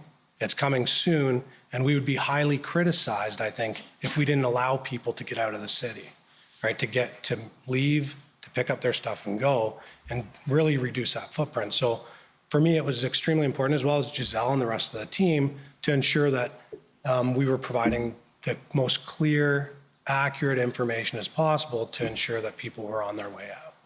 Okay, and even in those, that sort of final weekend, did that work? Were people leaving as a result of that PLT messaging? Yeah, like there was definitely some hostility towards the messaging and stuff like that. I know we had, some people that were, like some officers that were assigned to our PLT members to ensure that they were safe while delivering the message, right? And so it was extremely important to have those frank and very succinct messages for people to leave ultimately, right? And if they wanted to stay, then there would be consequences associated to that. Okay. The last document I want to take you to is OPP 50337. And it's an email shortly after the events in Ottawa conclude on February 25th that you sent to Superintendent Morris, Alakis, and McDonnell. And if we could scroll down. This is, I guess you set out two ideas, and so if you can sort of tell us why you sent this email and just summarize the two thoughts that you included in this email. Yeah, so one was protests for senior command, and ours included. And there's no criticism whatsoever on anyone in this. It was an unbelievable event, but I found that, there was a lack of understanding where we separated liaison work from public order work. When I was on the hostage rescue team, we had negotiators on the hostage rescue team because it's vitally important to create opportunities where you can resolve stuff with communication. And so in this, it was ultimately an opportunity to say, okay, guys, we should probably take a look at streamlining the measured approach, socializing it in policing as an actual something that we do, so that way we can get to the bottom of stuff quickly. And so you look at some of the stuff that happened on February 6th, right? So there was a PLT request for Rideau and Sussex, right? So we were going to go and, the police, were going to go with a public order unit potentially and go and remove people from Rideau and Sussex. I expedited an email to Mark Patterson to say, if it was me and this was going to happen, this is how you should use PLT right now, right? So a communication strategy built into stuff so that people are aware that they can leave and that we're not just running in there and putting people in harm's way. And so for this, there's opportunities where we could do a better job as senior management or senior commanders in policing on a national level to better understand the measured approach and how it can impact outcomes for the better. And then the second one was, I look at the CACP Policing with Indigenous Peoples Committee, and there's John Brewer, who's a chief superintendent that sits on that with tactical background. I'm not sure the tactical background of everyone that's on there. We have an emergency management committee, which Mike McDonnell, I think, co-chairs or chairs, and sits on. And so you have all these merging CACP committees. And maybe it's time to look at, okay, this is a relatively big event. I would say it's a huge event, right? It impacted our nation's capital. And protests have just got bigger and bigger and bigger in the last few years, right? Like I focus on 2012 with I Don't Know More, right? And some of the stuff there, I think there was, roughly 200 peaceful protests in the province of Ontario in 2012. And then in 2020, we had, multiple 200 type events in the province. And then we had the largest display of public order in the history of the nation in 2022, and there's no slowing down. So I just thought collectively as a group, it might be a good idea. Thank you, Inspector. Those are my questions. Okay. So first, I believe it's Counsel for former Chief Sloly.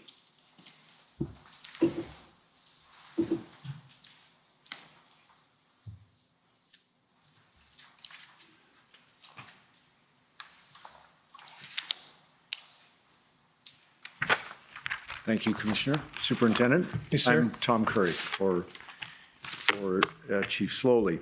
Could I just pick up something you said to us at the end about the nature of the event that you have been describing in 2022 here in Ottawa? I think you said it was unbelievable what you experienced, what you witnessed. Yes. And did you say it was the largest public order operation in our country's history? I believe it was, yes. And Chief Sloly has, and probably others involved in this, have described it as representing a paradigm shift in public protest, a significant change in the way that public protest had been expressed up until that time. Is that fair? Yeah. Like I want to agree with you. I want to clarify a couple things. Like obviously there's been movements in the last 5 years. I think this is probably the most centered in a very publicized area that involves government and all that stuff. But there's been similar movements, but this one was definitely the biggest and had the most impact. Right.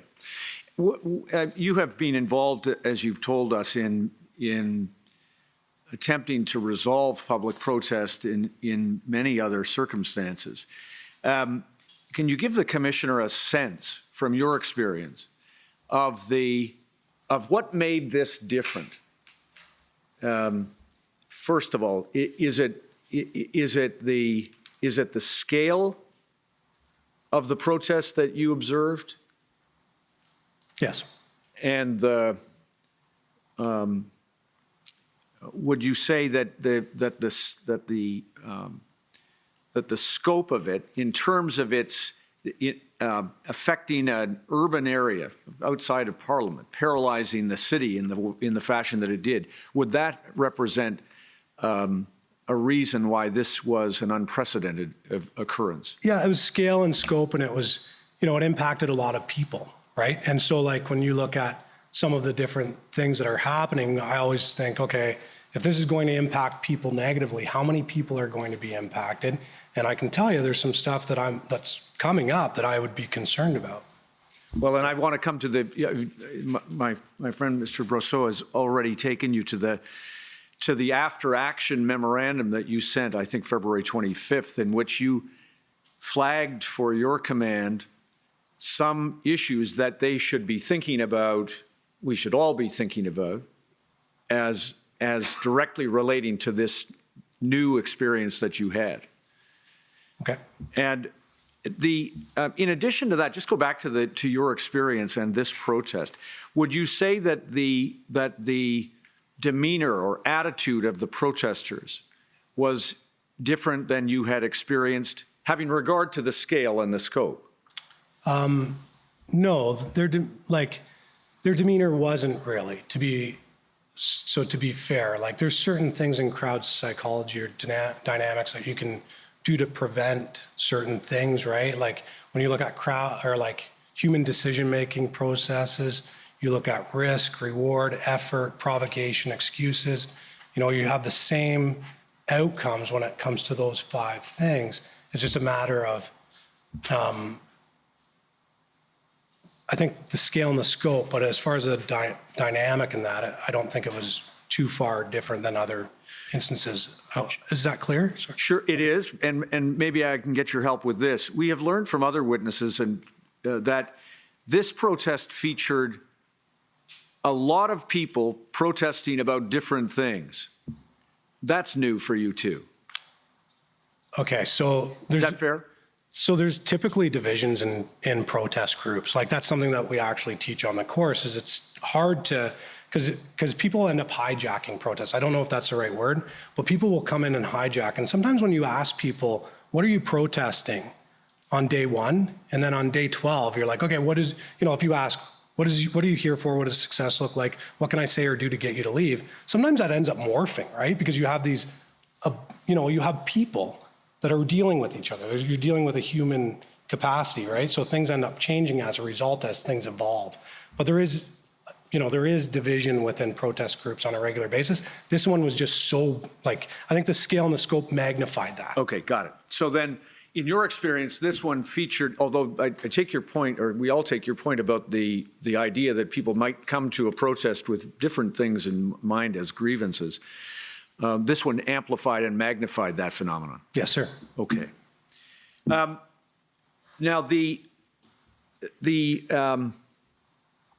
in advance of the protest, the commissioner has heard that the OPP and other police services were monitoring the convoys as they crossed their various geographic regions, and your PLT team was involved in that in some fashion. Yes, they were. I think you call it pre-planning. Yes, sir. And were you personally involved in any of that pre-planning, or was it your team? No, it was a team. I would have updates and obviously check in and be as engaged as I need to be, recognizing I have an unbelievable team. Got it. Is it fair to say that when you were looking at the briefings that you were seeing from the folks out in the field, that you did not anticipate that this would be what was coming, would be the country's largest public order event in its history? I did not think the largest public order event in the nation's history was happening. Right. That time. And we learned from others, the commissioners learned from others, that it was fluid. People have used the word volatile. There are a number of ways to describe it, but it was very hard to get a bead on this on this event. Is that fair? So like in my experience, anytime anyone says, I don't have an exit strategy, I would be concerned, right? So I talked about the 5 decision-making processes, right? So I would increase the effort, I would harden targets, I would do a bunch of stuff. If someone was coming to my house and they said, I don't know when I'm going to leave, I would buy an uncomfortable bed, right? So, and I'm just saying that jokingly, but in all honesty, like I would make sure that I knew when they were leaving and what would happen. And if I didn't know, I would put something in place to harden the target or at least control or manage what was happening. Right. The uncomfortable bed is in this sticking with that metaphor, you would not welcome them to the community. You would try to make certain that they were, well, you used the language of hardening the target. Yes. You would make it less pleasant rather than more pleasant. Fair? I would probably, if you're looking at it, I would probably find a location where large trucks with beds, this is things that people live in, are parking somewhere outside the downtown core. I would allow, this is all spitballing, but I think when you have information or intelligence or whatever, and everyone's guilty of this, right? You want to trust the best interests of the people that are protesting to do something that's right and not, how do I say that? Not inconvenience a city. And ultimately, there's rights that they have, but then, it's balancing, which sometimes turns into a juggling act, as we saw here.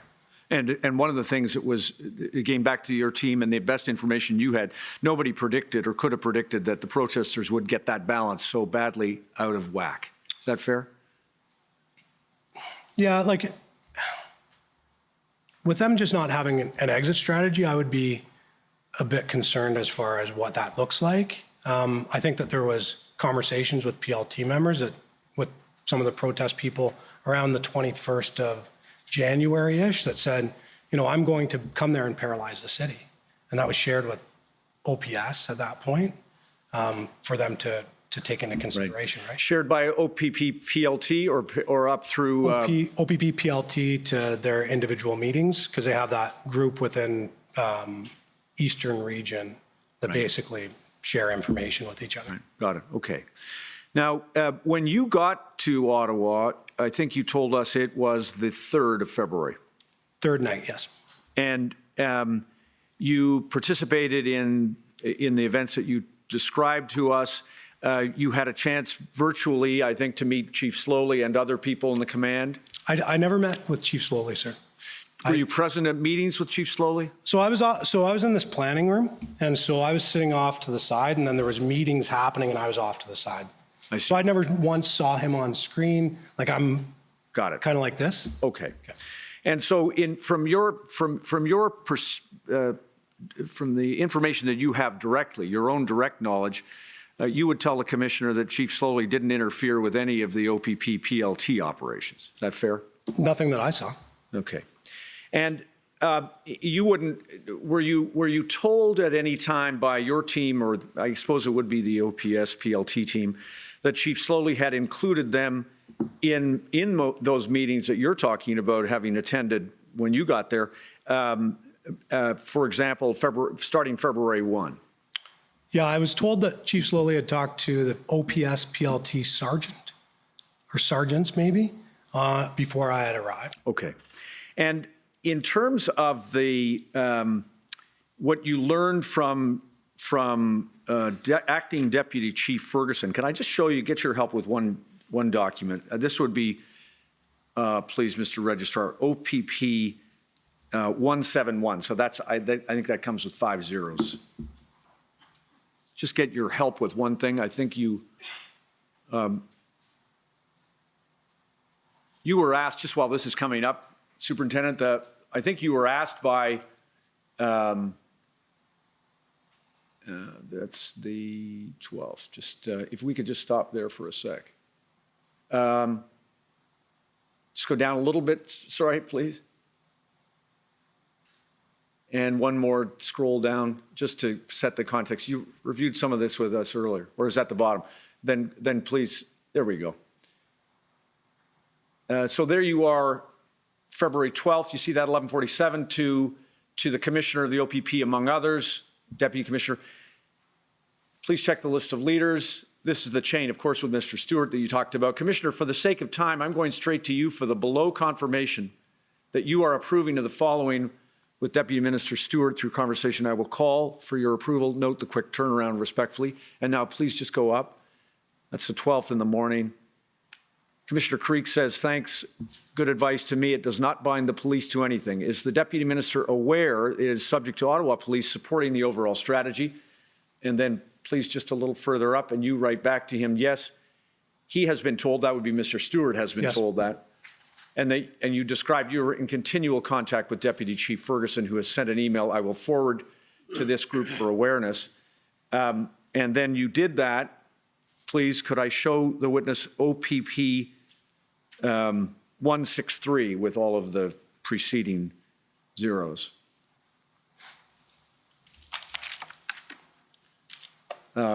Just want to get your confirmation, Superintendent. What you did was you showed, you see that in the middle, right just there.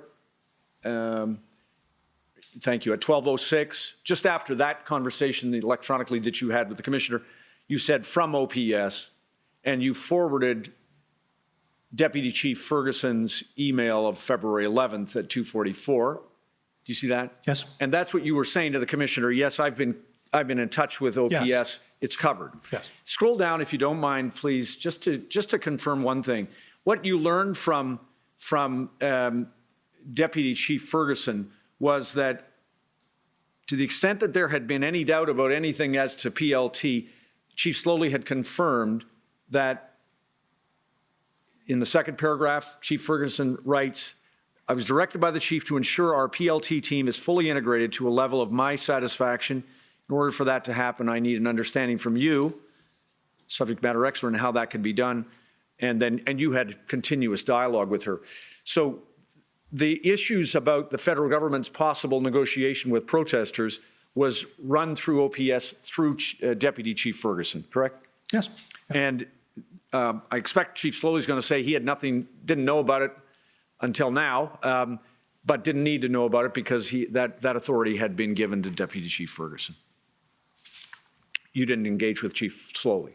No, I didn't. No, I saw the one briefing, that I quote or I cited earlier, where he said negotiate, negotiate, negotiate, right? Like that's, I was on one other call with him. I was on another call, I believe, on the 12th of February or 13th. So. And these events in Ottawa, about which you've been speaking, affected other parts of the country. Is that true? Yes. Not only in our province, within your authority. Of course, we had Windsor going on, right? You were speaking to your command team, or involved at least in PLT issues in Windsor at the same time? Yes, sir. Did you get down to Windsor? I did not get down to Windsor. Did you also become involved in considering how this protest in Ottawa impacted other infrastructure in Ontario? That's always something that I'm concerned about. I'm always concerned about, so when they were doing the Windsor stuff, right? So I'm always concerned of creating a movement out of a movement, right? So you look at certain settings. So say there's a protest in Ottawa, and then this protest goes up and they say, we're in support of Ottawa. And then you get another group that says, I'm supporting Windsor in support of Ottawa. And then you have all these mini movements. But I'll tell you, I had a conversation with Chief Superintendent John Brewer, and he was saying, what some of the restrictions ending in some of the other provinces, and ours aren't ending in British Columbia. He had some serious concerns as a result of protests in relation to this. I was going to say, we had issues, the OPP was managing issues outside of Ottawa in Ontario. Yes. Bridges, highways, other installations, correct? Correct. Worried for one thing that perhaps if this convoy were to leave Ottawa, it might just settle in on another bridge, or it might settle on a highway. You had 1,000 trucks or however many you had to try to manage across the entire geographic area of the province. Is that fair? Yeah, for sure. And I guess that's the importance of making sure that you have had that great relationship with people and outlined, this is the expectation, whatever, right? so that they agree that when they leave, they're not going to cause another obstruction. Yeah, and another really important thing too is really that off-gassing, right? So as you have the ability, when people identify that they want to leave, to immediately provide that opportunity for them to leave so that they're leaving in groups of 8 and not in 1,000. Right? Were you made aware, the commissioner heard evidence from Chief Superintendent Party that there were, I believe it was Chief Superintendent Party, that there were protesters within the group who wished to leave but could not leave because convoy captains or however they were organized were requiring that they hold the line. Did you become aware of that? I was aware of those conversations, yes. A significant problem. Yes. And the beyond Ontario, you were, I think you just told the commissioner, you became involved in assisting, or at least in discussing with RCMP officials, how this Ottawa protest was impacting British Columbia and other areas within our country that are patrolled by RCMP. Is that true? And the Ottawa protest wasn't impacting British Columbia, but the general grievances and support would have, like obviously when this stuff starts happening, right, then people say, man, that's something I can get behind. Right. Significant drain on resources. Yeah, I would say so. Yeah. And in terms of this, back to this one, it was obvious to you when you got here into Ottawa that the Ottawa Police Service had no possibility of managing this event with its own resources. Is that fair? Yeah, for sure. I would say, in the absence of the ability to do public order, right? So, there's so many plans to do public order intervention, right? And in the absence of doing it, because we never had the ability to do it up until, the 17th or 18th. So in the absence of that, you have to have an unbelievable negotiation and mediation strategy until that happens, right? Until you're able to muster people to do something, I believe everyone has a responsibility to that safety to ensure that that gets completed. Right. And a couple of things. You told us that you were involved, you came back up here or across to Ottawa, and you were involved in the public order operation at the level of the PLT to give protesters the messages that this is coming and you should leave. Yes, I came here to support Giselle Walker, who's the provincial coordinator, and was asked to come here to support her. Got it. And part of the messaging that you gave was that the Emergencies Act had been declared. Is that true? I'm not sure. Okay. Yeah, sorry. I don't.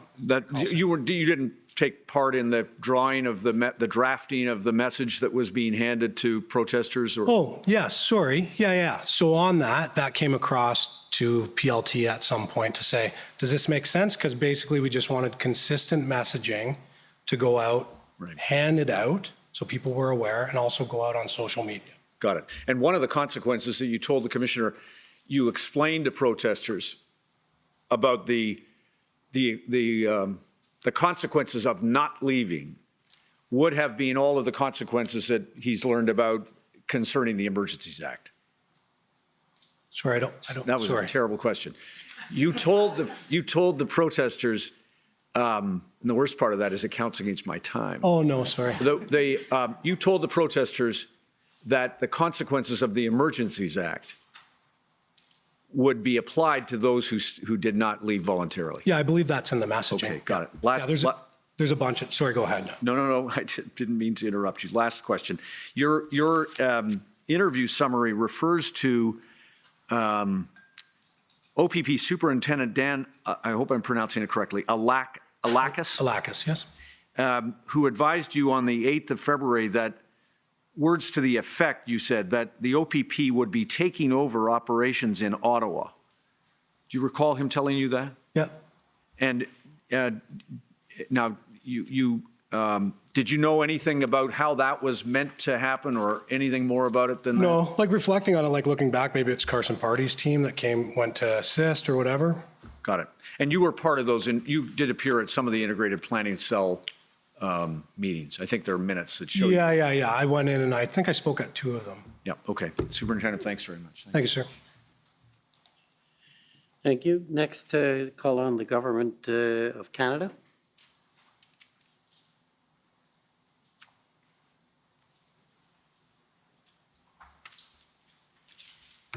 Thank you, Commissioner. Good afternoon, Superintendent Beaudin. My name is Andrea Gonsalves. I'm one of the lawyers for the Government of Canada. And I just want to first begin by confirming a few things around the role of liaison teams. This may be a bit of a simplified version from what you've testified to, but the role of PLTs is to work with event organizers to ensure that events are lawful, peaceful, and safe. Fair? Yes. And they may do that through a variety of strategies, including, where appropriate, negotiation, de-escalation, trying to identify win-wins, right? Yes. And where demonstrations are not lawful, peaceful, or safe, PLTs may have a role to play in trying to steer them back in that direction. Yes.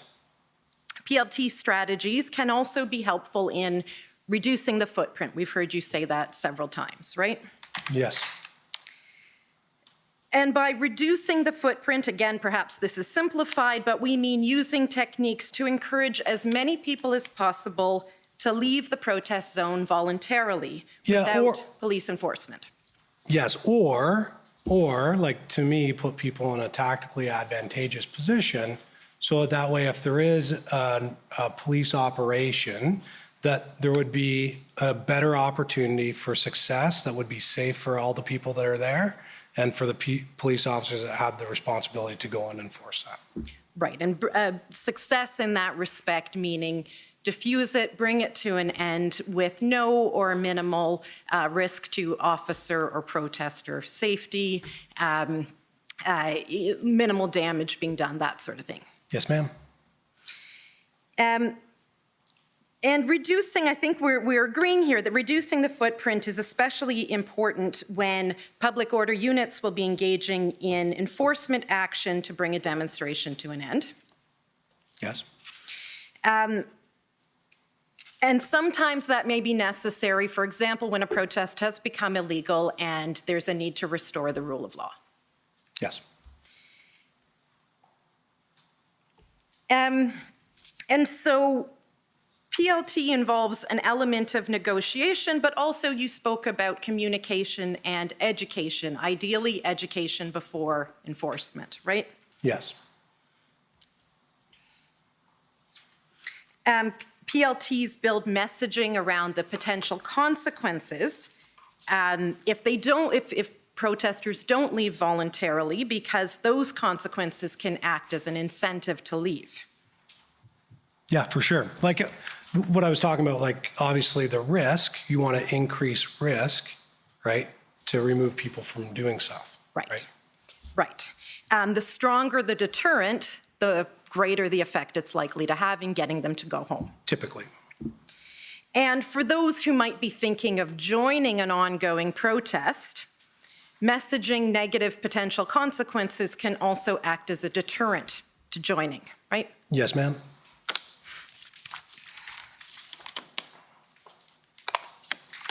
Now, in questions from my friend, Mr. Curry, you spoke about the scope and scale of these protests being quite unique in our nation's history, right? Yes. Others, and I think you two have used the word unprecedented. Yeah, probably, yeah. And there are several features of the Ottawa demonstrations that contributed to the unprecedented nature and presented challenges for the liaison teams. You've spoke about a few of them, but I'll try and summarize them all. It includes the size of the protest zone and the number of protesters. Sorry, like, is that something that would, what are you saying, sorry? One of the things that created challenges for the PLT teams and successfully going about their role in getting people to go home. I think there are a number of them that you spoke about. I want to take them one by one. Is it fair to say that the size of the protest zone and the number of protesters contributed challenges for the PLTs? It didn't, and I'll just qualify that for you. So when you look at it, really you're just trying, like you have 35 block captains, I think, at one point, so you have a certain amount of leadership. You have the ability to manage that in individual pocket size groups, right?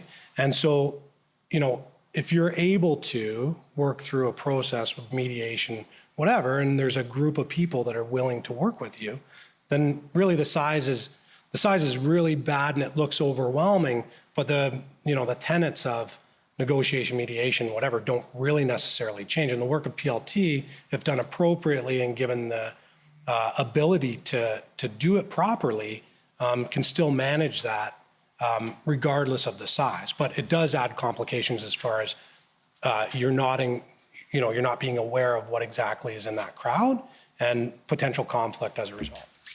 And when you've got that sort of a scenario, the PLTs may be able to achieve some success in one area, but then the protesters there could move to another site, for instance.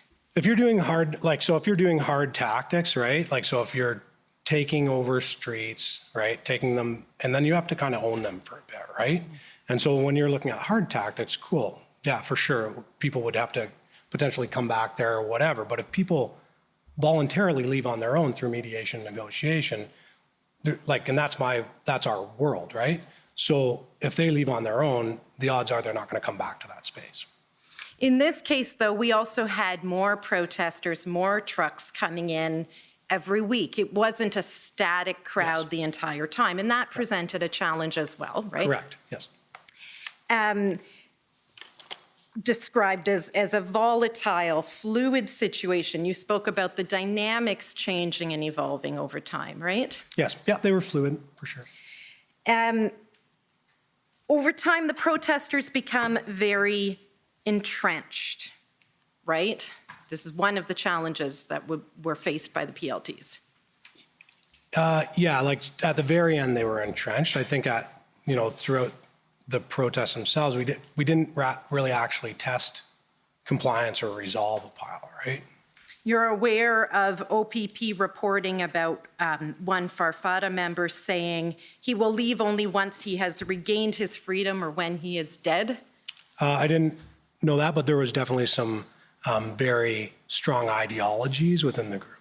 And that certainly suggests, that kind of messaging suggests entrenchment, yes, right? For sure, yeah. You spoke about where demands of the protesters, what they're hoping to achieve, where it's unrealistic, that presents a PLT challenge, right? Absolutely. And some of the demands here would be unrealistic. Yes, very much so. Not only outside of the OPP's authority to grant, but in some cases inconsistent with our constitutional structure, right? Oh, absolutely. There's limitations to the Constitution for sure. It was a disorganized group with different factions. That was another challenge, correct? Mm-hmm. Like they were pretty organized in the sense that they got across the country to get to Ottawa. Like it's not like it was an unorganized group. I think there was a lot of different people and groups there, right? And we've seen some reporting about the organization going so far as getting them to Ottawa, but once they got to Ottawa, there wasn't that same degree of organization. You're aware of that? Yeah, I guess, yeah. Not all members of this crowd had the same objectives or had a common view as to how they would achieve those objectives, right? Sure. And I think I saw in the OPP's institutional report that there were 10 PLT members that were contributed by OPP. Does that sound right? Yeah, I think there was one, I saw one day where there was 10 for sure, so that's pretty consistent. And there were thousands of protesters that needed to be dealt with, and so resources were stretched thin. Yes, and that's the importance of identifying leadership. You spoke about the interest that Public Safety Deputy Minister Stewart had in consulting with you about potential federal level engagement with protesters. You recall that evidence? Yes.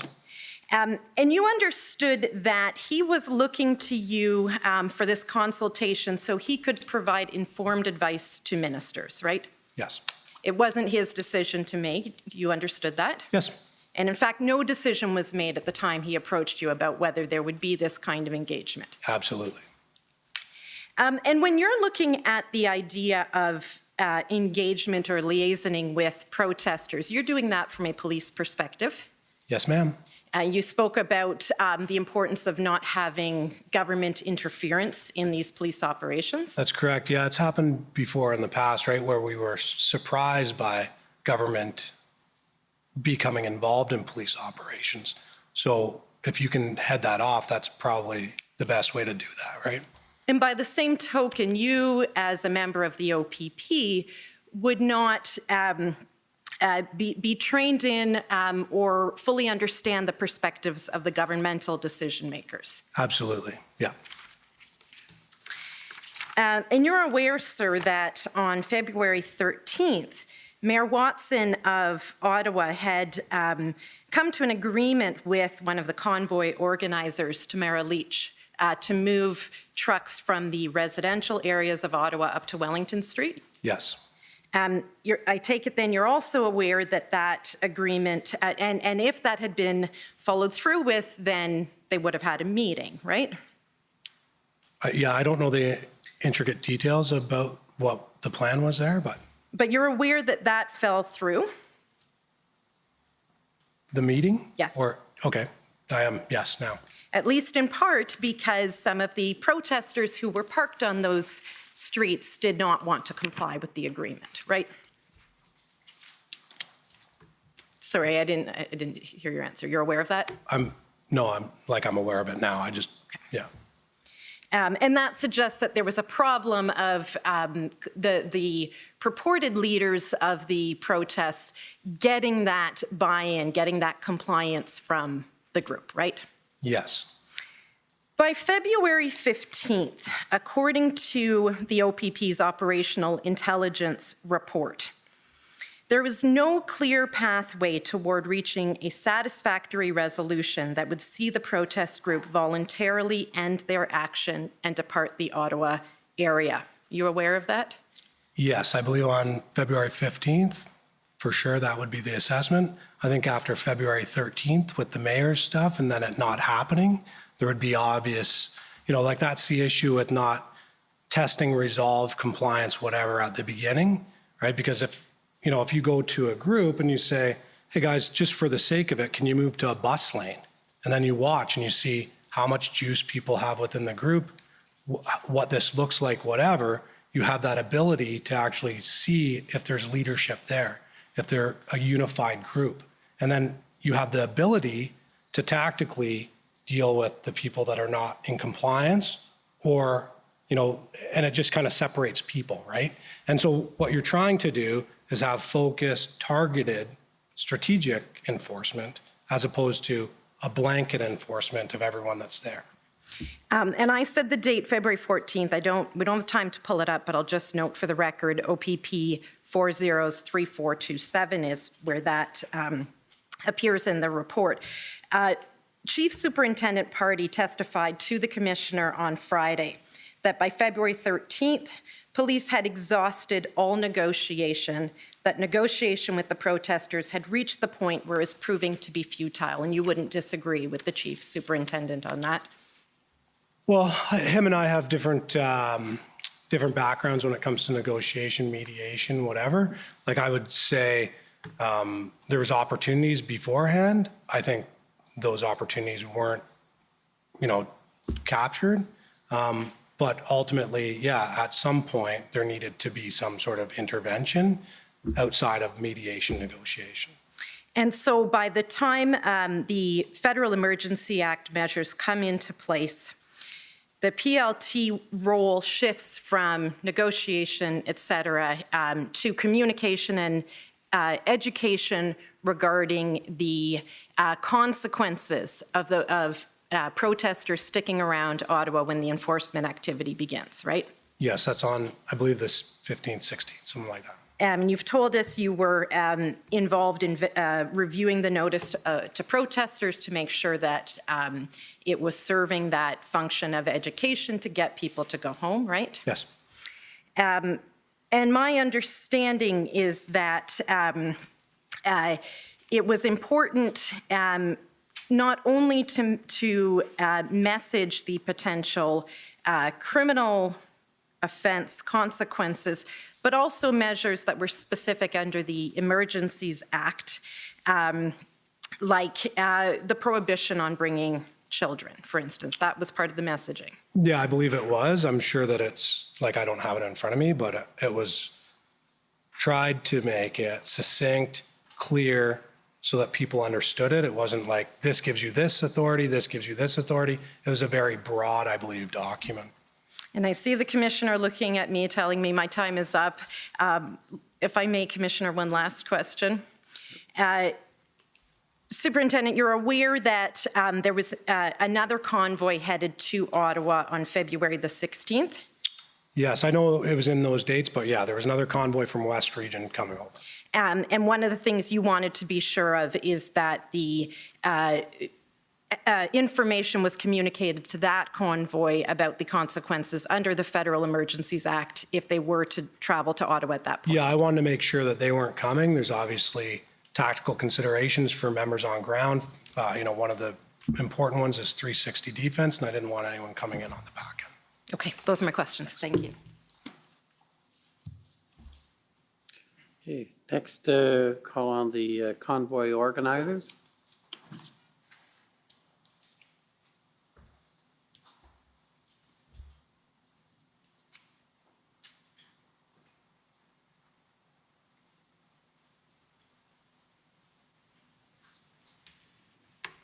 Afternoon, sir. For the record, my name is Brendan Miller. I'm counsel for Freedom Corp, which is the organization representing the protesters that were in Ottawa on January and February of 2022. I just have a few questions for you, and thank you for your service. So, if I may, I'm just going to refer to the documents that the Commission has already brought up earlier. If I could have brought up OPP 0000151.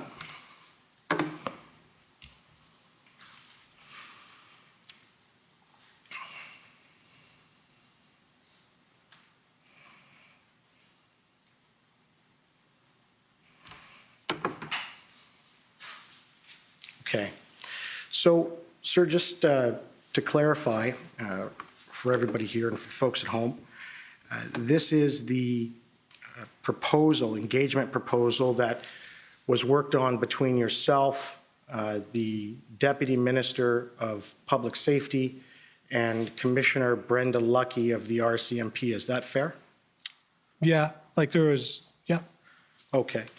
And this engagement proposal was essentially approved by the Deputy Minister of Public Safety, but of course, it wasn't his decision whether it was going to be carried out, but he approved it. Is that fair? Yeah, I don't think that he approved it. I think he was taking it as for consideration to the ministers. That's how, he was looking for advice to forward. Okay. Right? But he never indicated to you that it was something that he thought was a bad idea?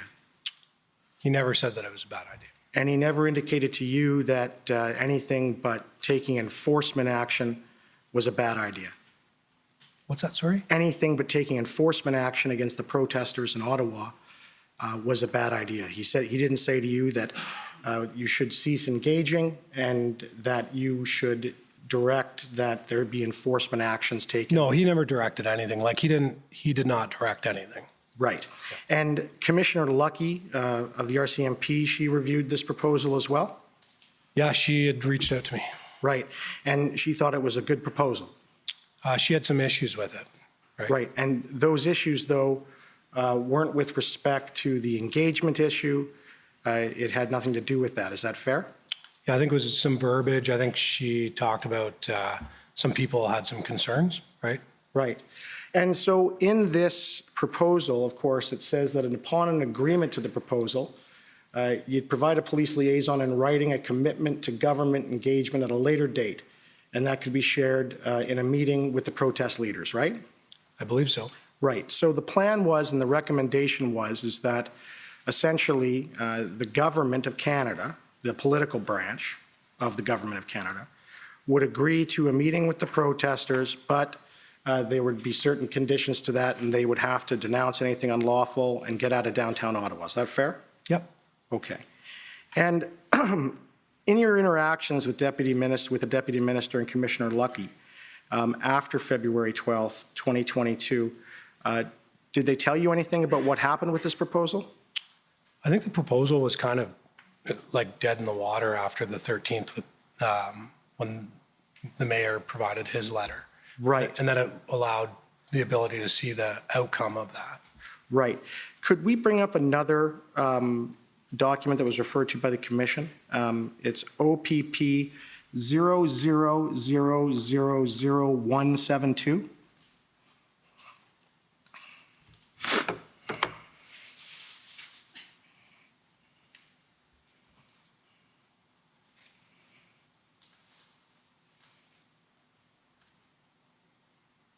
Now, I understand this is an email from the Deputy Minister of Public Safety, Rob Stewart, to you, right? Yes. Okay, and in the third sentence on the top paragraph, it says, "We have a big meeting this afternoon where this will be discussed, so I really need your input," right? Yes. All right. Did you know that that meeting was at 3:30 p.m. and that it was with Cabinet and it was the incident response group of the political executive meeting and that your proposal was provided to them? No. Okay. It was. I can tell you that. And then they invoked the Emergencies Act. Thank you. Okay, thank you. Next, the Ottawa Police Service.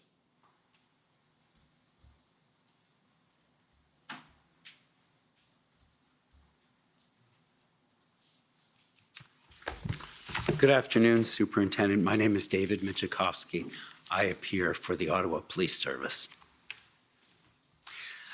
Superintendent, I understand from your evidence earlier that the PLTs came about after Ipperwash and an inquiry that was held at that time as after Ipperwash. Is that correct? Yes, I believe that the Aboriginal Relations team was before the inquiry.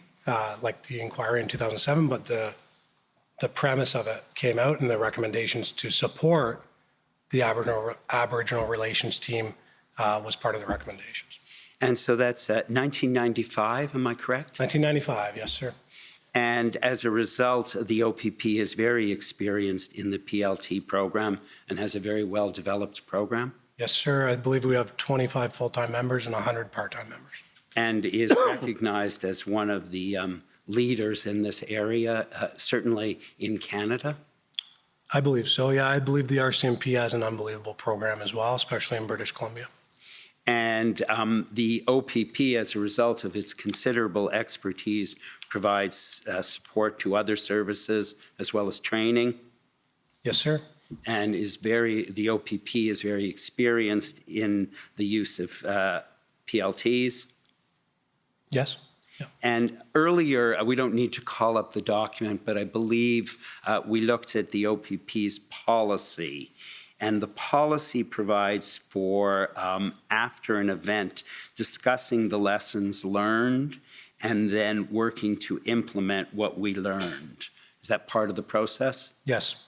And so the OPP continues to learn after every event, even with its vast experience, it learns more. Yeah, absolutely. Every event is different. And not all police services, you'll agree with me, obviously have the same level of training and expertise as does the OPP when it comes to the use of PLTs. Yes, sir. And you're aware that since this event, the OPS have augmented their commitment to PLTs? Sorry, say that again. That since this event in Ottawa, that the OPS have augmented their commitment to PLTs. I understand that. Yeah, someone had said that to me. Right. And they have a lot more of them, more training. Yeah, I'm not exactly sure the intricate details, sir, but I had heard that. Okay. Superintendent, I noticed when I was reviewing the notes of various OPP officers, there was a Staff Sergeant Lisa Nichols. Nichols, is that the name? I have no idea. Okay, and so what I noticed in her notes, and I just wonder whether you are aware of it, that she indicates that she reviewed OPS's plans and that she met with OPS regularly. Were you aware of that? I don't know who she is, sir. Okay.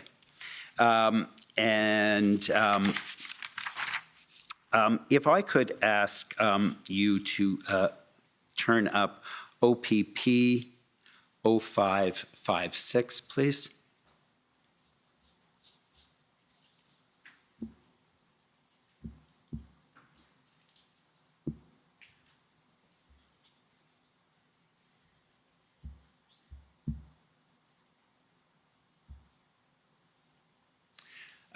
Thank you very much. So if you need to, this is an email from you, Superintendent, to Giselle, to Gary Maracle and Giselle Walker and various other individuals. And I'll scroll to the bottom so you can get the context.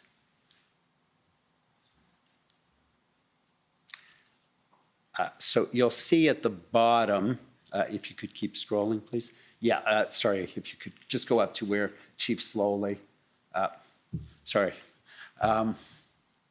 Yeah, stop. Sorry, if you could go down. You'll see this is an email from Chief Sloly, and he talks about the purpose of the command briefing that morning and what he wants to happen. And then if you scroll up above that email, you'll see Jason Unan sends an email to Superintendent Alakis and Abrams about the plans to address Chief Sloly's message below, and says, I'm very concerned at the scope and intensity of the chief's messaging and his impact on Ottawa police members and supporting agencies. And then if you go above that, you'll see you've indicated some potential concerns about that.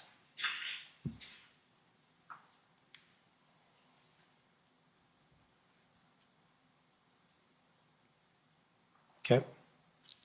And so I guess you had some concerns about Chief Sloly's messaging and what he wanted to happen at that time. Is that correct? Well, I see I will attempt to expedite the PLT package. So ultimately, I was just trying to provide, I believe it turned out to be an 8 or 9 page document. So that way OPS had a better understanding of how to utilize PLT, recognizing that Dr. Collins will be putting together a negotiation plan. Right? Right. And so you indicated that you had some concerns about what was happening. And your concerns, I guess, were with respect to what involvement PLT would have in that process. Yeah, basically how it would roll out for PLT. Okay. Yeah. Thank you very much. I have no further questions. Thank you. Thank you.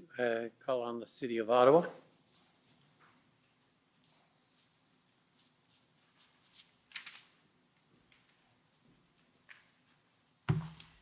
Good afternoon, Acting Superintendent Alyssa Tompkins for the City of Ottawa. Luckily for everyone, most of the issues I was going to canvass with you have already been covered. So I'm just going to take you to one document, and it's OPP, I think 50529.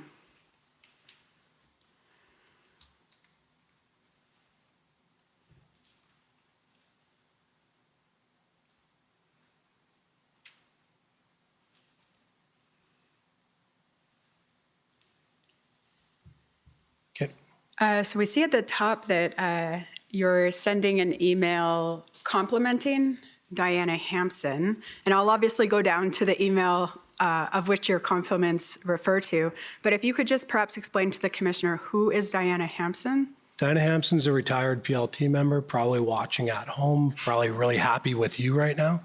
And this is from Dave Springer, actually, to myself, Giselle Walker, and I believe, or Giselle might have forwarded it to me, but just talking about the email Diana sent earlier this afternoon serves as an example of her dedication and pride to ensure the right thing is getting done whenever possible.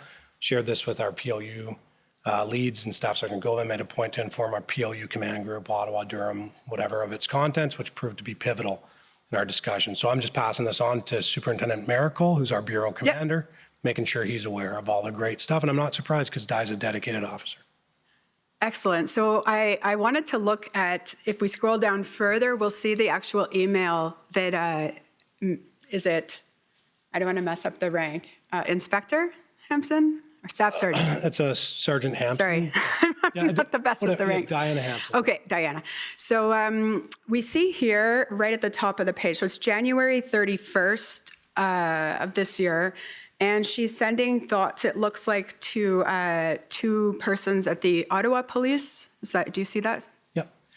And she provides advice based on experience. And I just wanted to take you through some of them and get you to confirm whether it's consistent with your own experience. Sounds good.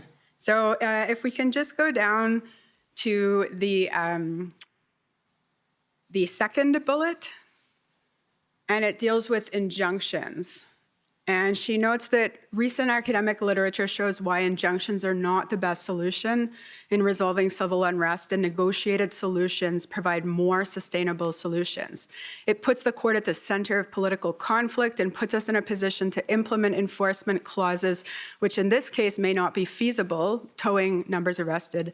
Judicial will impede ability to mediate and negotiate towards resolution. So is this consistent with your own experience? So when it comes to injunctions, sometimes there is issues when it comes to enforcement and all that stuff. I don't know the academic literature in which she's citing. I sometimes in more complex situations, I really like the idea of injunctions as it really takes the guesswork out of what's too far and what's not too far ultimately, and then it allows us to do our job with clear direction. Yeah, and just to go to the 5th bullet, our experience in civil injunctions serve to inflame the group. They burn them on delivery, ignore them, and force police to use contempt arrest authority where charges are eventually dropped. Our CMP and BC at the Wet'suwet'en event have had some success with conditions imposed.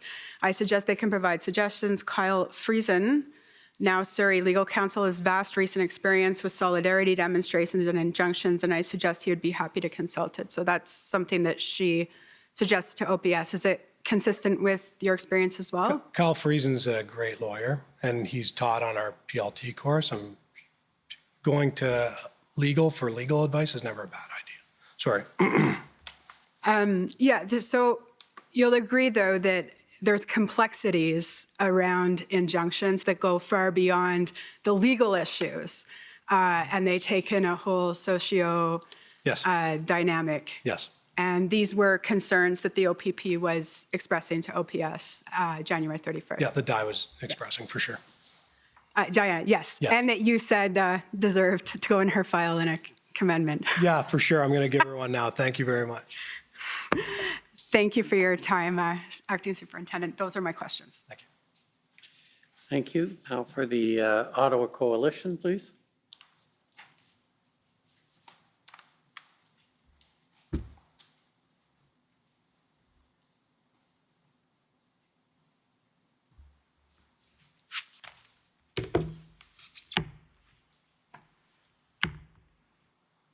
Merci, Monsieur le Commissaire. Good afternoon. My name is Emily Tamman. I represent the Coalition of Ottawa Residents and Businesses. I just have 2 areas that I'd like to go over with you this afternoon, if I may. And the first has to do with something we've heard a bit about over the course of this inquiry to date, and that has to do with the what occurred at Coventry Road on February the 6th. And you indicated that the PLT had negotiated an agreement with protesters at Coventry Road to remove fuel from that location, right? Yes, ma'am. And that you were frustrated or disappointed that the OPS POU undermined that trust that was being built by arresting protesters who had left Coventry with fuel in accordance with the agreement that had been negotiated. Is that accurate? Yeah, I thought it was a mistake that could potentially impact down the road. Yeah. So what was your understanding of where the fuel would be going when that agreement was negotiated? I didn't have an understanding of where the fuel was going. The information that was relayed to me was that they needed to remove the fuel from the area or they would be arrested. But you didn't understand that the convoy participants would be taking that fuel from sort of the periphery of downtown and into the red zone, did you? No. In your view, would it have been consistent with the agreement to take the fuel from Coventry Road and bring it, essentially bring like literal fuel into a literal fire in the core of downtown Ottawa? Would it be consistent with what I thought the agreement was? Yeah. So I wasn't there for the agreement. My understanding of what the negotiated agreement was that they were asked to get them to remove the fuel, right? Mm-hmm. Or they would be arrested. Okay. And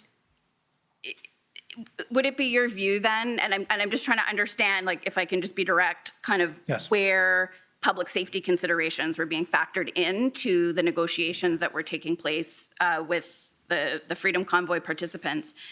And I'm just wondering, in your view, what would have been the preferred way of preventing that fuel from ending up in the core of downtown? So I'm not against preventing the fuel from going downtown. I'm against breaking trust when it comes to a program that's there to build trust and has a very important role in keeping trust for the safety of communities.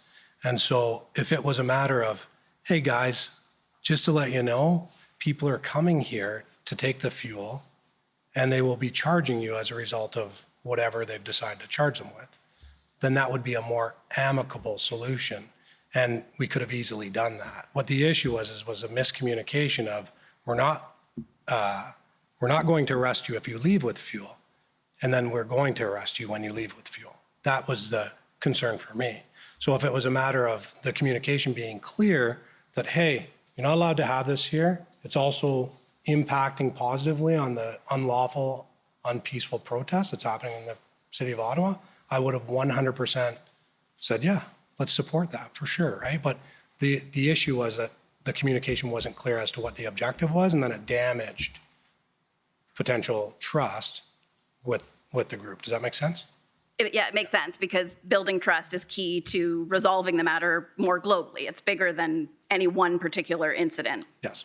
Right. But would you agree then that there was maybe a communication failure on a number of different levels, that perhaps the agreement that was negotiated with the convoy protesters itself was deficient in some way, if it actually permitted them to leave Coventry Road with fuel?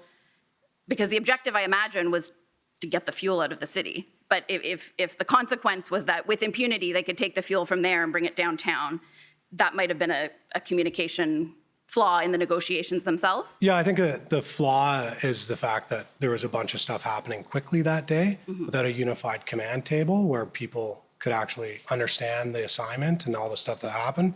And in the event that, you know, there's miscommunication, it's because people aren't there for the conversations, right? And so if an incident commander who is in charge of it, and he says, this is what I need you to do, and then you go and do it, and then it impacts a program area, then there's a problem. Right, right. And I think it's important for us to understand that so that we can prevent making these kinds of mistakes in the future. Absolutely. So I'd like to ask you a couple of questions about the framework that you discussed, the NACP framework, and it has an OPP kind of equivalent, I guess. Is that right? Yes. And you'd agree with me that that framework contemplates taking a flexible approach to demonstrations? Yeah, taking a measured approach, yes. Okay, a measured approach. And I'd like to ask you some questions about that as well. But would it be fair to say that there's no correct way? You have to adapt your implementation of the framework to the particular circumstances that are before you? Yeah, I think I use flexibility and the word nimble very often in my conversations, yeah. And so I won't ask the document to come up, but we looked at it earlier, and this is the national framework document. And certainly if you need to see it, let me know. But I'm just going to quote one part and ask for your comment on it. So it says, attention may also be paid to the community at large, who, while not directly involved, may be impacted by a demonstration or assembly. The measured approach recognizes the need to balance individual rights and freedoms, while also recognizing the rights of the general public, local residents, and businesses to a safe environment. Regular activities of the community at large may be periodically delayed or interrupted. Sorry. This is all being translated Thank you. and interpreted, so please slow down. Got it. Regular activities of the community at large may be periodically delayed or interrupted, and police should work to minimize those impacts when working with demonstrators. Does that sound accurate to you? Yes. But you understand that the residents of Ottawa didn't feel their community was peaceful, excuse me, or safe at pretty much any time during the Freedom Convoy occupation. Yes. And you may be aware that the former Ottawa Police Interim Chief Steve Bell testified yesterday about how the community was used as leverage, a leverage point with the Freedom Convoy to have their voices heard. Do you agree with that assessment? I don't understand. I didn't hear Deputy Chief Steve Bell, but So he talked about how, as I understood his evidence, and you can just tell me if you agree with this statement or not, okay. that the community was used, disruptions in the community were used as a leverage point with the government by the convoy to have their voices heard. In the sense that the more the community was inconvenienced or disturbed, the more leverage they felt they had with decision makers. Do you agree with that? Yeah, I'm not really too sure. I don't have an opinion on that, actually. Okay. So do you have any sense of why, for example, the persistent honking of horns would have been a tactic used by the convoy in the core of downtown? Oh, for sure. Yeah. And would you agree that that was likely to disturb people that lived in the vicinity? Okay, so you're asking me if I think that the citizens of Ottawa would be disturbed by all the stuff that's going on by the protesters? Yes, Yeah, I'm 100%. So the protest was unlawful, unpeaceful, unsafe. I've made that extremely clear. Mm-hmm. And yeah, 100% it would be horrible to be a citizen during that time. And in your view, based on the information that you have, do you think that was a side effect of what was happening, or it was a deliberate tactic? I don't know. You don't know? I don't know. I can't speak on behalf of the protesters. Sure. Okay. So you talked this morning about, I think you described it as a continuum analogous to a use of force continuum. Yes. Between negotiation at the one end and, if I understood you, tactical intervention on the other. Is that accurate? Yep. And you're trained to move more towards the tactical intervention side when the negotiations are no longer bearing fruit. Yes. So when you're determining whether and how quickly to move closer to that tactical end, would you agree that ongoing harm to the community is a factor that should be given significant weight? Absolutely. I think the issue here, right? So I think a lot of people probably would have been able to move in quicker had they had the means and the opportunity to do so.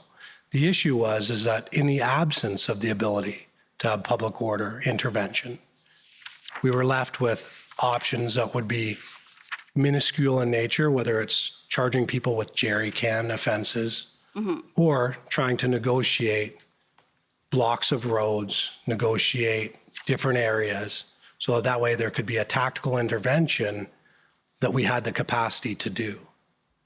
Right. And do you think it's fair to characterize fuel canisters downtown where there are open fires and fireworks to being deployed as minor infractions? No, I'm saying in the grand scheme of things, I don't think charging someone with a jerry can offense is going to open roads or get people to leave. Right, and in this context, essentially, it's your view that for whatever reason, be it resources or otherwise, it was a bit of an either or. What's that? As between enforcement of minor offenses, as you said, and putting an end to the occupation. It was an either or? Let me No, rephrase no. my... Okay, go ahead, sir. if you're implementing the national framework or the measured approach in a properly resourced environment where you're able to do everything that you want to do in dealing with a demonstration or occupation, would it be appropriate to deal with both the minor infractions and bringing an end to the negotiation? Or to the occupation, sorry? Yeah, for sure. Like ideally, obviously, the protest would be lawful, peaceful, safe, right? If I had a wish list, that would be one of my wishes for this, right? But that's not the case. And so at the end of the day, like there was certain things that could be done by police. And obviously there's an incident commander that definitely oversees a lot more than just PLT to take into consideration, right? Okay, thank you very much. Those are my questions. Yeah, thank you. Thank you. I'd like to call on the JCCF and Democracy Fund.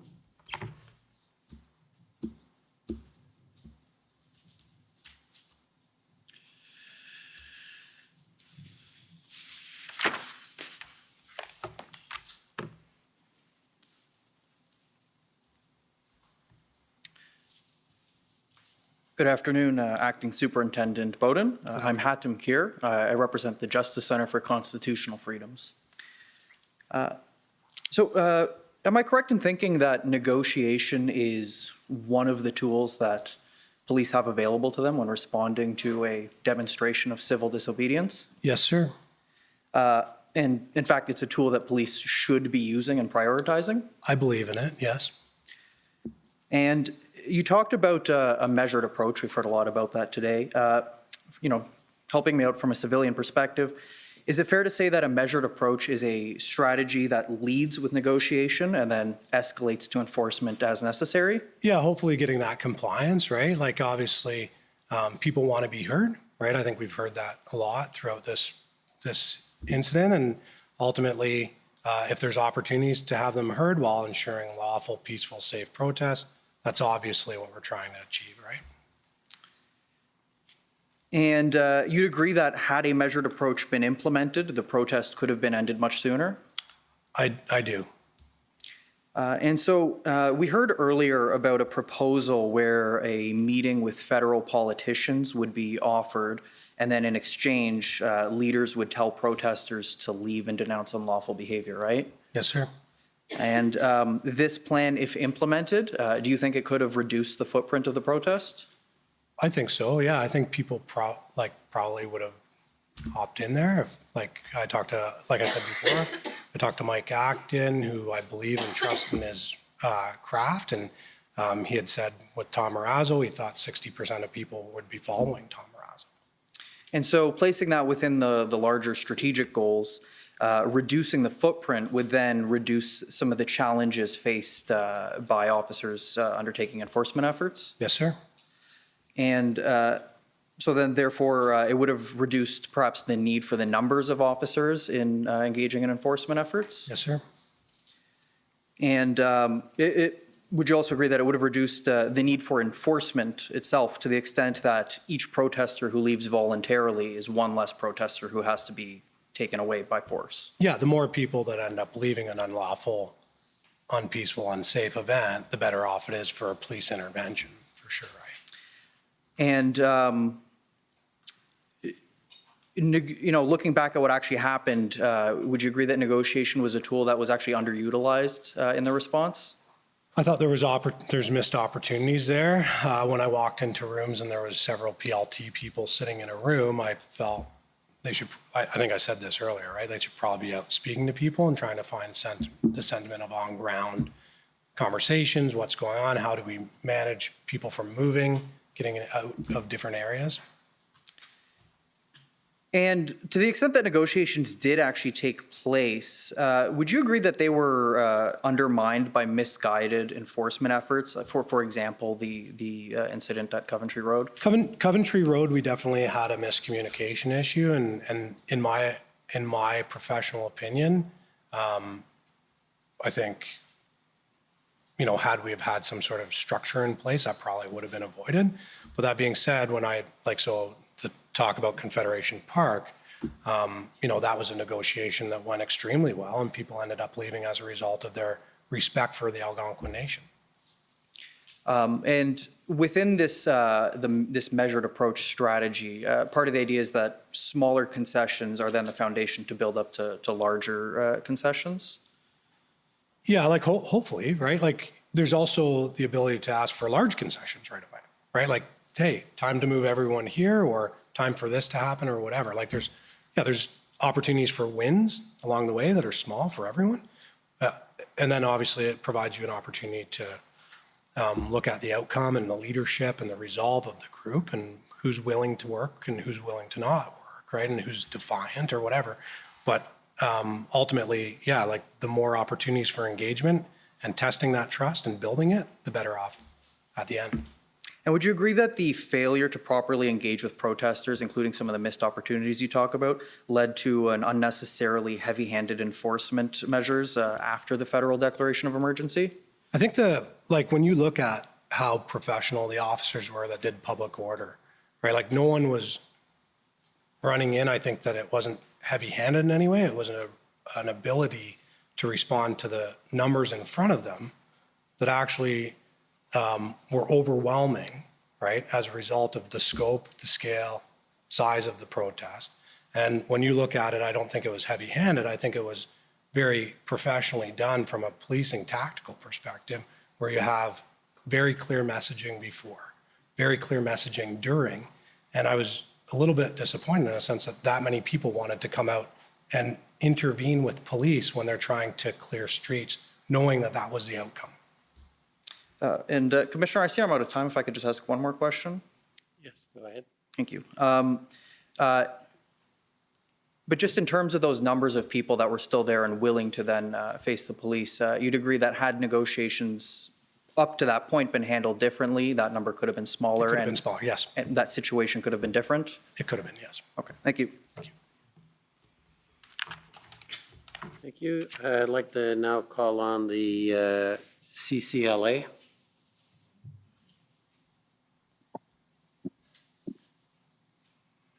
Good afternoon, Superintendent Beaudin. I'm on Zoom. I don't know if you can you see me? Yes, I can. Okay. I just have a few questions for you. And I only have 5 minutes to ask them, so I will be brief. My name's Kara Zwiebel. I am counsel for the Canadian Civil Liberties Association. You mentioned when you were being questioned by Commission Counsel, you talked about the so-called separation of church and state. So the interference, the concern about political interference. Can you just expand a little bit about sort of the specific concerns that you have around that? So I didn't have specific concerns about church and state. I think in the document itself, Commissioner Lucky had concerns with the appearance of the government directing police, right? And my conversations with Deputy Minister Stewart, he did not direct me in any way. He was not overstepping. I'm sorry. My question wasn't clear. I didn't mean political interference in this instance. I mean, generally, what is the concern about the police, about political level individuals interfering in police operations? Yeah, like obviously it just shouldn't happen. Like it looks at, like, for example, look at Ipperwash, right? And the issues that happened there as a result of comments made by government to that point. Okay, so there's a concern about the politicization of something that should be a policing matter between police and community. Okay. Yes. Now, you were asked about the negotiations with the city of Ottawa. Did you have concerns there that there was, negotiations that the city of Ottawa was engaged in with protesters, that, there was this potential deal to try and move some cars out of the residential areas? Did you have concerns about political involvement at that level? I think they were asked by OPS PLT, I believe. Okay, so it was an instance where the police... Yeah, I think it was like, okay, we aren't, like we are in a stuck position here, or stalemate, and how do we get some traction with negotiation, right? Okay. And so I know we've covered the correspondence that you had with the Deputy Minister Stewart at the federal level. Did you have any contact with provincial political officials or deputy ministers related to negotiations with protesters or anything that might be offered by the provincial government that could be seen as a win for protesters? I did not have any conversations with anyone that would be a deputy minister or minister. I had a conversation at one point, I believe it was a Friday night, around the Windsor Bridge, offering basically a letter. I'm not exactly sure how that came to me, but I was invited to a meeting. It was someone in the provincial government, and they had ultimately asked for a letter to go out to the protesters, and it was coordinated through Carrie Van Beek, and so an inspector in the OPP, and ultimately what that letter may look like, and then it went to the protesters the day before, the night before, police action or intervention in Windsor. Okay, so there was some provincial involvement in terms of the Windsor Ambassador Bridge blockade, but nothing that you're aware of with respect to the situation in Ottawa? Nothing that I was aware of in the city of Ottawa, no. Okay, thank you so much. Those are all my questions. Thank you. Okay, thank you. Next is the OPP. Okay, any re-examination? None, Commissioner. Okay, I just have one question, and you may not be able to answer it, but you were involved in the, if I can call it, the end piece when they ended the protest and police involvement, and you were involved with the PLTs at that time? Yes, sir. Was there any option offered at that time for continued lawful demonstration? In other words, if people, and assuming there were demonstrators who wanted to continue a lawful demonstration because their aims had not been yet achieved, was there an option made available to them somewhere, some way to do that? I think during it, sir, like there was opportunities every day for people to take part in lawful, peaceful, safe demonstrations, and throughout it, there was not people saying, okay, let's go and we're going to go here. And so when people were leaving, right? So not everyone got arrested, right? Like you can go anywhere, but you just can't be on the street here, right? So if you'd like, walk that way, go over there, whatever. And if someone wanted to set up on wherever, I'm sure there would potentially be an intervention or whatever, or a conversation or whatever. But as long as it was lawful, peaceful, safe, I don't really know if anyone would have done anything about it. But that being said, I understand that it was such a dire need to clear and regain those streets that they need to return it to a state of normalcy. Yeah, I'm just trying to understand, and I appreciate what you say about the ongoing, but I'm just, and you may not know the answer, but as I understand, there was a sort of an exclusion zone created. Yes. And people couldn't go in except certain individuals. Yes. And what was the final direction to people? Was it you have to leave the zone? I'm talking about the final days when there was action. Was it at that point there would be action, you had to leave the zone, the protest was over, or was there an offer of something? Yeah, it was basically you had to leave the zone. So there were stronghold areas, right? Like areas where they were in defensible position, where there was a variety of different trucks, cars, whatever, parked, right? So the objective, I believe, for that day, and the public order guys will probably be able to tell you more, was to ensure that that was all cleared and take back that space and return the city to a state of normalcy. There was no, like, I don't know exactly where people were directed to go, but they just couldn't be in those areas that were being cleared, right? And so my concern for that day, it was -22, we were in a windstorm. And, you know, from a humanitarian perspective, I was hoping that we had a warm bus for people to go on to so that way no one's freezing to death if they slip around the corner, right? And so outside of that, I don't exactly know what considerations were put into place other than providing an egress route for people to leave. Okay, thank you. That's very helpful. Thank you for your testimony and for coming to the commission, and thank you for your work. We're going to take the afternoon break. You're free to go. Thank you. And we'll take 15 minutes and come back with, I believe it's a new witness. Okay. The commission is in recess for 15 minutes. La commission est levée pour 15 minutes.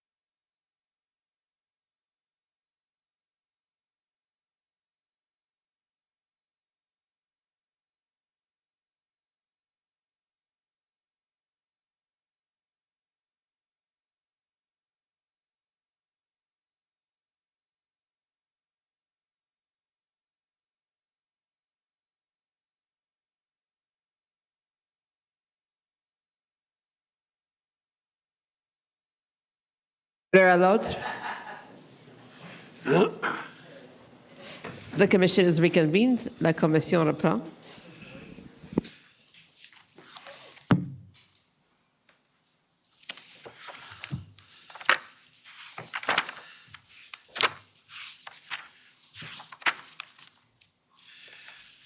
Okay, good afternoon.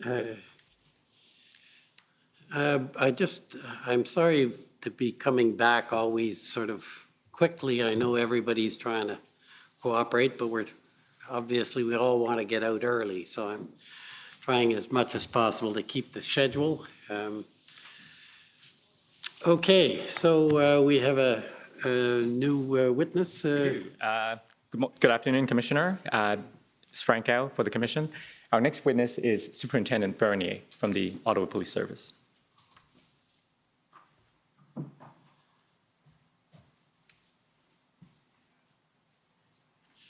Good afternoon.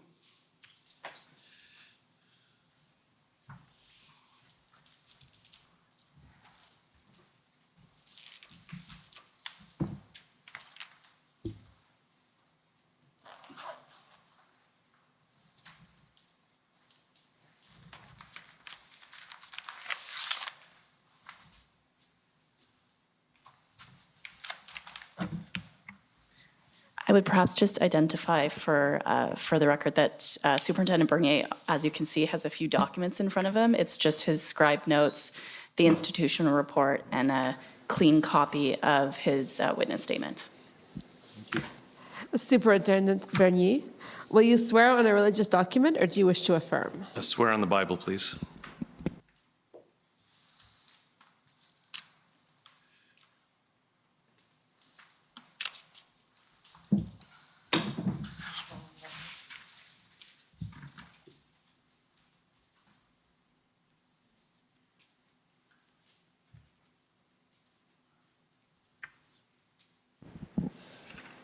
For the record, please state your full name and spell it out. Robert Bernier, R-O-B-E-R-T, B-E-R-N-I-E-R. Do you swear that the evidence to be given by you to this commission shall be the truth, the whole truth, and nothing but the truth so help you God? I swear. Thank you.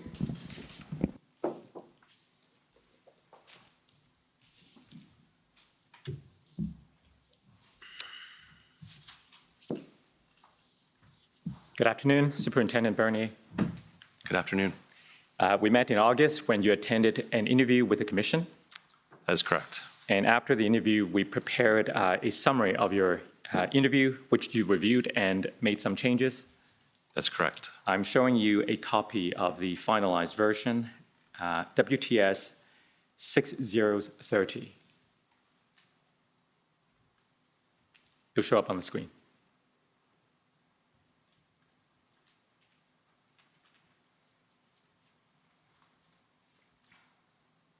So this is the document that you've reviewed and approved. If you like, we can scroll down a little for you to confirm. Could you scroll down a bit, please? Yes. If you can go back up a little bit more, please. Okay, a little further down, please. Some more down.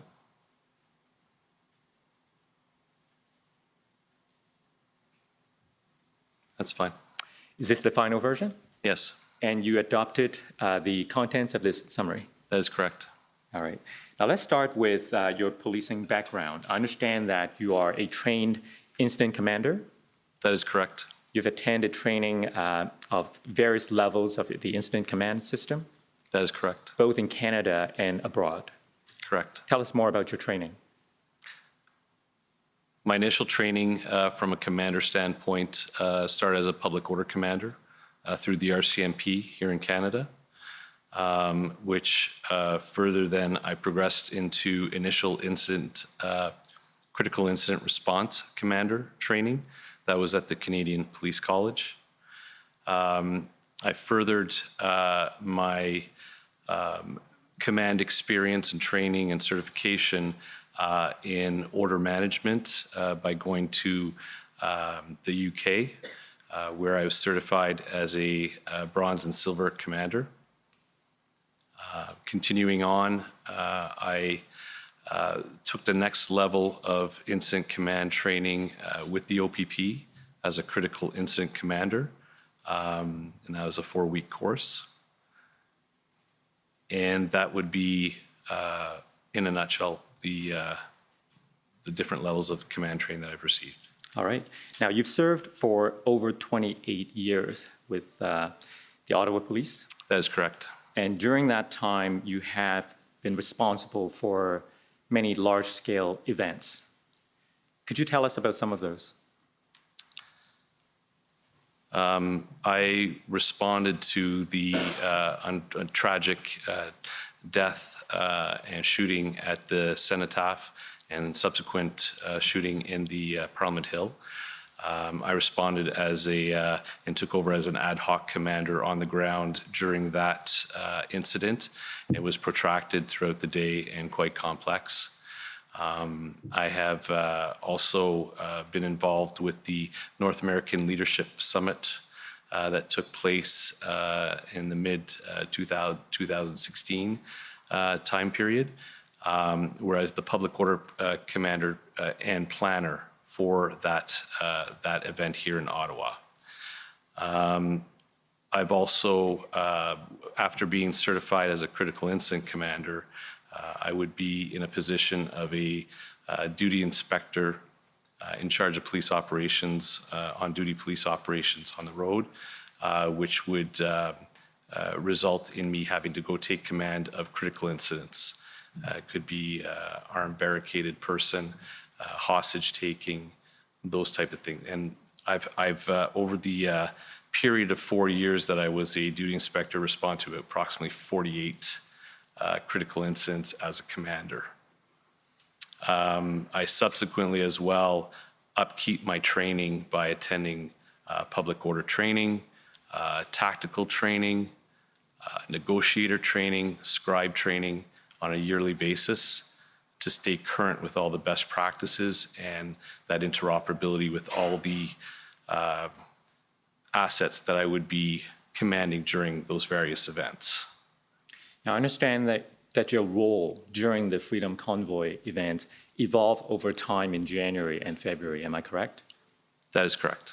So in mid-January, you were the inspector in charge of the information unit at the OPS. At that time period, I was the inspector of the communications branch. Right. Was that part of the information directorate? That is correct. And then you became a commander in the Service Command Center?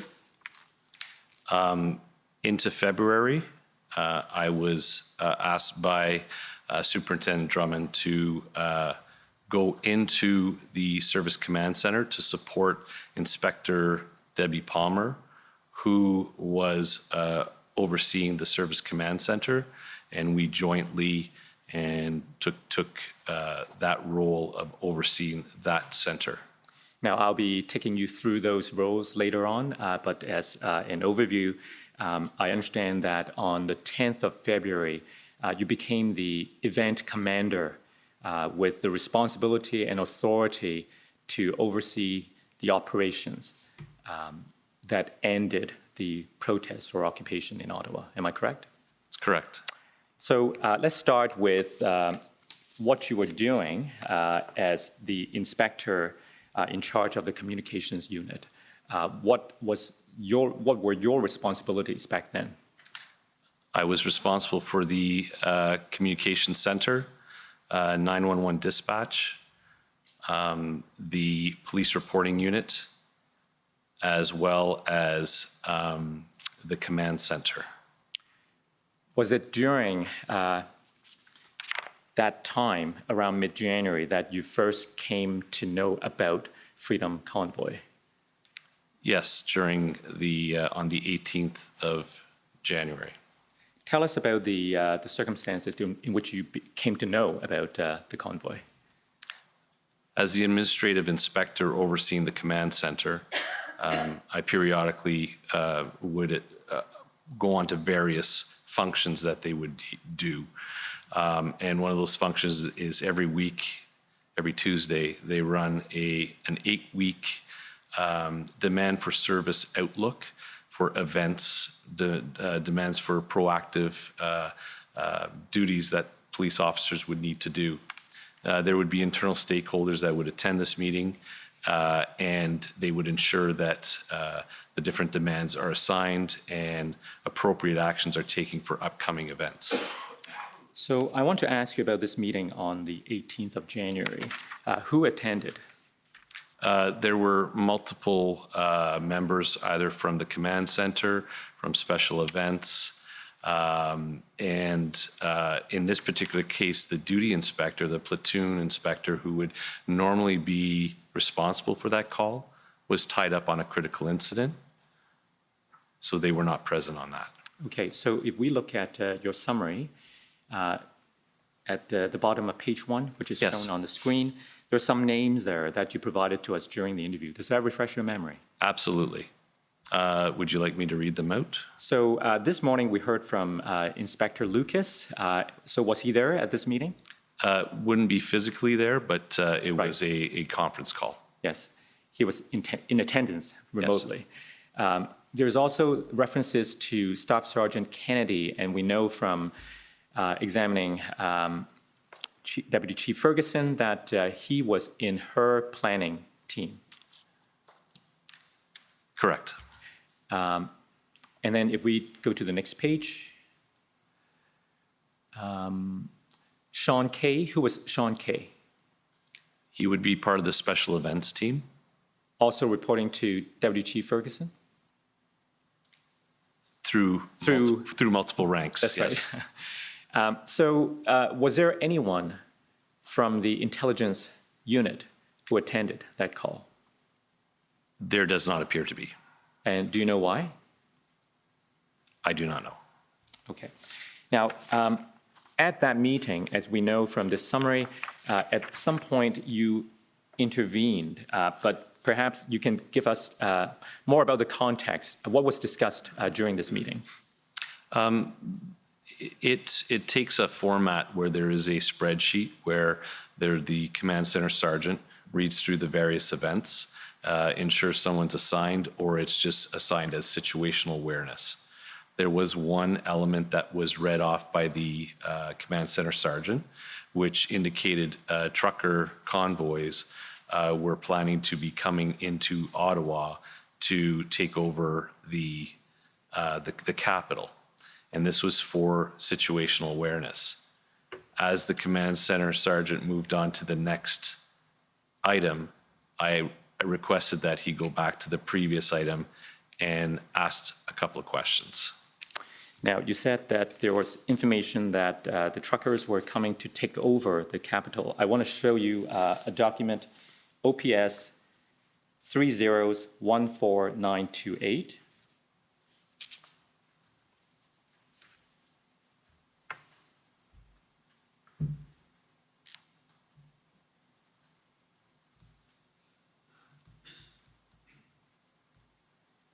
I think we'll see that the title of this document says Command Center 8-Week DFSS Review. And I'm going to ask you what that means. DFS is the demands for service and review of the demands for service coming up in the next 8 weeks. Oh, okay. Is there a way for us to rotate it? Okay, so that's what this document is. If we go to page 5, please.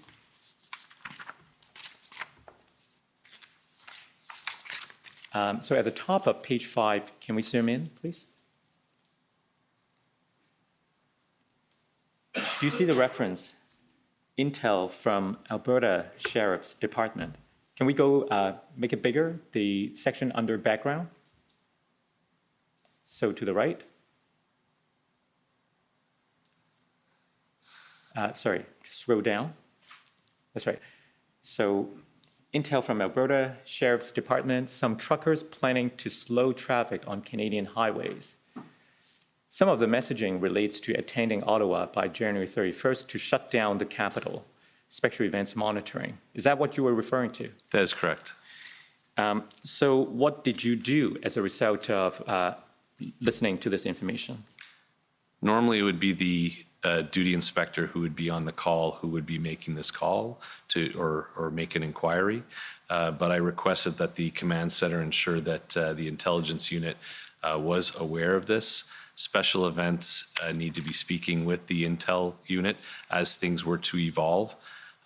Given this was perhaps anywhere from 20 plus days away, it would be prudent to get a line of sight as to start making decisions and perhaps planning if required for this event, and that to ensure that all the platoon duty inspectors were aware of this event that was potentially coming. Now, if we go back to the your summary, WTS 6030. Did you talk to anyone else after this meeting? If I may refer to. Yes.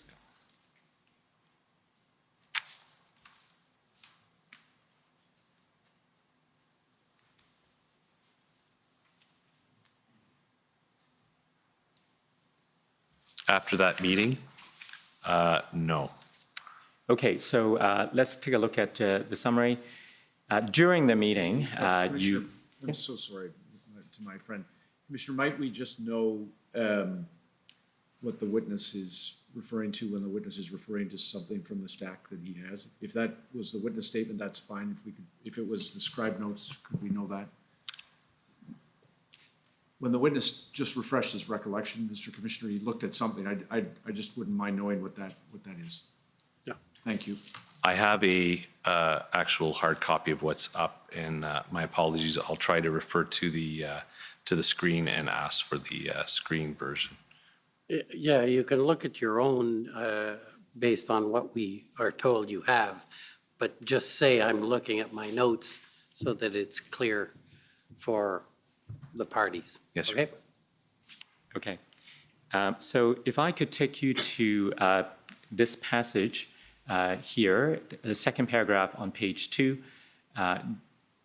During the call, the presenter stated that the Freedom Convoy was traveling across Canada. And then if we go to the fourth line, Bernier intervened and stressed that OPS needed to start preparing for the Freedom Convoy and making decisions now. He asked that the OPS Intelligence Directorate knew about what the OPS Intelligence Directorate knew about the Freedom Convoy, stated that the Intelligence Directorate and the Special Events Team needed to become engaged in planning for the Freedom Convoy. Does that refresh your memory? Yes. Now, we saw from an earlier document that Sergeant Kennedy was at this meeting. Are you aware of any actions that Kennedy took after this meeting? I would leave it in the hands of the people who were on the call and the command center to follow up with the direction as well. It would be now in the hands of the people who take care of those duties. Okay. Now, at some point, I understand that you came to learn about what's called Hendon reports. Yes, sir. When did you first learn about the Hendon reports? January 27th. And how did you come to know about them? For the first time, I attended a Hendon conference call and then further received the Hendon report. And did you read the report dated January 27th? I did. What was your reaction upon reading that report? It was the first time that I had seen such a report. It's quite comprehensive with input from, and I'm combining a bit of the two because I attended the Hendon call first and then had the ability to see the report. There's a lot of people from law enforcement agencies from across the country who would be feeding into this report. I want to take you to the Handon report now, the 27th, which you said you read, OPP 401331.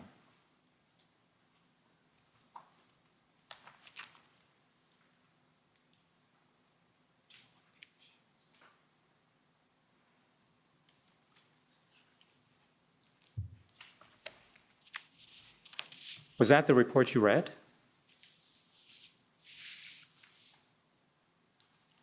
It appears to be yes. Now, in your summary, in the interview you attended, you told us that you became concerned after reading this report that the Freedom Convoy could cause serious disorder in the city. Specifically, you observed that the Handon reports indicated that protesters were planning to stay in Ottawa until their demands were met. Was there anything else in this report that caused you concern? It's the totality of the report. There's various elements that it was very, like I mentioned, this is the first time that I ever saw such a thing as a Handon report. And around demonstrations, usually we would not get such a comprehensive report regarding demonstrations. So the information that was contained in here was something that was relatively new to me and caused me to be concerned. Okay, if we go back now to your summary, WTS 6030. If we go to page 3, please.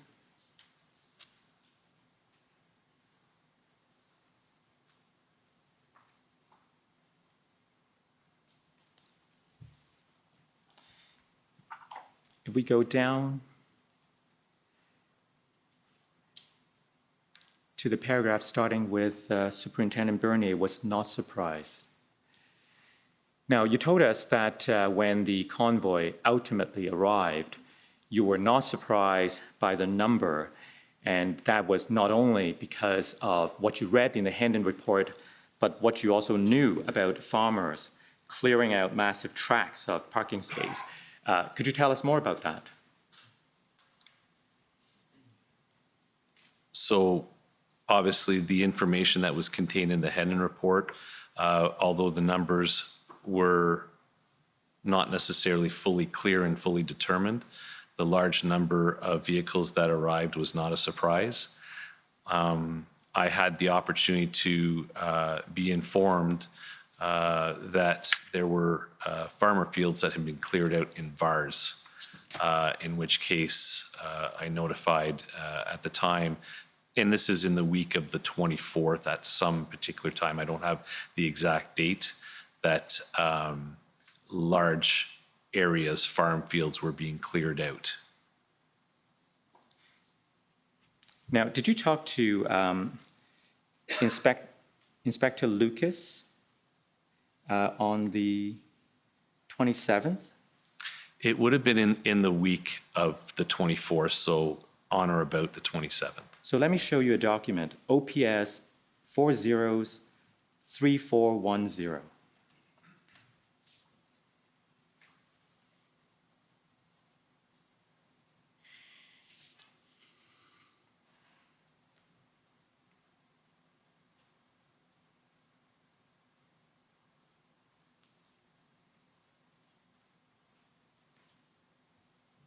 So this is a chain of email. If we go to the bottom.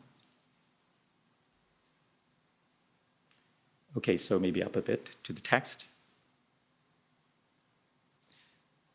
So it started as an email from Michael Kudrasov to Stephen Williams. Who is Stephen Williams? Stephen Williams is a officer that works in the command center. Okay, if we go up. Following a request. So this is an email now from Stephen Williams to Russ Lucas and you, as well as replying to Louis Cavallo. Sorry, not replying, but included in the recipients. Hi, following a request to confirm that land was being cleared to allow trucks from the Freedom Trucks convoy to park up near Ottawa. I asked Constable Eldon to check 37 zone for this, and he sent the below information and photographs. So when we were further down below, we saw some photographs. I submit this for your information and attention as required. If we go up. Oh, that's the top. Okay, so can you tell us about this? Absolutely. So there are various notifications that were made, and the command center was able to support to be able to coordinate some officers to validate and verify where exactly the farm fields were cleared. And so this was, this email stated January the 27th. Did you speak to anyone else about your concerns after reading the Hendon report? I did in passing by, and once again, I have to say it's probably on or about the 27th, where I had in passing by a conversation with Inspector Lucas. No, I mean in addition to Lucas. Anyone else? Yes, with Superintendent Drummond. When was that? Do you remember? It would have been on the 27th. And what was his role at the time? I was reporting to Superintendent Drummond as the Superintendent of the Information Directorate. What was the nature of your conversation with him? Obviously, the concern, that the context of my concern is that was for our service, for what we might be faced with in the very near future. It would be concerning for our service, and that obviously I have concern for our teams that have to be prepared for that. How did he respond? Seemed to share the concern. Okay. Now, did you eventually receive the plan, any kind of operational plan or traffic plan before the arrival of the convoy? I'm not 100% sure whether it was before, because I believe they arrived slightly earlier, but it was on the 28th that I did receive one of the first plans that I received on that day, on the 28th of January. Yeah. So you received a plan on the 28th? Correct. Let me show you the document and see if that is the plan you received. OPP 404262.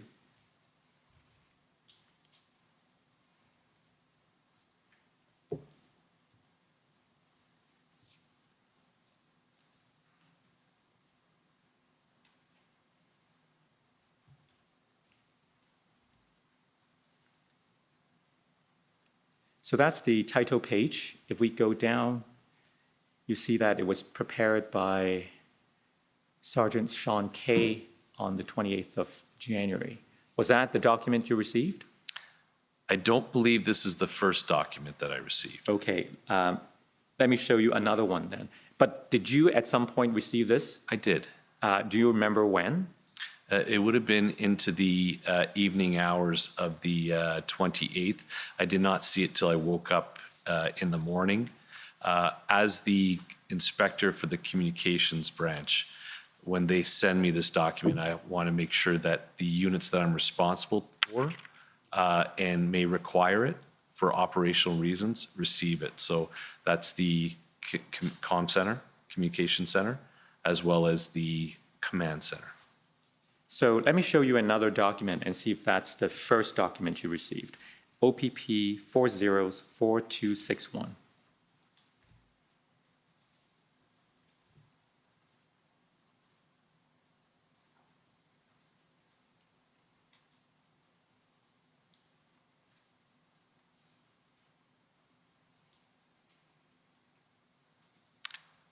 From the cover page, without seeing the full content, this appears to be the first plan that I would have received. Okay, so when did you receive this first plan? It would have been later in the day on the 28th. And what was your How did you react when you first saw this plan? Did you read it? I reviewed it to see if there was any implications to any of my sections or myself. And it appeared to be a traffic plan, what I would refer to as a traffic plan. Were you expecting a traffic plan at that time? It is not uncommon that as part of various events that there would be a traffic plan that would be accompanying a more overarching plan. Okay, so that was the first plan you received, and it was a traffic plan. Were you expecting something else? I didn't know at that time.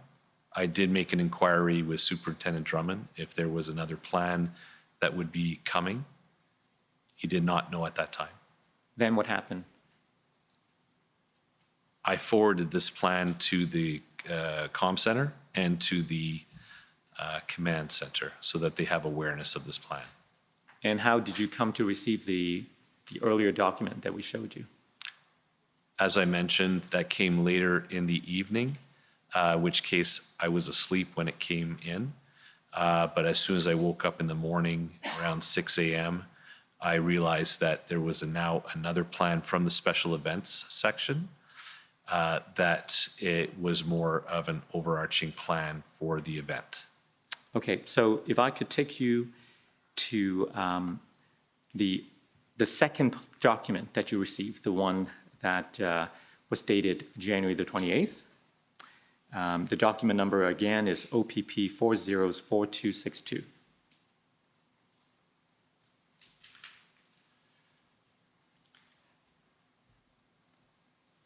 If I could take you to the threat assessment section.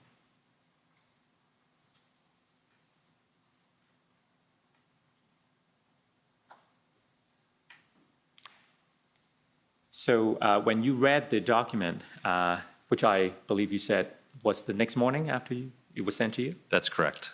Did you have an opportunity to read this part? Yes. And what was your assessment of this? It is a standard section that we would find in one of our operational plans, consistent with what would be there as part of the threat assessment from our intelligence unit. And did you have any concern? The concern was that having a day before viewed the Hendon report, which was an information intelligence report containing a lot of detail, there didn't seem to be elements of the Hendon information as part of the threat, or more so risk assessment. Now, if I could take you back to your interview summary. By now, Mr. Clerk will know the number well. And I want to take you to page 4 of your summary.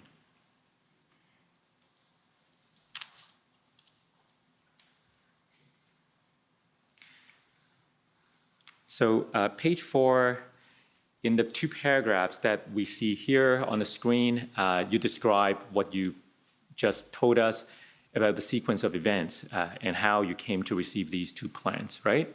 Correct. If we scroll back up, and so there's is also referenced your conversation with Superintendent Drummond on the 27th. I want to ask you something that you told us during the interview. On the 27th, when you spoke to Superintendent Drummond, you told him that there seemed to be a bizarre disconnect between the intelligence contained in Project Hendon reports and the OPS preparations. What did you mean by that, the bizarre disconnect? So on the 27th, I participated in a conference call with the Hendon Group, which was something I've done for the first time. That has never been part of my experience in the years of policing. It was quite an interesting experience having the collaboration of intelligence to that magnitude and the sharing of that information. Second of all, having received the Hendon report, which was a comprehensive intel or information report specific to what we were might be facing in Ottawa, And finally, there was a Teams meeting between Intelligence Special Events and the Information Directorate. Myself and Superintendent Drummond were invited to attend to listen to. So that all took place on the 27th. And when there was, that's an overwhelming amount of information for myself. There seemed to be a lot more than when we often get regarding these events. So that's where that notation of a bizarre disconnect is that there seems to be so much of this intelligence going around. How is it going to tie into our planning? So if we scroll down the page to the last paragraph on this page, around the middle there, do you see Superintendent Bernier was concerned that the plan appeared to be planning for a 2-day event because the Project Hendon reports indicated that protesters were intending to stay until the demands were met. Correct. Could you explain your concerns? At the point, and not being privy to all the planning from the planning team, as that is not the section that I'm working in, and perhaps other plans that may exist, that was the sentiment that I had at that time as to the what if. When you read the plans, both documents that you've received on the 28th and that you read on the 29th, did you see any contingency planning? So I didn't actually see contingency plans, but there was indication that plans existed. What were those indications? Appendix plans that would be attached to the overarching plan. Were they actually attached? I did not see them. So when you said indications, do you mean that, like the index or the table of contents referring to the existence of those plans? Correct. Okay. Let's move on to, well, so you got these on you read them on the 29th, and that would have been a Sunday, right? Sorry, a Saturday. Correct. And you said you were looking at the documents with a view to determining whether there was any references to you or your role? Correct. Why did you do that? It's good practice to do that, to make sure that there wasn't any requirements from either myself or any of our sections. And was there a role for you? No. Then what did you do? I was off for that weekend. I did have plans for the weekend. What were your plans? I was skiing. Okay. Did you go skiing? I did. I wouldn't ask you how the skiing went, but when did you come back? The Monday. And what did you find when you come back on Monday?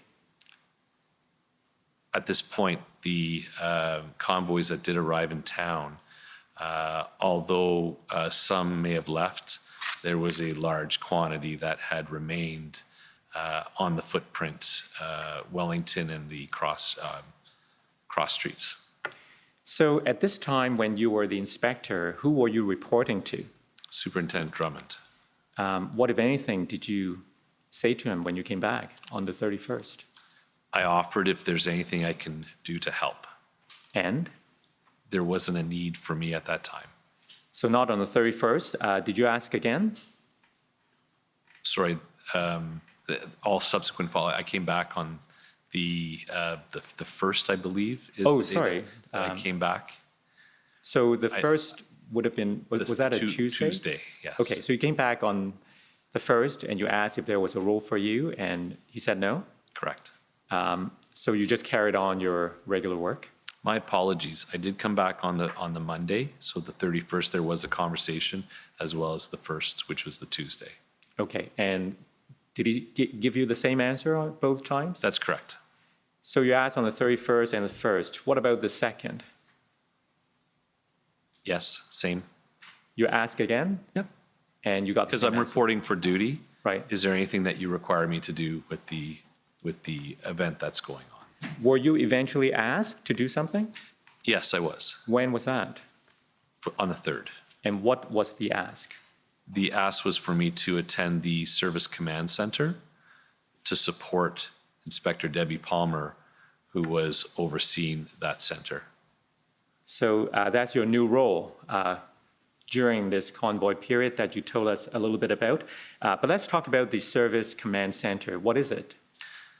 The Service Command Center is more so of a support center that supports the organization when we're dealing with extraordinary circumstances, such as a big event that has either become protracted, and that it supports the event, but also supports the rest of the business continuity of the organization to ensure that we maintain policing in the rest of Ottawa. So what was your role going to be now that you're assigned to the Service Command Center? Inspector Palmer had been working very long hours.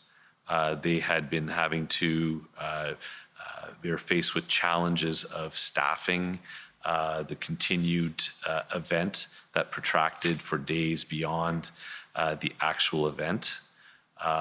And she needed some relief. So at the start, we both worked together so that I would have some time to get familiar with what was happening in there. And my role was to support her at the onset, with the expectation that we would be able to spell off and have a little bit better sustainability and able to get some rest. Right. Now, I understand through the interview we had with you before that while you were at the Service Command Center, you took a number of steps to try to improve the organizational response. And we can see those at the next page. But can you tell us what some of those steps were? So we can go back to the top of the page. Yeah. No, sorry, the top of page 6, yeah. You can also tell us from your memory what you did. Certainly.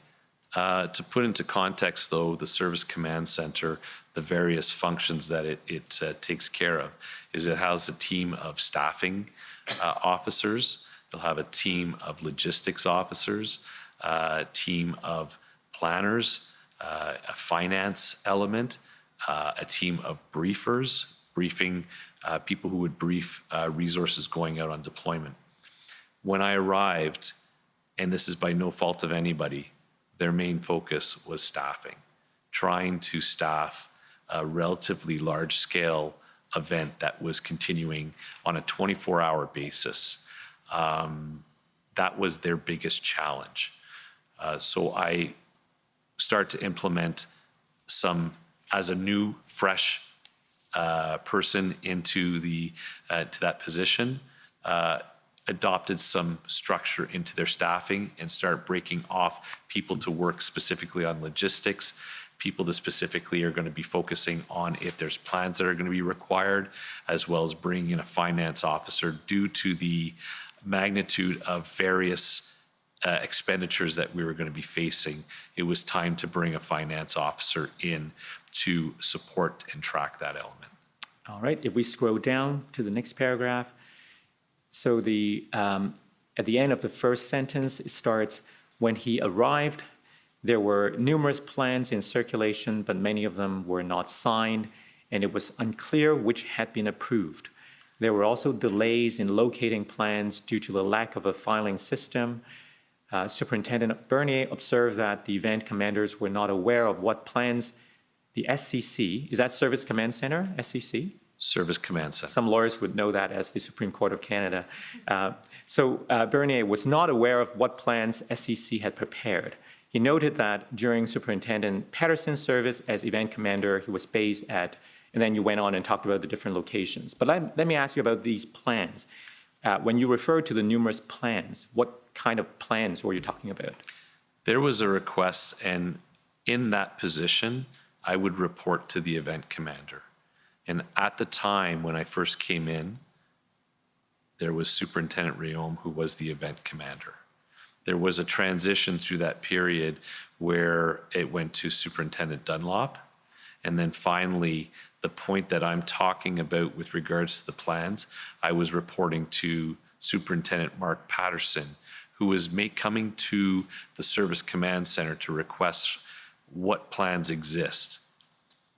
So as in my role, I tasked the planning team to find what plans are in existence and that had been approved. Because we have a new event commander, it would be prudent to be able to get them all together to present to the event commander for review.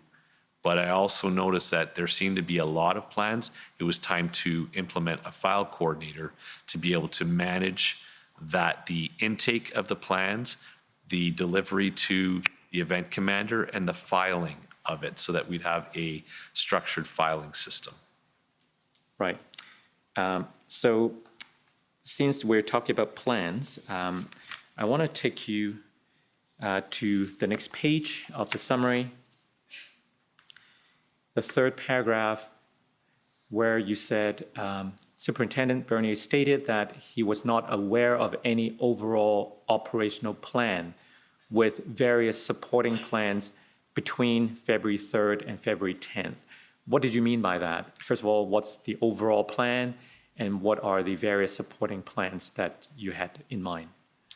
So the initial plans that we received was specific to the event on the weekend. I was not aware of any other plan that was developed that would now take us into the next phase, if I could call that now they are remaining and not leaving. There was no overall plan in place on, if I could use a term, end the occupation of the protesters in that area. Okay. And you spoke earlier about the changing event commanders. So I want to take you to another document, OPS 407898.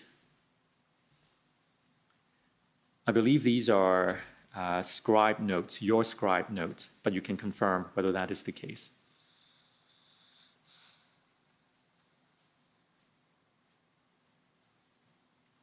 Are these scribe notes? Yes. What are scribe notes? So generally speaking, it is best practice, and I'm going to say actually critical, to when you're in a command position, that you have a scribe, which is a person who's trained to be a specific scribe for an incident commander, whose responsibility is to keep your notes.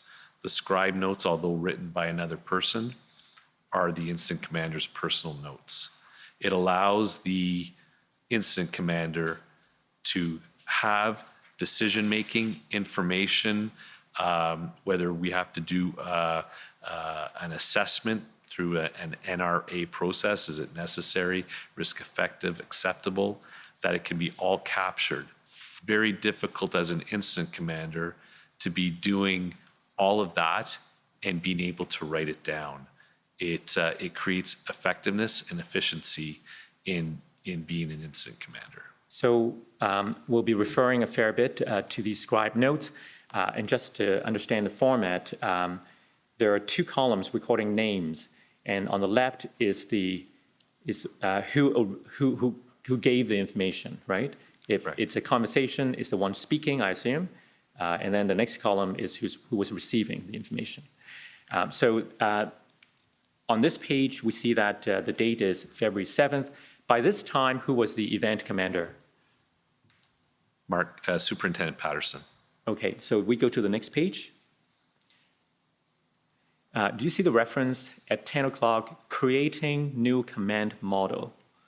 What is that about? So as the event commander, at this particular stage in his involvement, he wanted to adopt a new command structure under him. Okay, and then if we go down further, there are references to strategic, operational, tactical levels need to be managed. Was there some discussion about the command structure employed previously and what the OPS wanted to move to? You would have to speak to Superintendent Patterson to understand what he was doing at that time. My role at this time was not involving command of the event. I see. Okay, so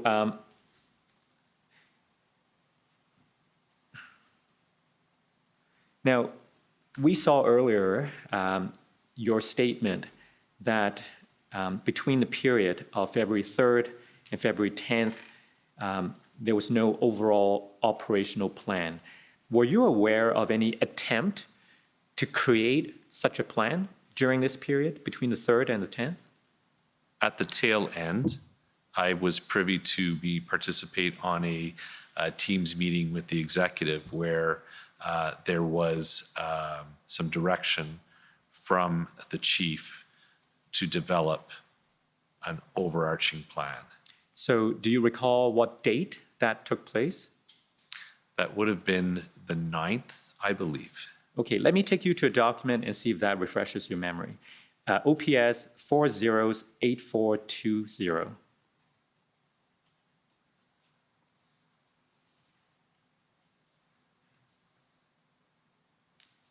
And I'm going to take you to page 6.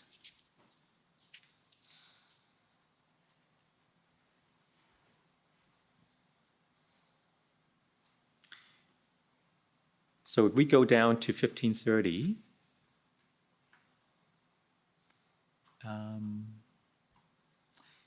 is this, okay, so do you see the reference? DC Ferguson expressed plans to create an 8-point plan and SMEAC based on chief's comments to media and command and present this SMEAC tonight to outside agencies. So a couple of things.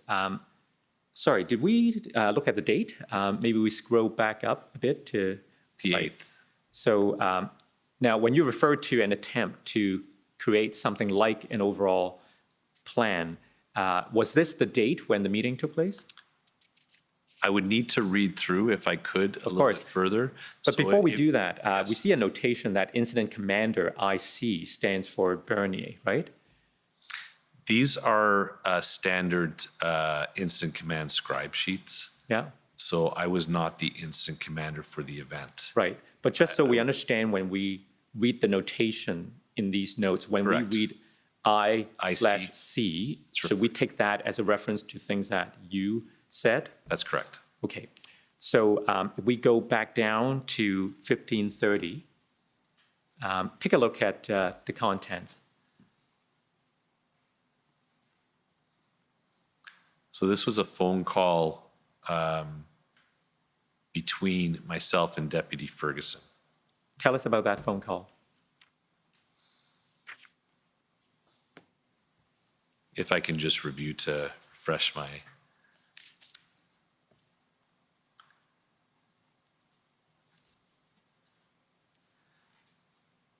So at this particular point, she was calling to look to have a plan made up. And my recommendation to the Deputy Ferguson, who at this point would be the strategic commander, I recommended that she go through Superintendent Patterson, who was the event commander. And they should have that discussion, and then the event commander could provide the direction for making up that plan through the Service Command Center. Right. Just to put this in context, we have heard from Deputy Chief Ferguson that February 8th was also the day when the integrated planning group arrived in Ottawa. And they had a meeting that day and the following day. So here, there's a reference to an 8-point plan, right? Now, there's also the word SMEAC. What does that mean? That is a term that's used in both planning and plan writing. SMEAC stands for Situation, Mission, Execution, Administration, Command and Control. So these notes suggest that Deputy Chief Ferguson wanted to create this 8-point plan, and it was based on the chief's comments, right?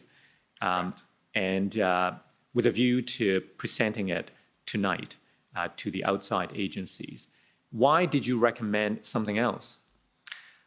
It was not necessarily recommending something else. It was recommending that this request should be coming from an operational command level, that if that was requested, that conversation should be going to the operational commander who will figure out the how to do it. So just so we understand, was she asking you to do something at this time? That was the impression from the phone call, that she was going directly to me to attempt to get a plan written, with her comments that outside agencies that are wanting to come in and help us need to see this plan. And you redirected her to the event commander, who was Patterson at the time. Reason being, it's best if the strategic and the operational level are aligned. Why were you so concerned about who should be developing the plan? And I take it it's your view that Patterson, who was the operational commander, should be doing that? So the request for the plan should be coming from the event commander. Okay.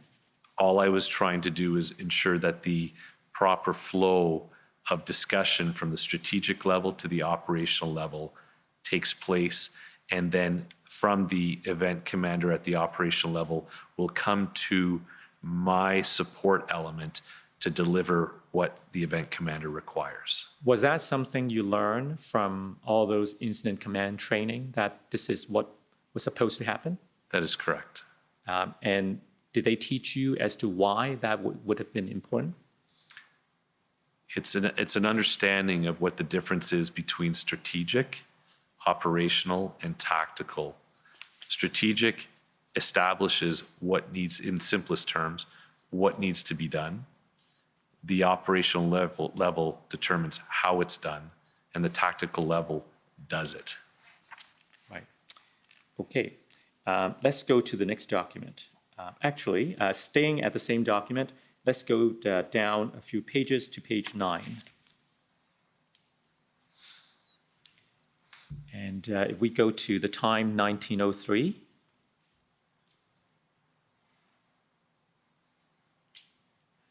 do you see the notation met with Big 12 commanders? They're asking for our plans, asking what the plan is to use these resources in Ottawa. And then we continue to the next page. OPS chief went public asking for 1790. Commanders need plan for phase 3. Commanders ask, why 1790? Where will they be deployed? What are they expected to do? Tell us your understanding, what this was referring to. This is very common, especially when you're dealing with large-scale events, multi-agency response. When the requests are made for services of another agency to come and support, whether it be the Ottawa Police Service, there should be a plan that outlines exactly how many of what type of resources you need to somewhat justify who is going to go and why they're going to be there. There are many questions here. Were these your questions or questions that others put to you? Like, where will they be deployed? What are they expected to do? Who's asking these questions? This was, could you scroll back up, please? So this is Superintendent Patterson that's speaking to me, or in the group, to the group of us, with what he's explained what he's learned. So I would imagine that following my conversation with Deputy Ferguson, she has had now a conversation with the event commander, and now the event commander is coming to make the ask. So they're asking for a plan. Was there a plan in existence at that time to show them? If we go back, this is what date again? This is the 8th? This is the 8th. There would not be one as that I would be familiar with, except for the original plan for the weekend event. Okay, now I'm going to take you to another plan, OPP 401889.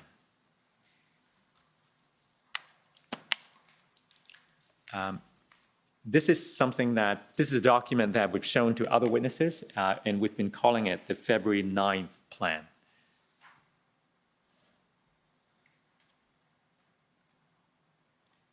Let's zoom out and take a look at the cover. Go back up, the title. It says version 3.0. Are you familiar with this document? I'm familiar that it exists, yes. So tell us more about it. As I mentioned, there was various direction given that a plan needed to be developed. That was an overarching plan that was going to support the numbers that were required from the ask from the chief, as well that was going to align with what he publicly announced as being his 8-point plan to resolve the situation. There were people who were requested to attend our central station at 474 Elgin, where they were to work on and develop a plan. Okay, I want to take you to the mission statement, which is section 2.1. I believe it's page 6.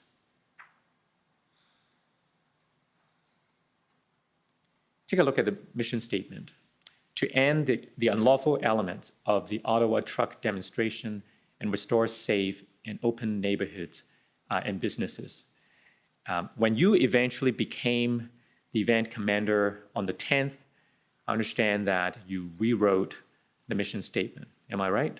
That's correct. So what is your view about the adequacy of this mission statement?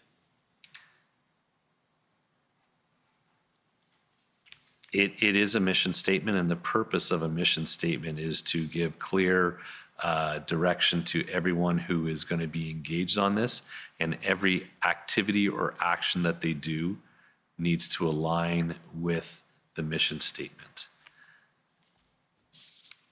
It is supposed to be short and concise. It is short and concise. It would not be a mission statement that I would write. Why not? There would be elements in there that I would want to make sure that are very clear, as you will find in the mission statement that I wrote. Okay. Apart from the mission statement, what else, if anything, in your view, was missing from this plan? Could you please scroll down a bit so I can just kind of review again from? Yes. Can you continue down, please? Continue down. Continue.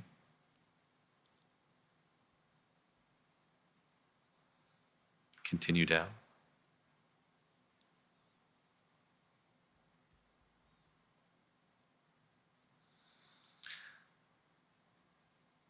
If I could please ask to go to the index. I believe there was an index on here. Let's go back up. The table of contents.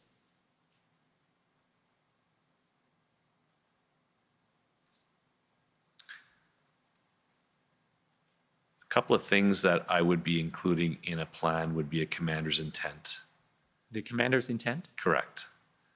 So that usually comes from the event commander, who explicitly sets out expectations based on the mission, what the expectations of all the people. So that is missing. Without dissecting it too much, there are elements that maybe are not in the right category.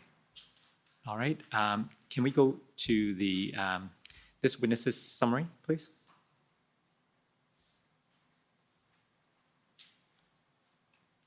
And if we go to page 8, that's right, the second paragraph. Go back. Yes. Superintendent Bernier received a copy of this plan on February 9th, which was titled Phase 2.1, version 3.0, Ottawa Truck Demo 22. The February 9th plan incorporated the organizational chart that Superintendent Bernier prepared. Did you prepare an organizational chart that went into this plan? I did. Okay. It also included tables listing the numbers required for maintenance staffing, enhanced staffing, and interdiction and enforcement staffing. So are these things that you have provided input into as they were organizing this plan?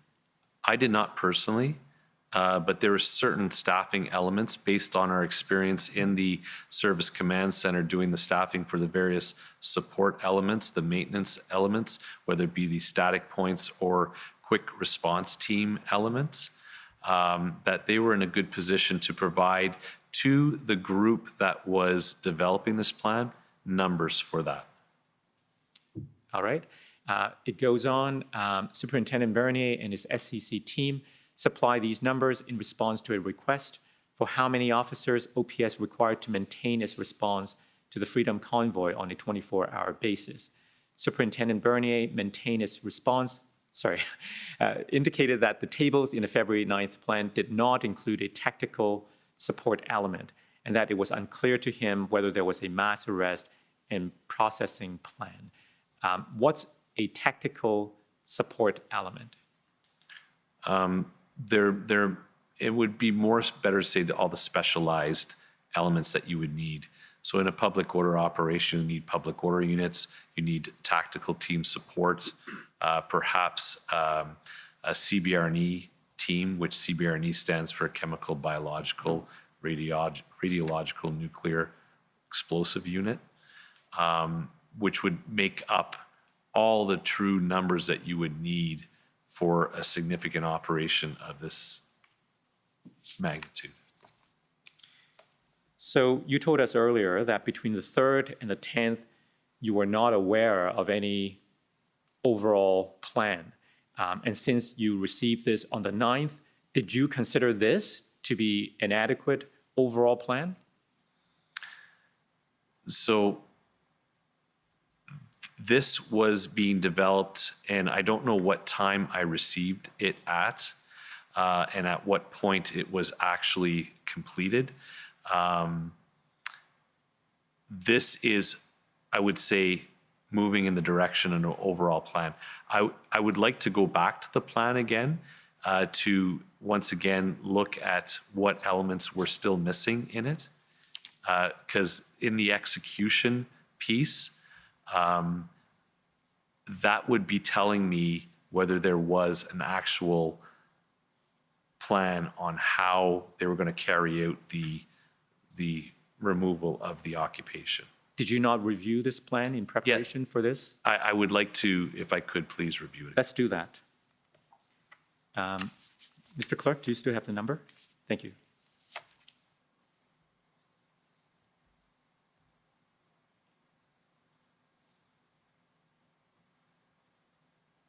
So if you can scroll down, please, if we could go to the execution.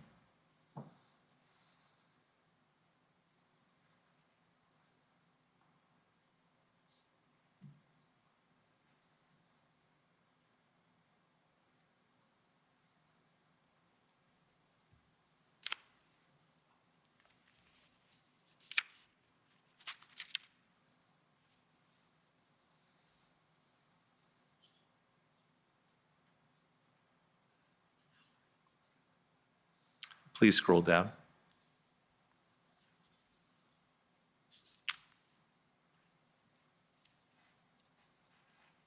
Please scroll down. The next page. Again to 3.2.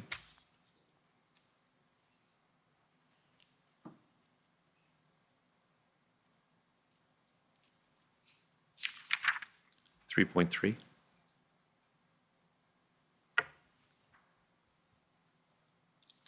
The next point, please.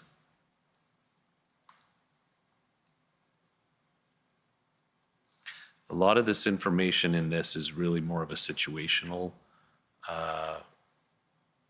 element versus how you were going to execute the plan. So if you were to ask me about whether this is an overall plan, there are missing elements. We talked about appendix plans or additional plans to support the overarching plan.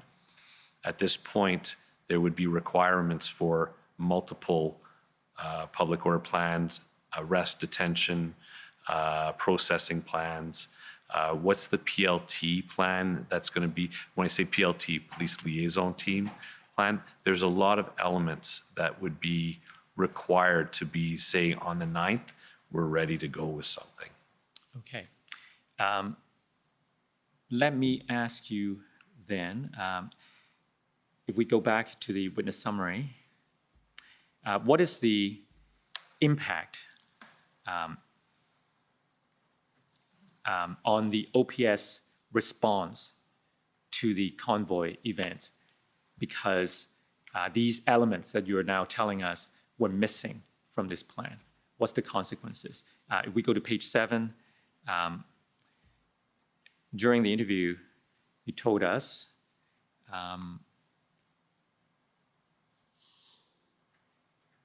sorry, go up a little bit.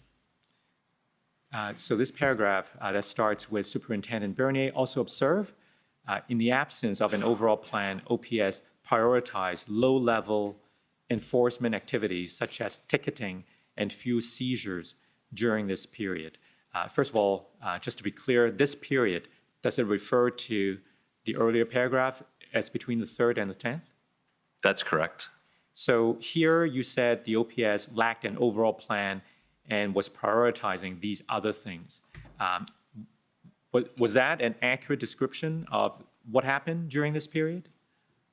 That, amongst other smaller operations that were being attempted or tried to be planned for, but the overarching was the ticketing, seizure of gas, and various levels of enforcement.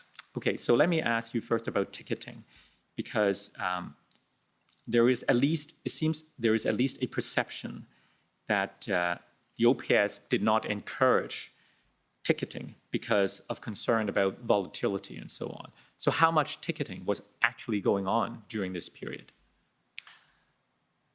In my role at that time, that was not in my purview. That would be within Inspector Russ Lucas, Superintendent Patterson, to be monitoring and tracking that.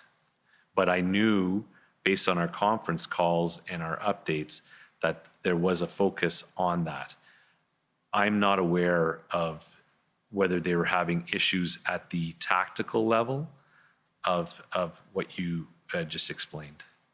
And what other kinds of enforcement activities did you have in mind when you made that comment? Whether it be the bylaw, honking, the open fires, maybe liquor consumption, which is all more so either in the municipal or provincial offenses. So if we go down that paragraph, he characterized OPS's focus on enforcement and messaging about enforcement as an emotional response to public sentiment that OPS was not doing enough to address community concerns. He noted that he felt the enforcement messaging was counterproductive because the public realized that enforcement efforts were not causing the protesters to leave. Can you explain what you meant? Pretty much what's outlined there is that our strict messaging that we were putting out was surrounding how many tickets, what enforcement measures were being done. Unfortunately, from day to day, that was not showing the community that it was resolving the issue. That's somewhat my sentiment on that. And then when was it going to be enough? How many tickets do we have to lay? How much enforcement do we have to do that will actually result in them going out, leaving? And at this point, it seemed very apparent that day after day after day of enforcement, albeit that you're saying it may be limited, it was not having the desired effect. All right. So if I can move now to a different document, OPS 408850.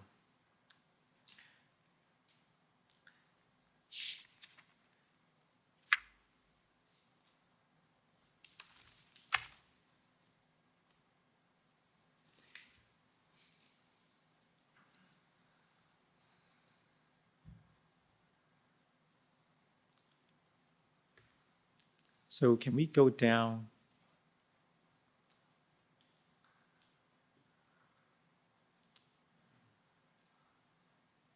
I'm not sure this is the right document. Let me check again. Let me preface this next line of questioning with this. In terms of enforcement efforts, we've heard from other witnesses, including Deputy Chief Bell yesterday, that some of the things that happened during this period included what was done at Coventry Road. Are you familiar with what happened at Coventry around this time? Generally, in my role at that time, I was not involved in tactical level command, public order command, or event command. My role was still as that support element within the Service Command Center. So I believe this is your notes or the scribe notes, OPS 407898. I believe the date is February 7th at page 1.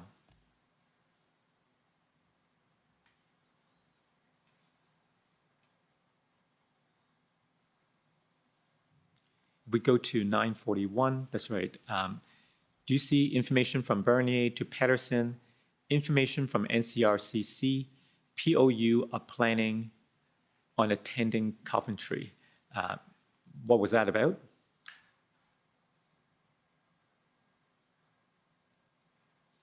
So there, as you can see, the scribe was coming in while I was participating on a conference call. So information must have been received, that I received on that conference call, that public order are planning on re-attending Coventry. Let's go down, I guess, to the next page.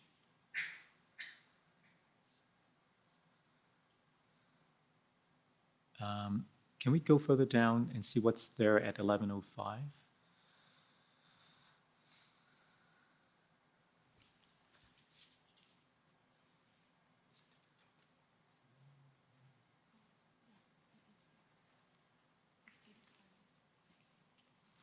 I'm looking for what?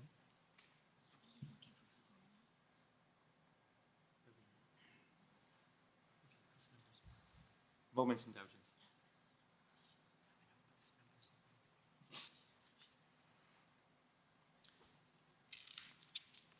Okay, let's move to another area. Can we go to your summary at page, sorry? It should be OPS 408858. Okay, let's try again. OPS 408858.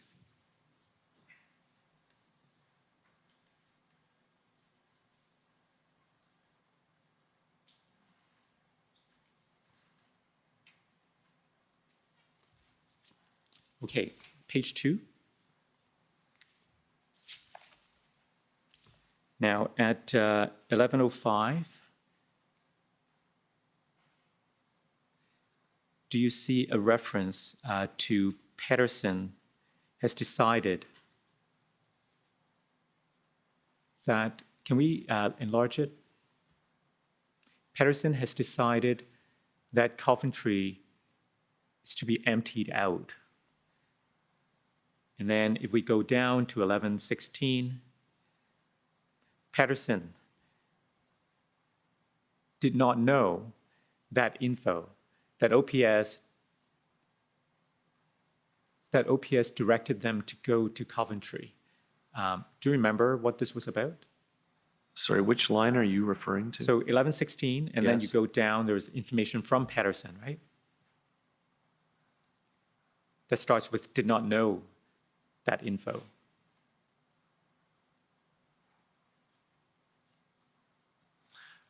Not quite sure. Okay. Do you know something about Rideau Sussex operation? Yes, I'm familiar with that as well, of the similar nature, because at the time, my role was not at the tactical or operational level command. I was a support element in this fashion. Can we go to the witness summary at page 10, please?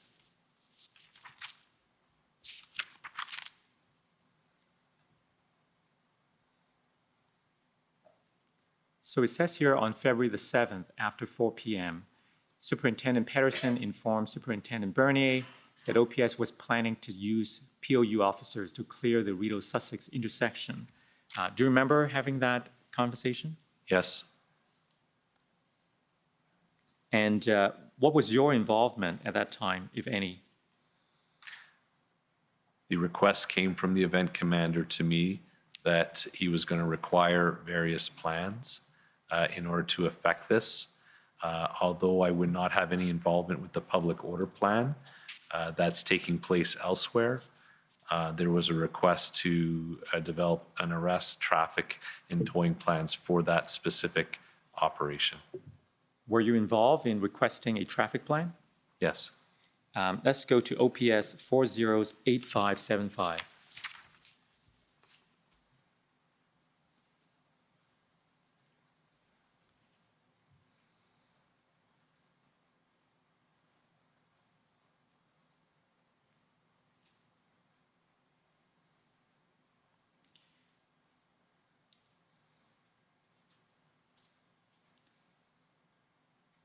So if we go down, I believe this is an email you sent to Dennis Hall. Who is Dennis Hall? Dennis Hall worked in the traffic as staff sergeant for the traffic enforcement section. So what was your request to Dennis? As per our discussion tonight, I have 2 requests in relation to potentially planned operations set for later this week. Could you please assign a sergeant to work with Andy Jasiak for a removal of vehicle plan? That would be similar to what we would refer to as a tow plan. This is time sensitive. Your team will need to liaise with Kevin Kenny, who has started something on this, but will be with the planners for POU. So what I'm trying to do is get all the different groups that are trying to make a plan for this operation at least talking to each other. Okay. And then the second request is to develop a traffic plan in order to whether it be close down streets to support the public order plan. What did you think of the Rideau-Sussex operation at the time? At this point, I would not be fully privy to all the discussions from the strategic level and at the event commander level. It'd be hard for me to make a judgment on that, not knowing what the strategic direction was and how they were going to do it and what the intended outcome was going to be. Well, in the witness summary, you stated that the contemplated Rideau-Sussex operation was a typical example of the lack of proper structure, command, and control that characterized OPS operations up until February the 10th. Are you still of that opinion? So when you're asking about at this particular time in the event, that was my answer to this specific event. If you're talking about the various situations that we saw, whether it be the Coventry Road operation, the multiple attempts at Rideau-Sussex, and somewhat not necessarily a wholesome approach with all key internal stakeholders for all these plans, that's what I was referring to in my statement. It was a totality of the circumstances, not this specific event. Explain the totality to us, please. I've believe that's what I was talking about, how I was saying all the different events that were going on, whether it be the, we have to enforce, we have to ticket, on one level coming perhaps from executive level, and then various, and I cannot speak to where the direction's being given, where I would imagine from a strategic level that actions need to be taken either at Coventry or Rideau Sussex from either the strategic or the event commander, where they were not all aligning, and it did not appear as if it was going to have a successful overall resolution to having this end. There's risks with implementing various plans without knowing the cause and effect. I'd like to talk to you next about the kind of communication within the OPS at the time, as well as communications between OPS and its external partners. Starting first with internal communications. What do you remember of the kind of communications challenges or successes around this time? So communication happens on multiple levels. And if we're talking about communication at briefings to ensure that everyone is aware of what's going on and what's expected of them, we were working very hard at trying to get that right, because there was different groups of officers with getting different information. We have to be realistic in this. This was a unprecedented situation that we were in, and everyone was doing their best to try and do what we needed to do. So it's not laying blame or fault. It's just those were some real challenges that we were experiencing. There were so many things that need to be thought about and implemented. There was also a communication piece internally to our members in general as to what's happening. And that was something that we heard very loud and clear, that there wasn't a lot of internal messaging within the organization to understand what we're trying to do, what's the objectives, what do we need from our members. Let me take you to your summary and see if that's something you said at the interview reflects what you just told us. If we go to page 12.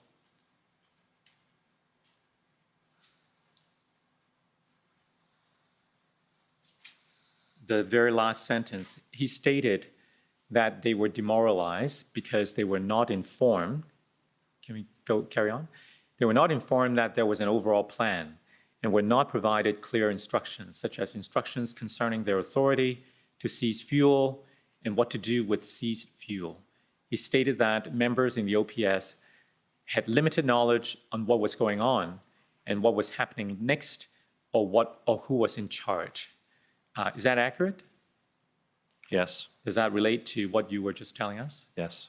Now, you went on to say he had been informed that Chief Sloly confused members by going down to the OPS parade room and telling members to get out onto the streets to deal with problems. Superintendent Bernier observed that many OPS officers were attempting to do the right thing and come up with solutions, but that they may not have had the proper background and training to do what was needed. Well, first of all, you said you had been informed. Who informed you about what you said about Mr. Sloly? Word does get around in the organization, so that is something that I had heard that had transpired. You don't remember who was the person? Who was the source? I don't. And what was the context? Do you remember in which this, what's the parade room? So every division, we have 3 divisions with the Ottawa Police. Every division and station within a division has something called a parade room, where officers are briefed at the start of every shift and given their instructions for the shift, what unit they'll be assigned to, and any taskings that they have. What about communications between the OPS and its external partners? I cannot speak to that. I don't know what communication was happening externally. I don't have any particular access to that information. Can we go to page 6 of the interview summary?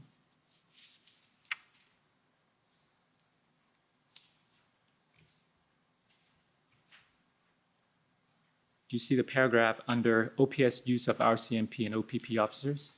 Superintendent Bernier observed that between February 3rd and 10th, OPS was using RCMP and OPP officers to relieve OPS officers who were exhausted and not as part of a plan to end the occupation. He stated that he was aware that OPP officers were often not receiving instructions or assignments from OPS during this period. Was that an example of a communication issue?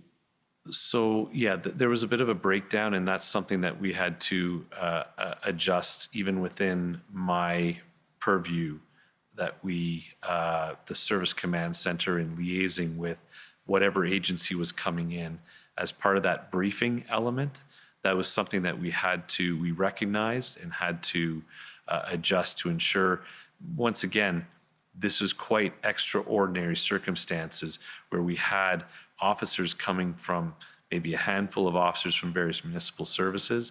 We had OPP officers who were going to different locations. We had RCMP officers who were briefing out of another location. So it took us quite a while to get that coordinated piece to ensure that the messaging that they were getting was consistent for all officers that were being deployed. It unfortunately was a reality at the early onset of this, and we made every effort to correct that. Right. So up to now, we've been talking about events before you were appointed event commander, and that happened on the 10th. Am I right? Correct, in the evening. So you told us during the interview that there was a condition to your acceptance of this appointment. Can you tell us about that? Yes. The one condition is that I wanted to have some separation between myself and the chief, and to just be directly liaising with the strategic commander. Why did you make that a condition of your acceptance of this appointment? Through observation and experience that I'd been seeing throughout, some challenges with both at the tactical level and the operational, the event commander level, that albeit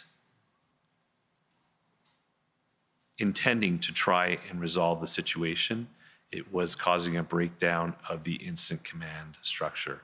I wanted to ensure that I was going to go into a model that was going to respect the incident command model that I've trained under, that I know, that I recognize and tried, tested, and true. So you referred to observations and experiences. Tell us more about those observations and experiences that caused you concern. So throughout the period in my involvement in the Service Command Center, I was able to be privy to various conference calls, different direction being given, where there was the involvement of the chief in very operational level, and even to the point of tactical level directing, which somewhat caused challenges within that incident command model. Can you give us any examples? Redirecting groups of officers to do particular taskings, such as in the community enforcement teams, redirecting traffic officers to do something different. These are, once I tried to explain the differences between the strategic, operational, and tactical. The event commander's role is to ensure that the entirety of the plan or entirety of the operation is somewhat all in cohesion and working in an effective way. if there's different people who are drawing different things or assigning different things, it will cause the rest of the operation to go off the balance. So that's somewhat what I'm referring to. So with whom did you discuss your concerns? Deputy Ferguson. Was she the one who approached you to be the event commander? She did. When did that conversation took place? In the afternoon of February 10th. Okay. So she came to you and asked you to be the event commander, and you said what? I asked to think about it, and I just wanted to ensure that I was going to be in the right mindset and that I'm prepared to do this. I didn't want to hastily jump into something if I was not prepared, so I had to quickly do a self-check and ensure that I was ready to do this because I understood the magnitude and the complexity of what I was embarking on, but I advised her that I would do it. So when did you reply to her? Later on in the afternoon. And did you get any assurances from her about your concerns? Yes, and I also made a couple of other requests from her as well. What other requests? One of the requests that I wanted to have is that given the, as I mentioned, the complexity and the magnitude, I would want to have a deputy event commander working with me, given the what I knew was going to be needed to get us out the other end. In which case I requested a specific person. Who was that? Inspector Dave Springer. Why him? He's from the OPP. He is a major critical incident commander that I know, have worked with before. He was actually one of my instructors for the critical incident command course in Aurelia with the OPP. And I knew that I would be able to have a valuable support element with Inspector Springer. What did Deputy Chief Ferguson say? She said she would ask to see if that would be possible. Any other request from you? Yes, that I would need some autonomy with regards to decision-making and implementing plans, and that to trust me that I was going to find the solution and lead us out the other end of this. What did she say? She said she'll do her best to provide me with what I needed. So there were quite a few conditions that you made. Any others? They're conditions, but I really did want to line this up for success. I did see that we've gone through multiple event commanders, and I just did not want this to be the next one. Mm-hmm. So before you were appointed event commander, I suppose you made these observations, and did you make any attempt to correct anything that you saw problematic during the earlier period? It's somewhat difficult to do that. I would offer any advice or recommendation, no different than as we reviewed in the scribe notes when the deputy was asking me for something. I tried to realign that to follow the proper channels so that the right people are informed and making the decisions, and making those requests. There are odds and ends that I would have provided recommendations, but at the end of the day, to not undermine the autonomy and authority of the various levels of command, we respect that and allow them to do what they feel is what's needed. And did you feel sufficiently assured by Deputy Chief Ferguson to take on the job? Yes. So when did you accept the appointment? Did you accept it on the same day? That's correct, on the 10th in the late afternoon. That was with Deputy Ferguson. And what became your immediate priorities? So what I requested was that I needed to take some time the following day. I need to get some rest, and then take some time the next day with, if I was able to get Inspector Springer, I would need some time with him to sit down, evaluate everything that we had, and reestablish a mission statement, a main action plan, objectives, and a command structure. Okay, so let me take you to the scribe notes again. OPS 30s, OPS 30s10050.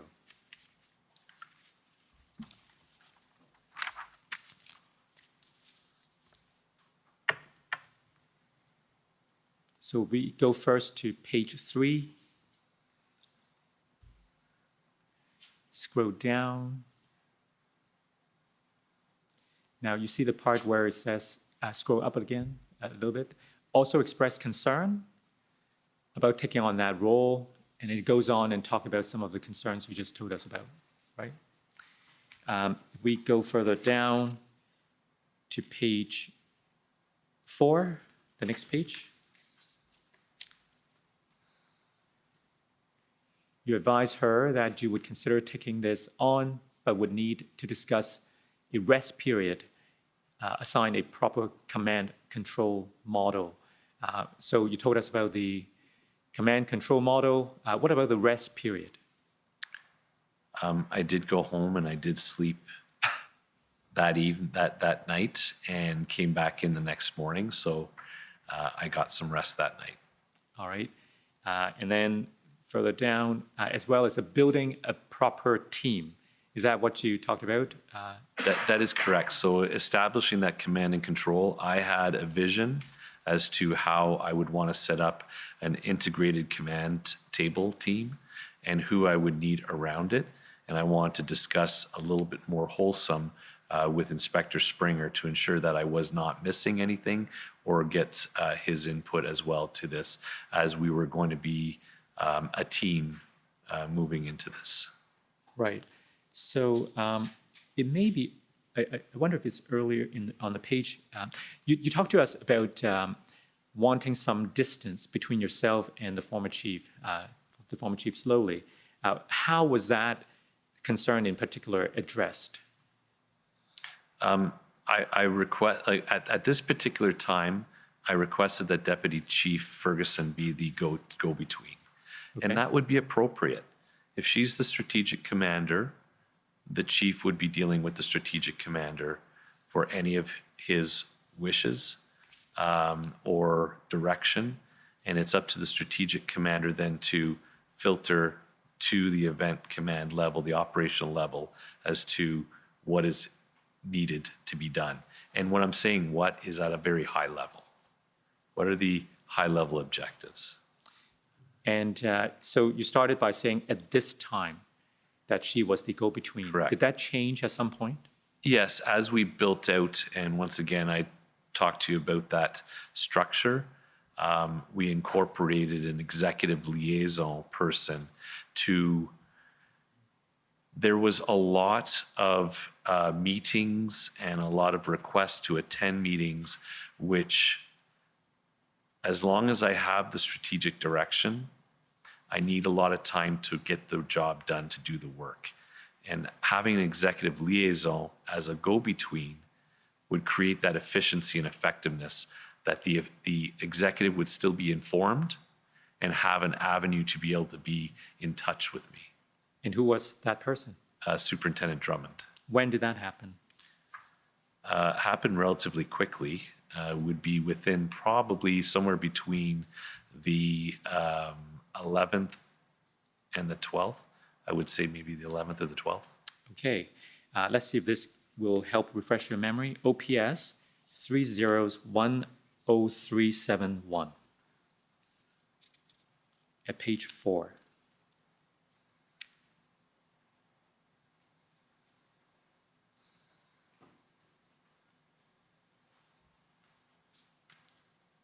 Actually, let's stay there. We'll note the date, February 12th, and then we go to page 4. Do you see the first line? Yes. Drummond to keep the position of executive liaison. Is that what you told us just now? Correct.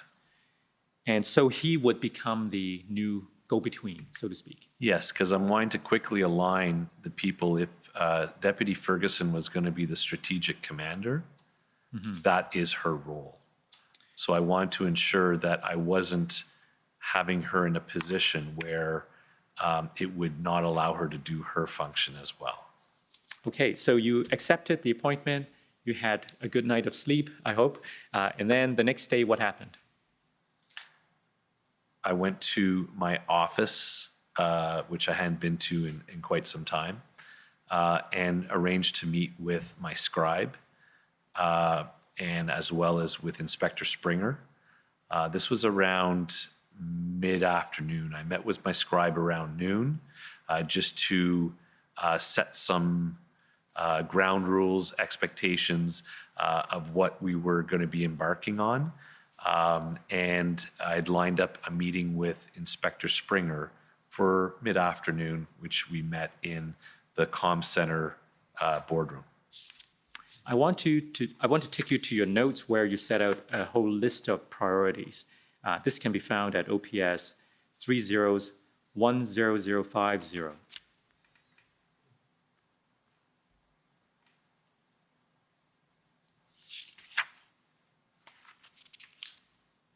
At page 7, please.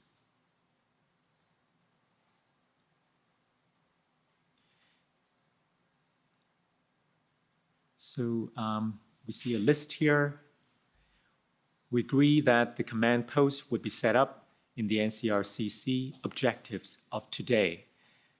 So I'll let you take a look at the list. We can scroll down when you're ready. So would you like me to say what they are? Sorry? I agree that these are the objectives that I... Right. I'd like you to take a look at the whole list and then explain to us what they are and why they were important to you. Okay. Can we scroll down? I think there are 6 listed there.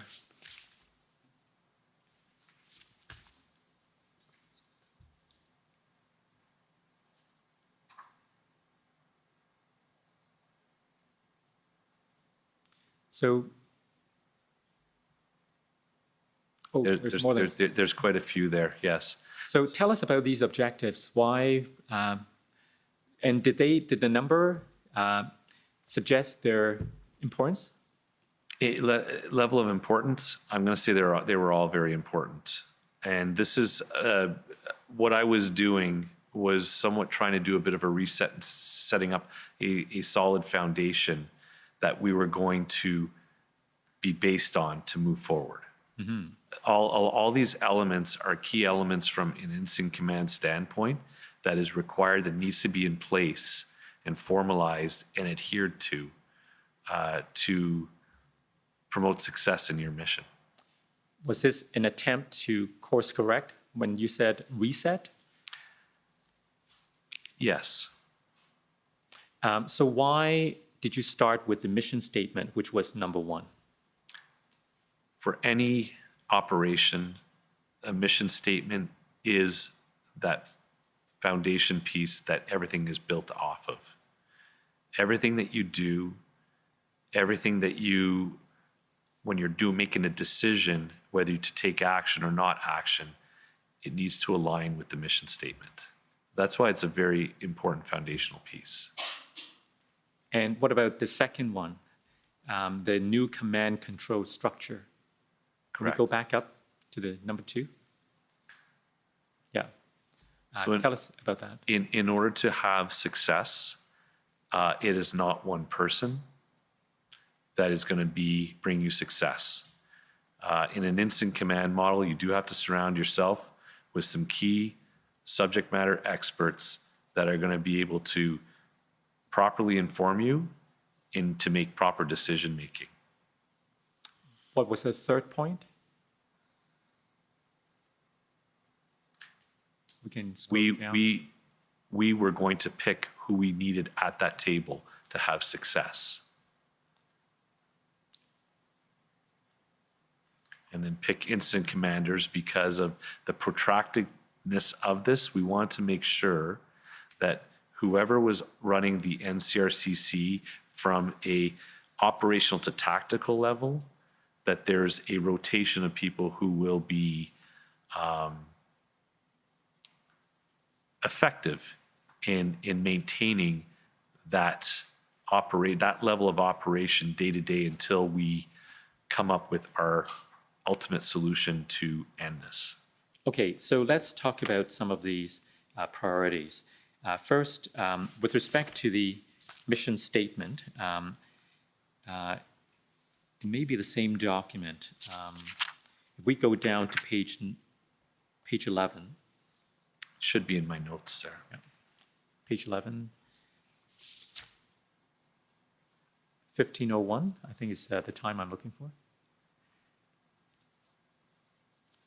So is that what you decided upon as the mission statement? That is correct. Can you read this to us? Using an integrated response, the Ottawa Police and policing partners keep the peace, enforce legislation, maintain public safety for the duration of the Ottawa truck demonstration with the utmost respect to the individual's Charter of Rights, to peaceful assembly, freedom of speech, officer and community safety and well-being. Now, we might have seen the same mission statement before on what we call the February 13th plan. Do you know the one I'm referring to? That's correct. So we may look at that a bit later, but this statement, as currently phrased in your notebook or the scribed notes, was it the same as what was put into the February 13th plan? So it's definitely, I would say, very accurate. If there might be a word here or there, if we want to do a comparison, I'd be happy to do a comparison with the plan, right, just to ensure if you'd like to. But I'm quite satisfied that the gist of everything that I was trying to outline this is there. Okay, so given the importance you attach to mission statement, let's unpack this a little bit. If we go back up to the beginning of this statement, first you said using an integrated response. What is an integrated response and why was that important to you? So integrated is meaning that we're going to be depending on various different specialty elements to come to a successful resolution. It's not going to be necessarily one particular section that's going to resolve this. In other words, it's just not public order. It's not just PLT. It's going to be an integration, but it even goes beyond that. It's going to be an integration with many of our policing partners that are going to be part of the solution. And the next element I want to turn your attention to is the utmost respect to the individual's charter rights of protest. Well, freedom of speech and freedom to assemble and so on. Why is that important? We can never lose sight as to lawful protests that may be part or lawful peaceful assemblies. And we have to respect everyone's Charter of Rights with everything that we do in the operation. So, and then the third element, I think if we scroll back up, there's a reference to enforce legislation, right? But Yes. to do so in a way that ensure to keep the peace and safety and so on. Tell us the importance about that. They're all high-level guiding principles. Keeping the peace, enforcing legislation, and that comes at legislation at multiple levels, right up to the federal level, provincial and municipal. Maintaining public safety, so everything we should be doing should be moving towards ensuring public safety for the duration of this event that's taking place. Now, we know that you also developed a main action plan, right? Correct. What was that about? So the main action plan is a high-level statement of where do we want to get to. Now, in the interest of time, I won't take you to another document, but it's found in your witness summary, and it basically say to de-escalate and negotiate a peaceful resolution and demobilization of the Ottawa truck demonstration. Am I correct? Correct. Can you elaborate on that? Ideally, the best resolution is a peaceful resolution and have everyone leave peacefully. But in the event that that's not going to happen, it is going to be demobilized at the end of the day. Okay. Now, so that was your priority number one, to develop the main, the mission statement. You also mentioned the importance of clarifying command and control structure. So I want to take you to OPP 402163.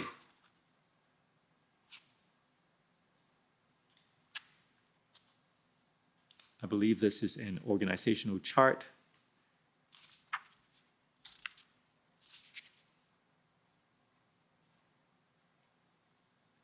So if we go further to the right, now is this what you developed on the 11th? Yeah, yes, I'm seeing parts of it, but the parts that I'm seeing is, yes, accurate. So explain this to us. How did you come up with this structure, and why did it make sense to you then? So I don't know if you're able to reduce it so you can see the bigger picture. So it starts to delineate who's at the strategic level and who the strategic commander is. Can we go to the very top? That's right. So at the top, the OPS command team. Who's that? That would be your chief, deputies, CAO. So he'd be at the strategic level? He's at the highest strategic level that would be reporting to or who would be responsible for the strategic commander. Between the former chief and the deputy chief Ferguson, there are these two boxes, the legal and the communications. What's the significance of putting them there?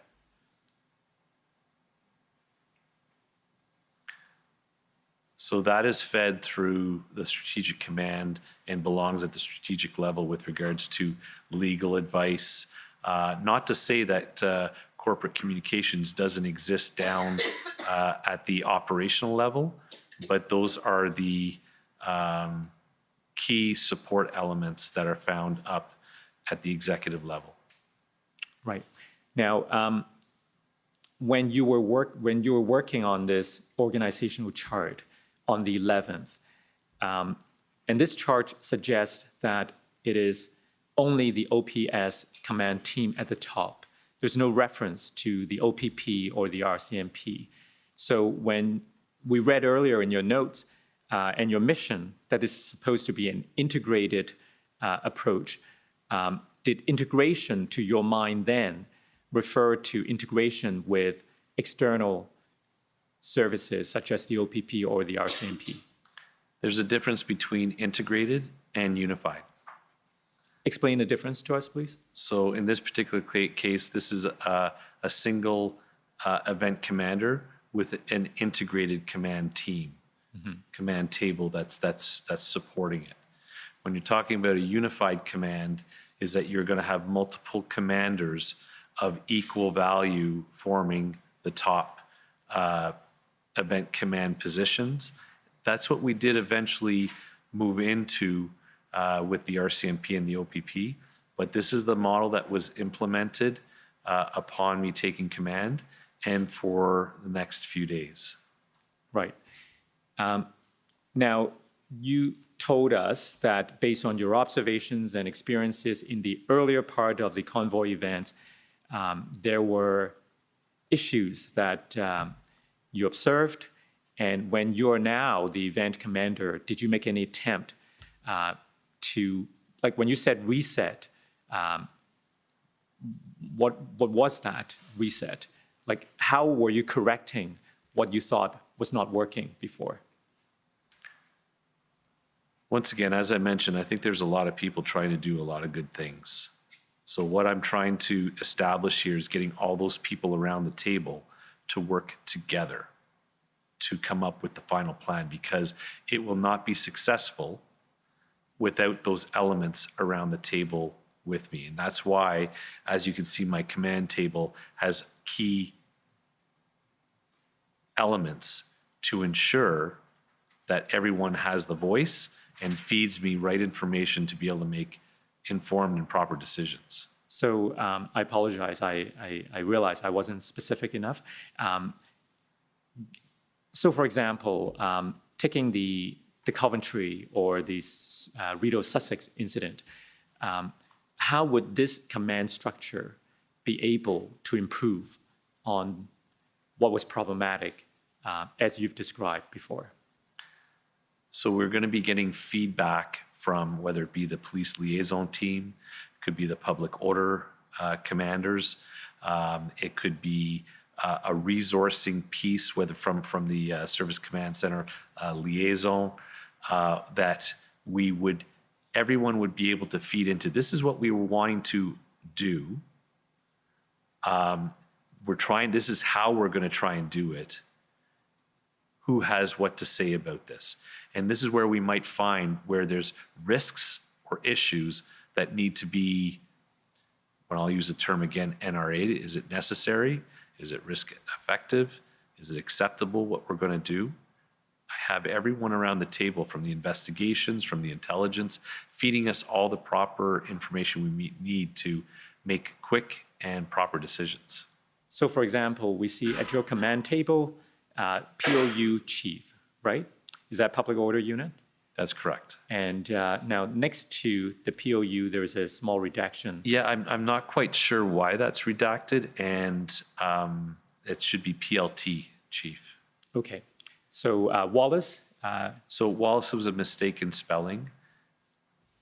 But Wallace was... Walker. Oh, okay. And I see. And Walker was part of the OPP Correct. PLT team. Correct. And then we see further to the left, executive liaison, acting superintendent Drummond. Yep. And that speaks to your concern about keeping some distance with the former chief? There's a combination of things. It's establishing a healthy communication channel, so to ensure that the executive being properly informed, properly kept up to date, as well as an avenue to be able to feed something to me if I needed to know something from that level. And the intelligence part is also represented at this table by Inspector Bryden. Correct. Now, going back to the blue box near the top, how does putting the communication piece there help ensure or improve communications?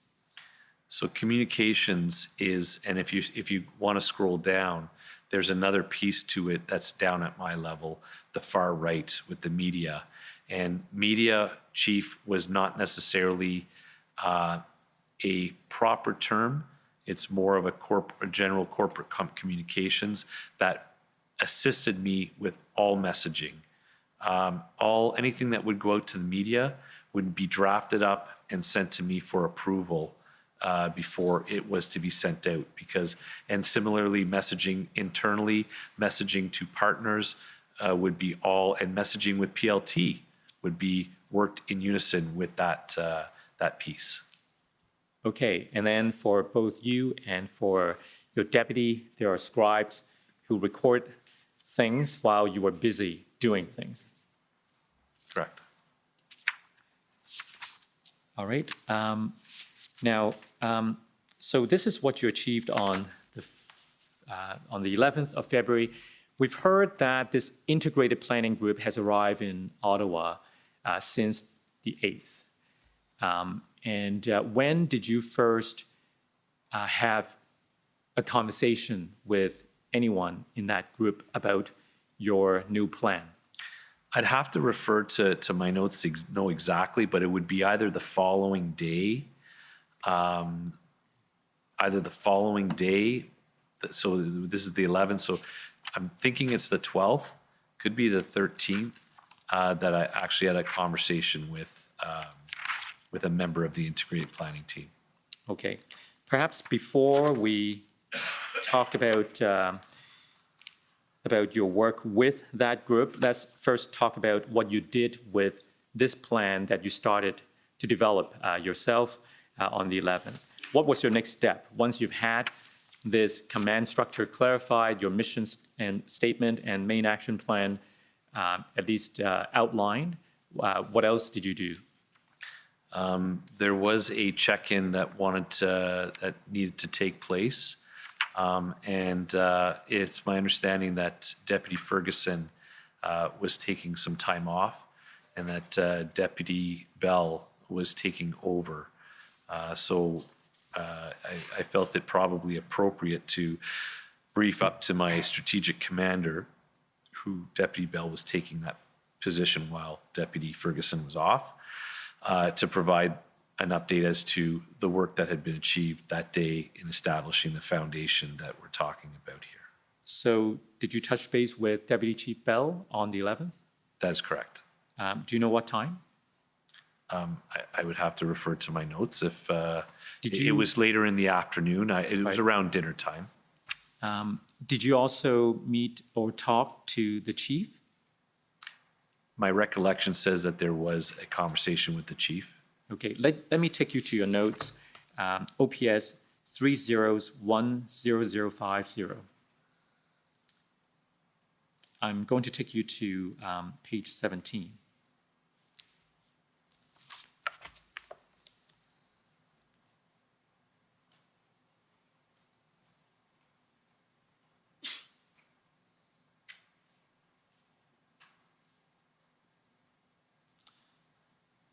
If we go down to 1820, actually go up a little bit. So 1814 recorded information from you to the chief just to point out. Can you read that to us, please? Yeah, just to point out, other services are sending, but with strings attached. What did you mean by that? From what we were getting from the Service Command Center team is that there were requests for, if they were going to come, they would like to have static positions, not necessarily want to get into either quick response teams. And there was sometimes challenges with getting them to do enforcement pieces that would be required if that was the case. That was historically what we were seeing in my previous role. So during this discussion with the chief, were you talking about this new plan that you're trying to develop? Correct. And you see at, I'm not sure what time it is after 1814. What's the next entry? 1815. 1815. And there's a notation that the chief said to you, I'm okay with everything you said, requested, with your email at org chart and mission. Tell us your best recollection about that conversation. I presented the whole background and reasoning of what I was doing and why I was doing it. This affirmed to me that the chief was understanding what I was saying and that we were doing that reset, so to speak. Now, when you call it a reset, how much of what you were doing was based on or derived from the February 9th plan, the 3.0 plan? I'll have to be honest. I did not necessarily, at this particular point in time, know what portion of it is, what portion I perhaps would use or adopt.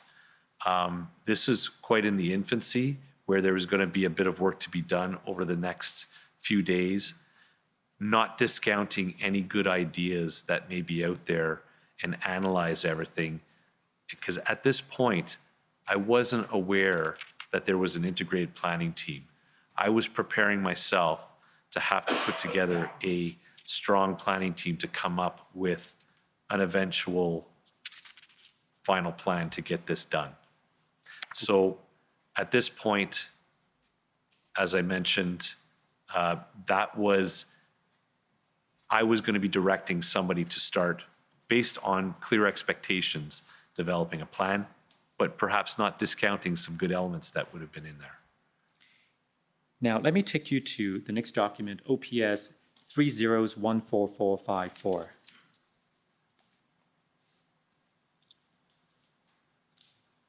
I believe these are notes taken by legal counsel of the OPS, Ms. Hanaud. If we can go to page 160, please.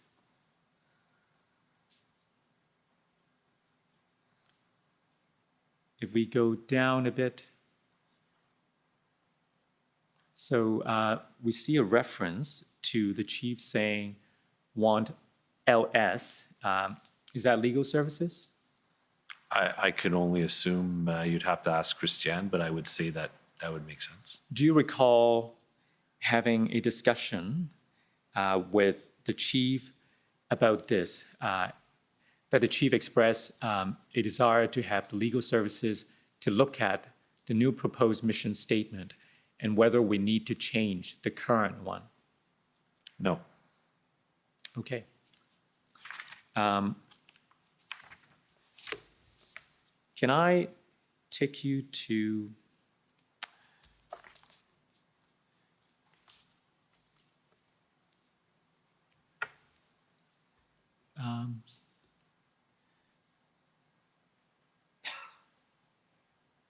moment's indulgence?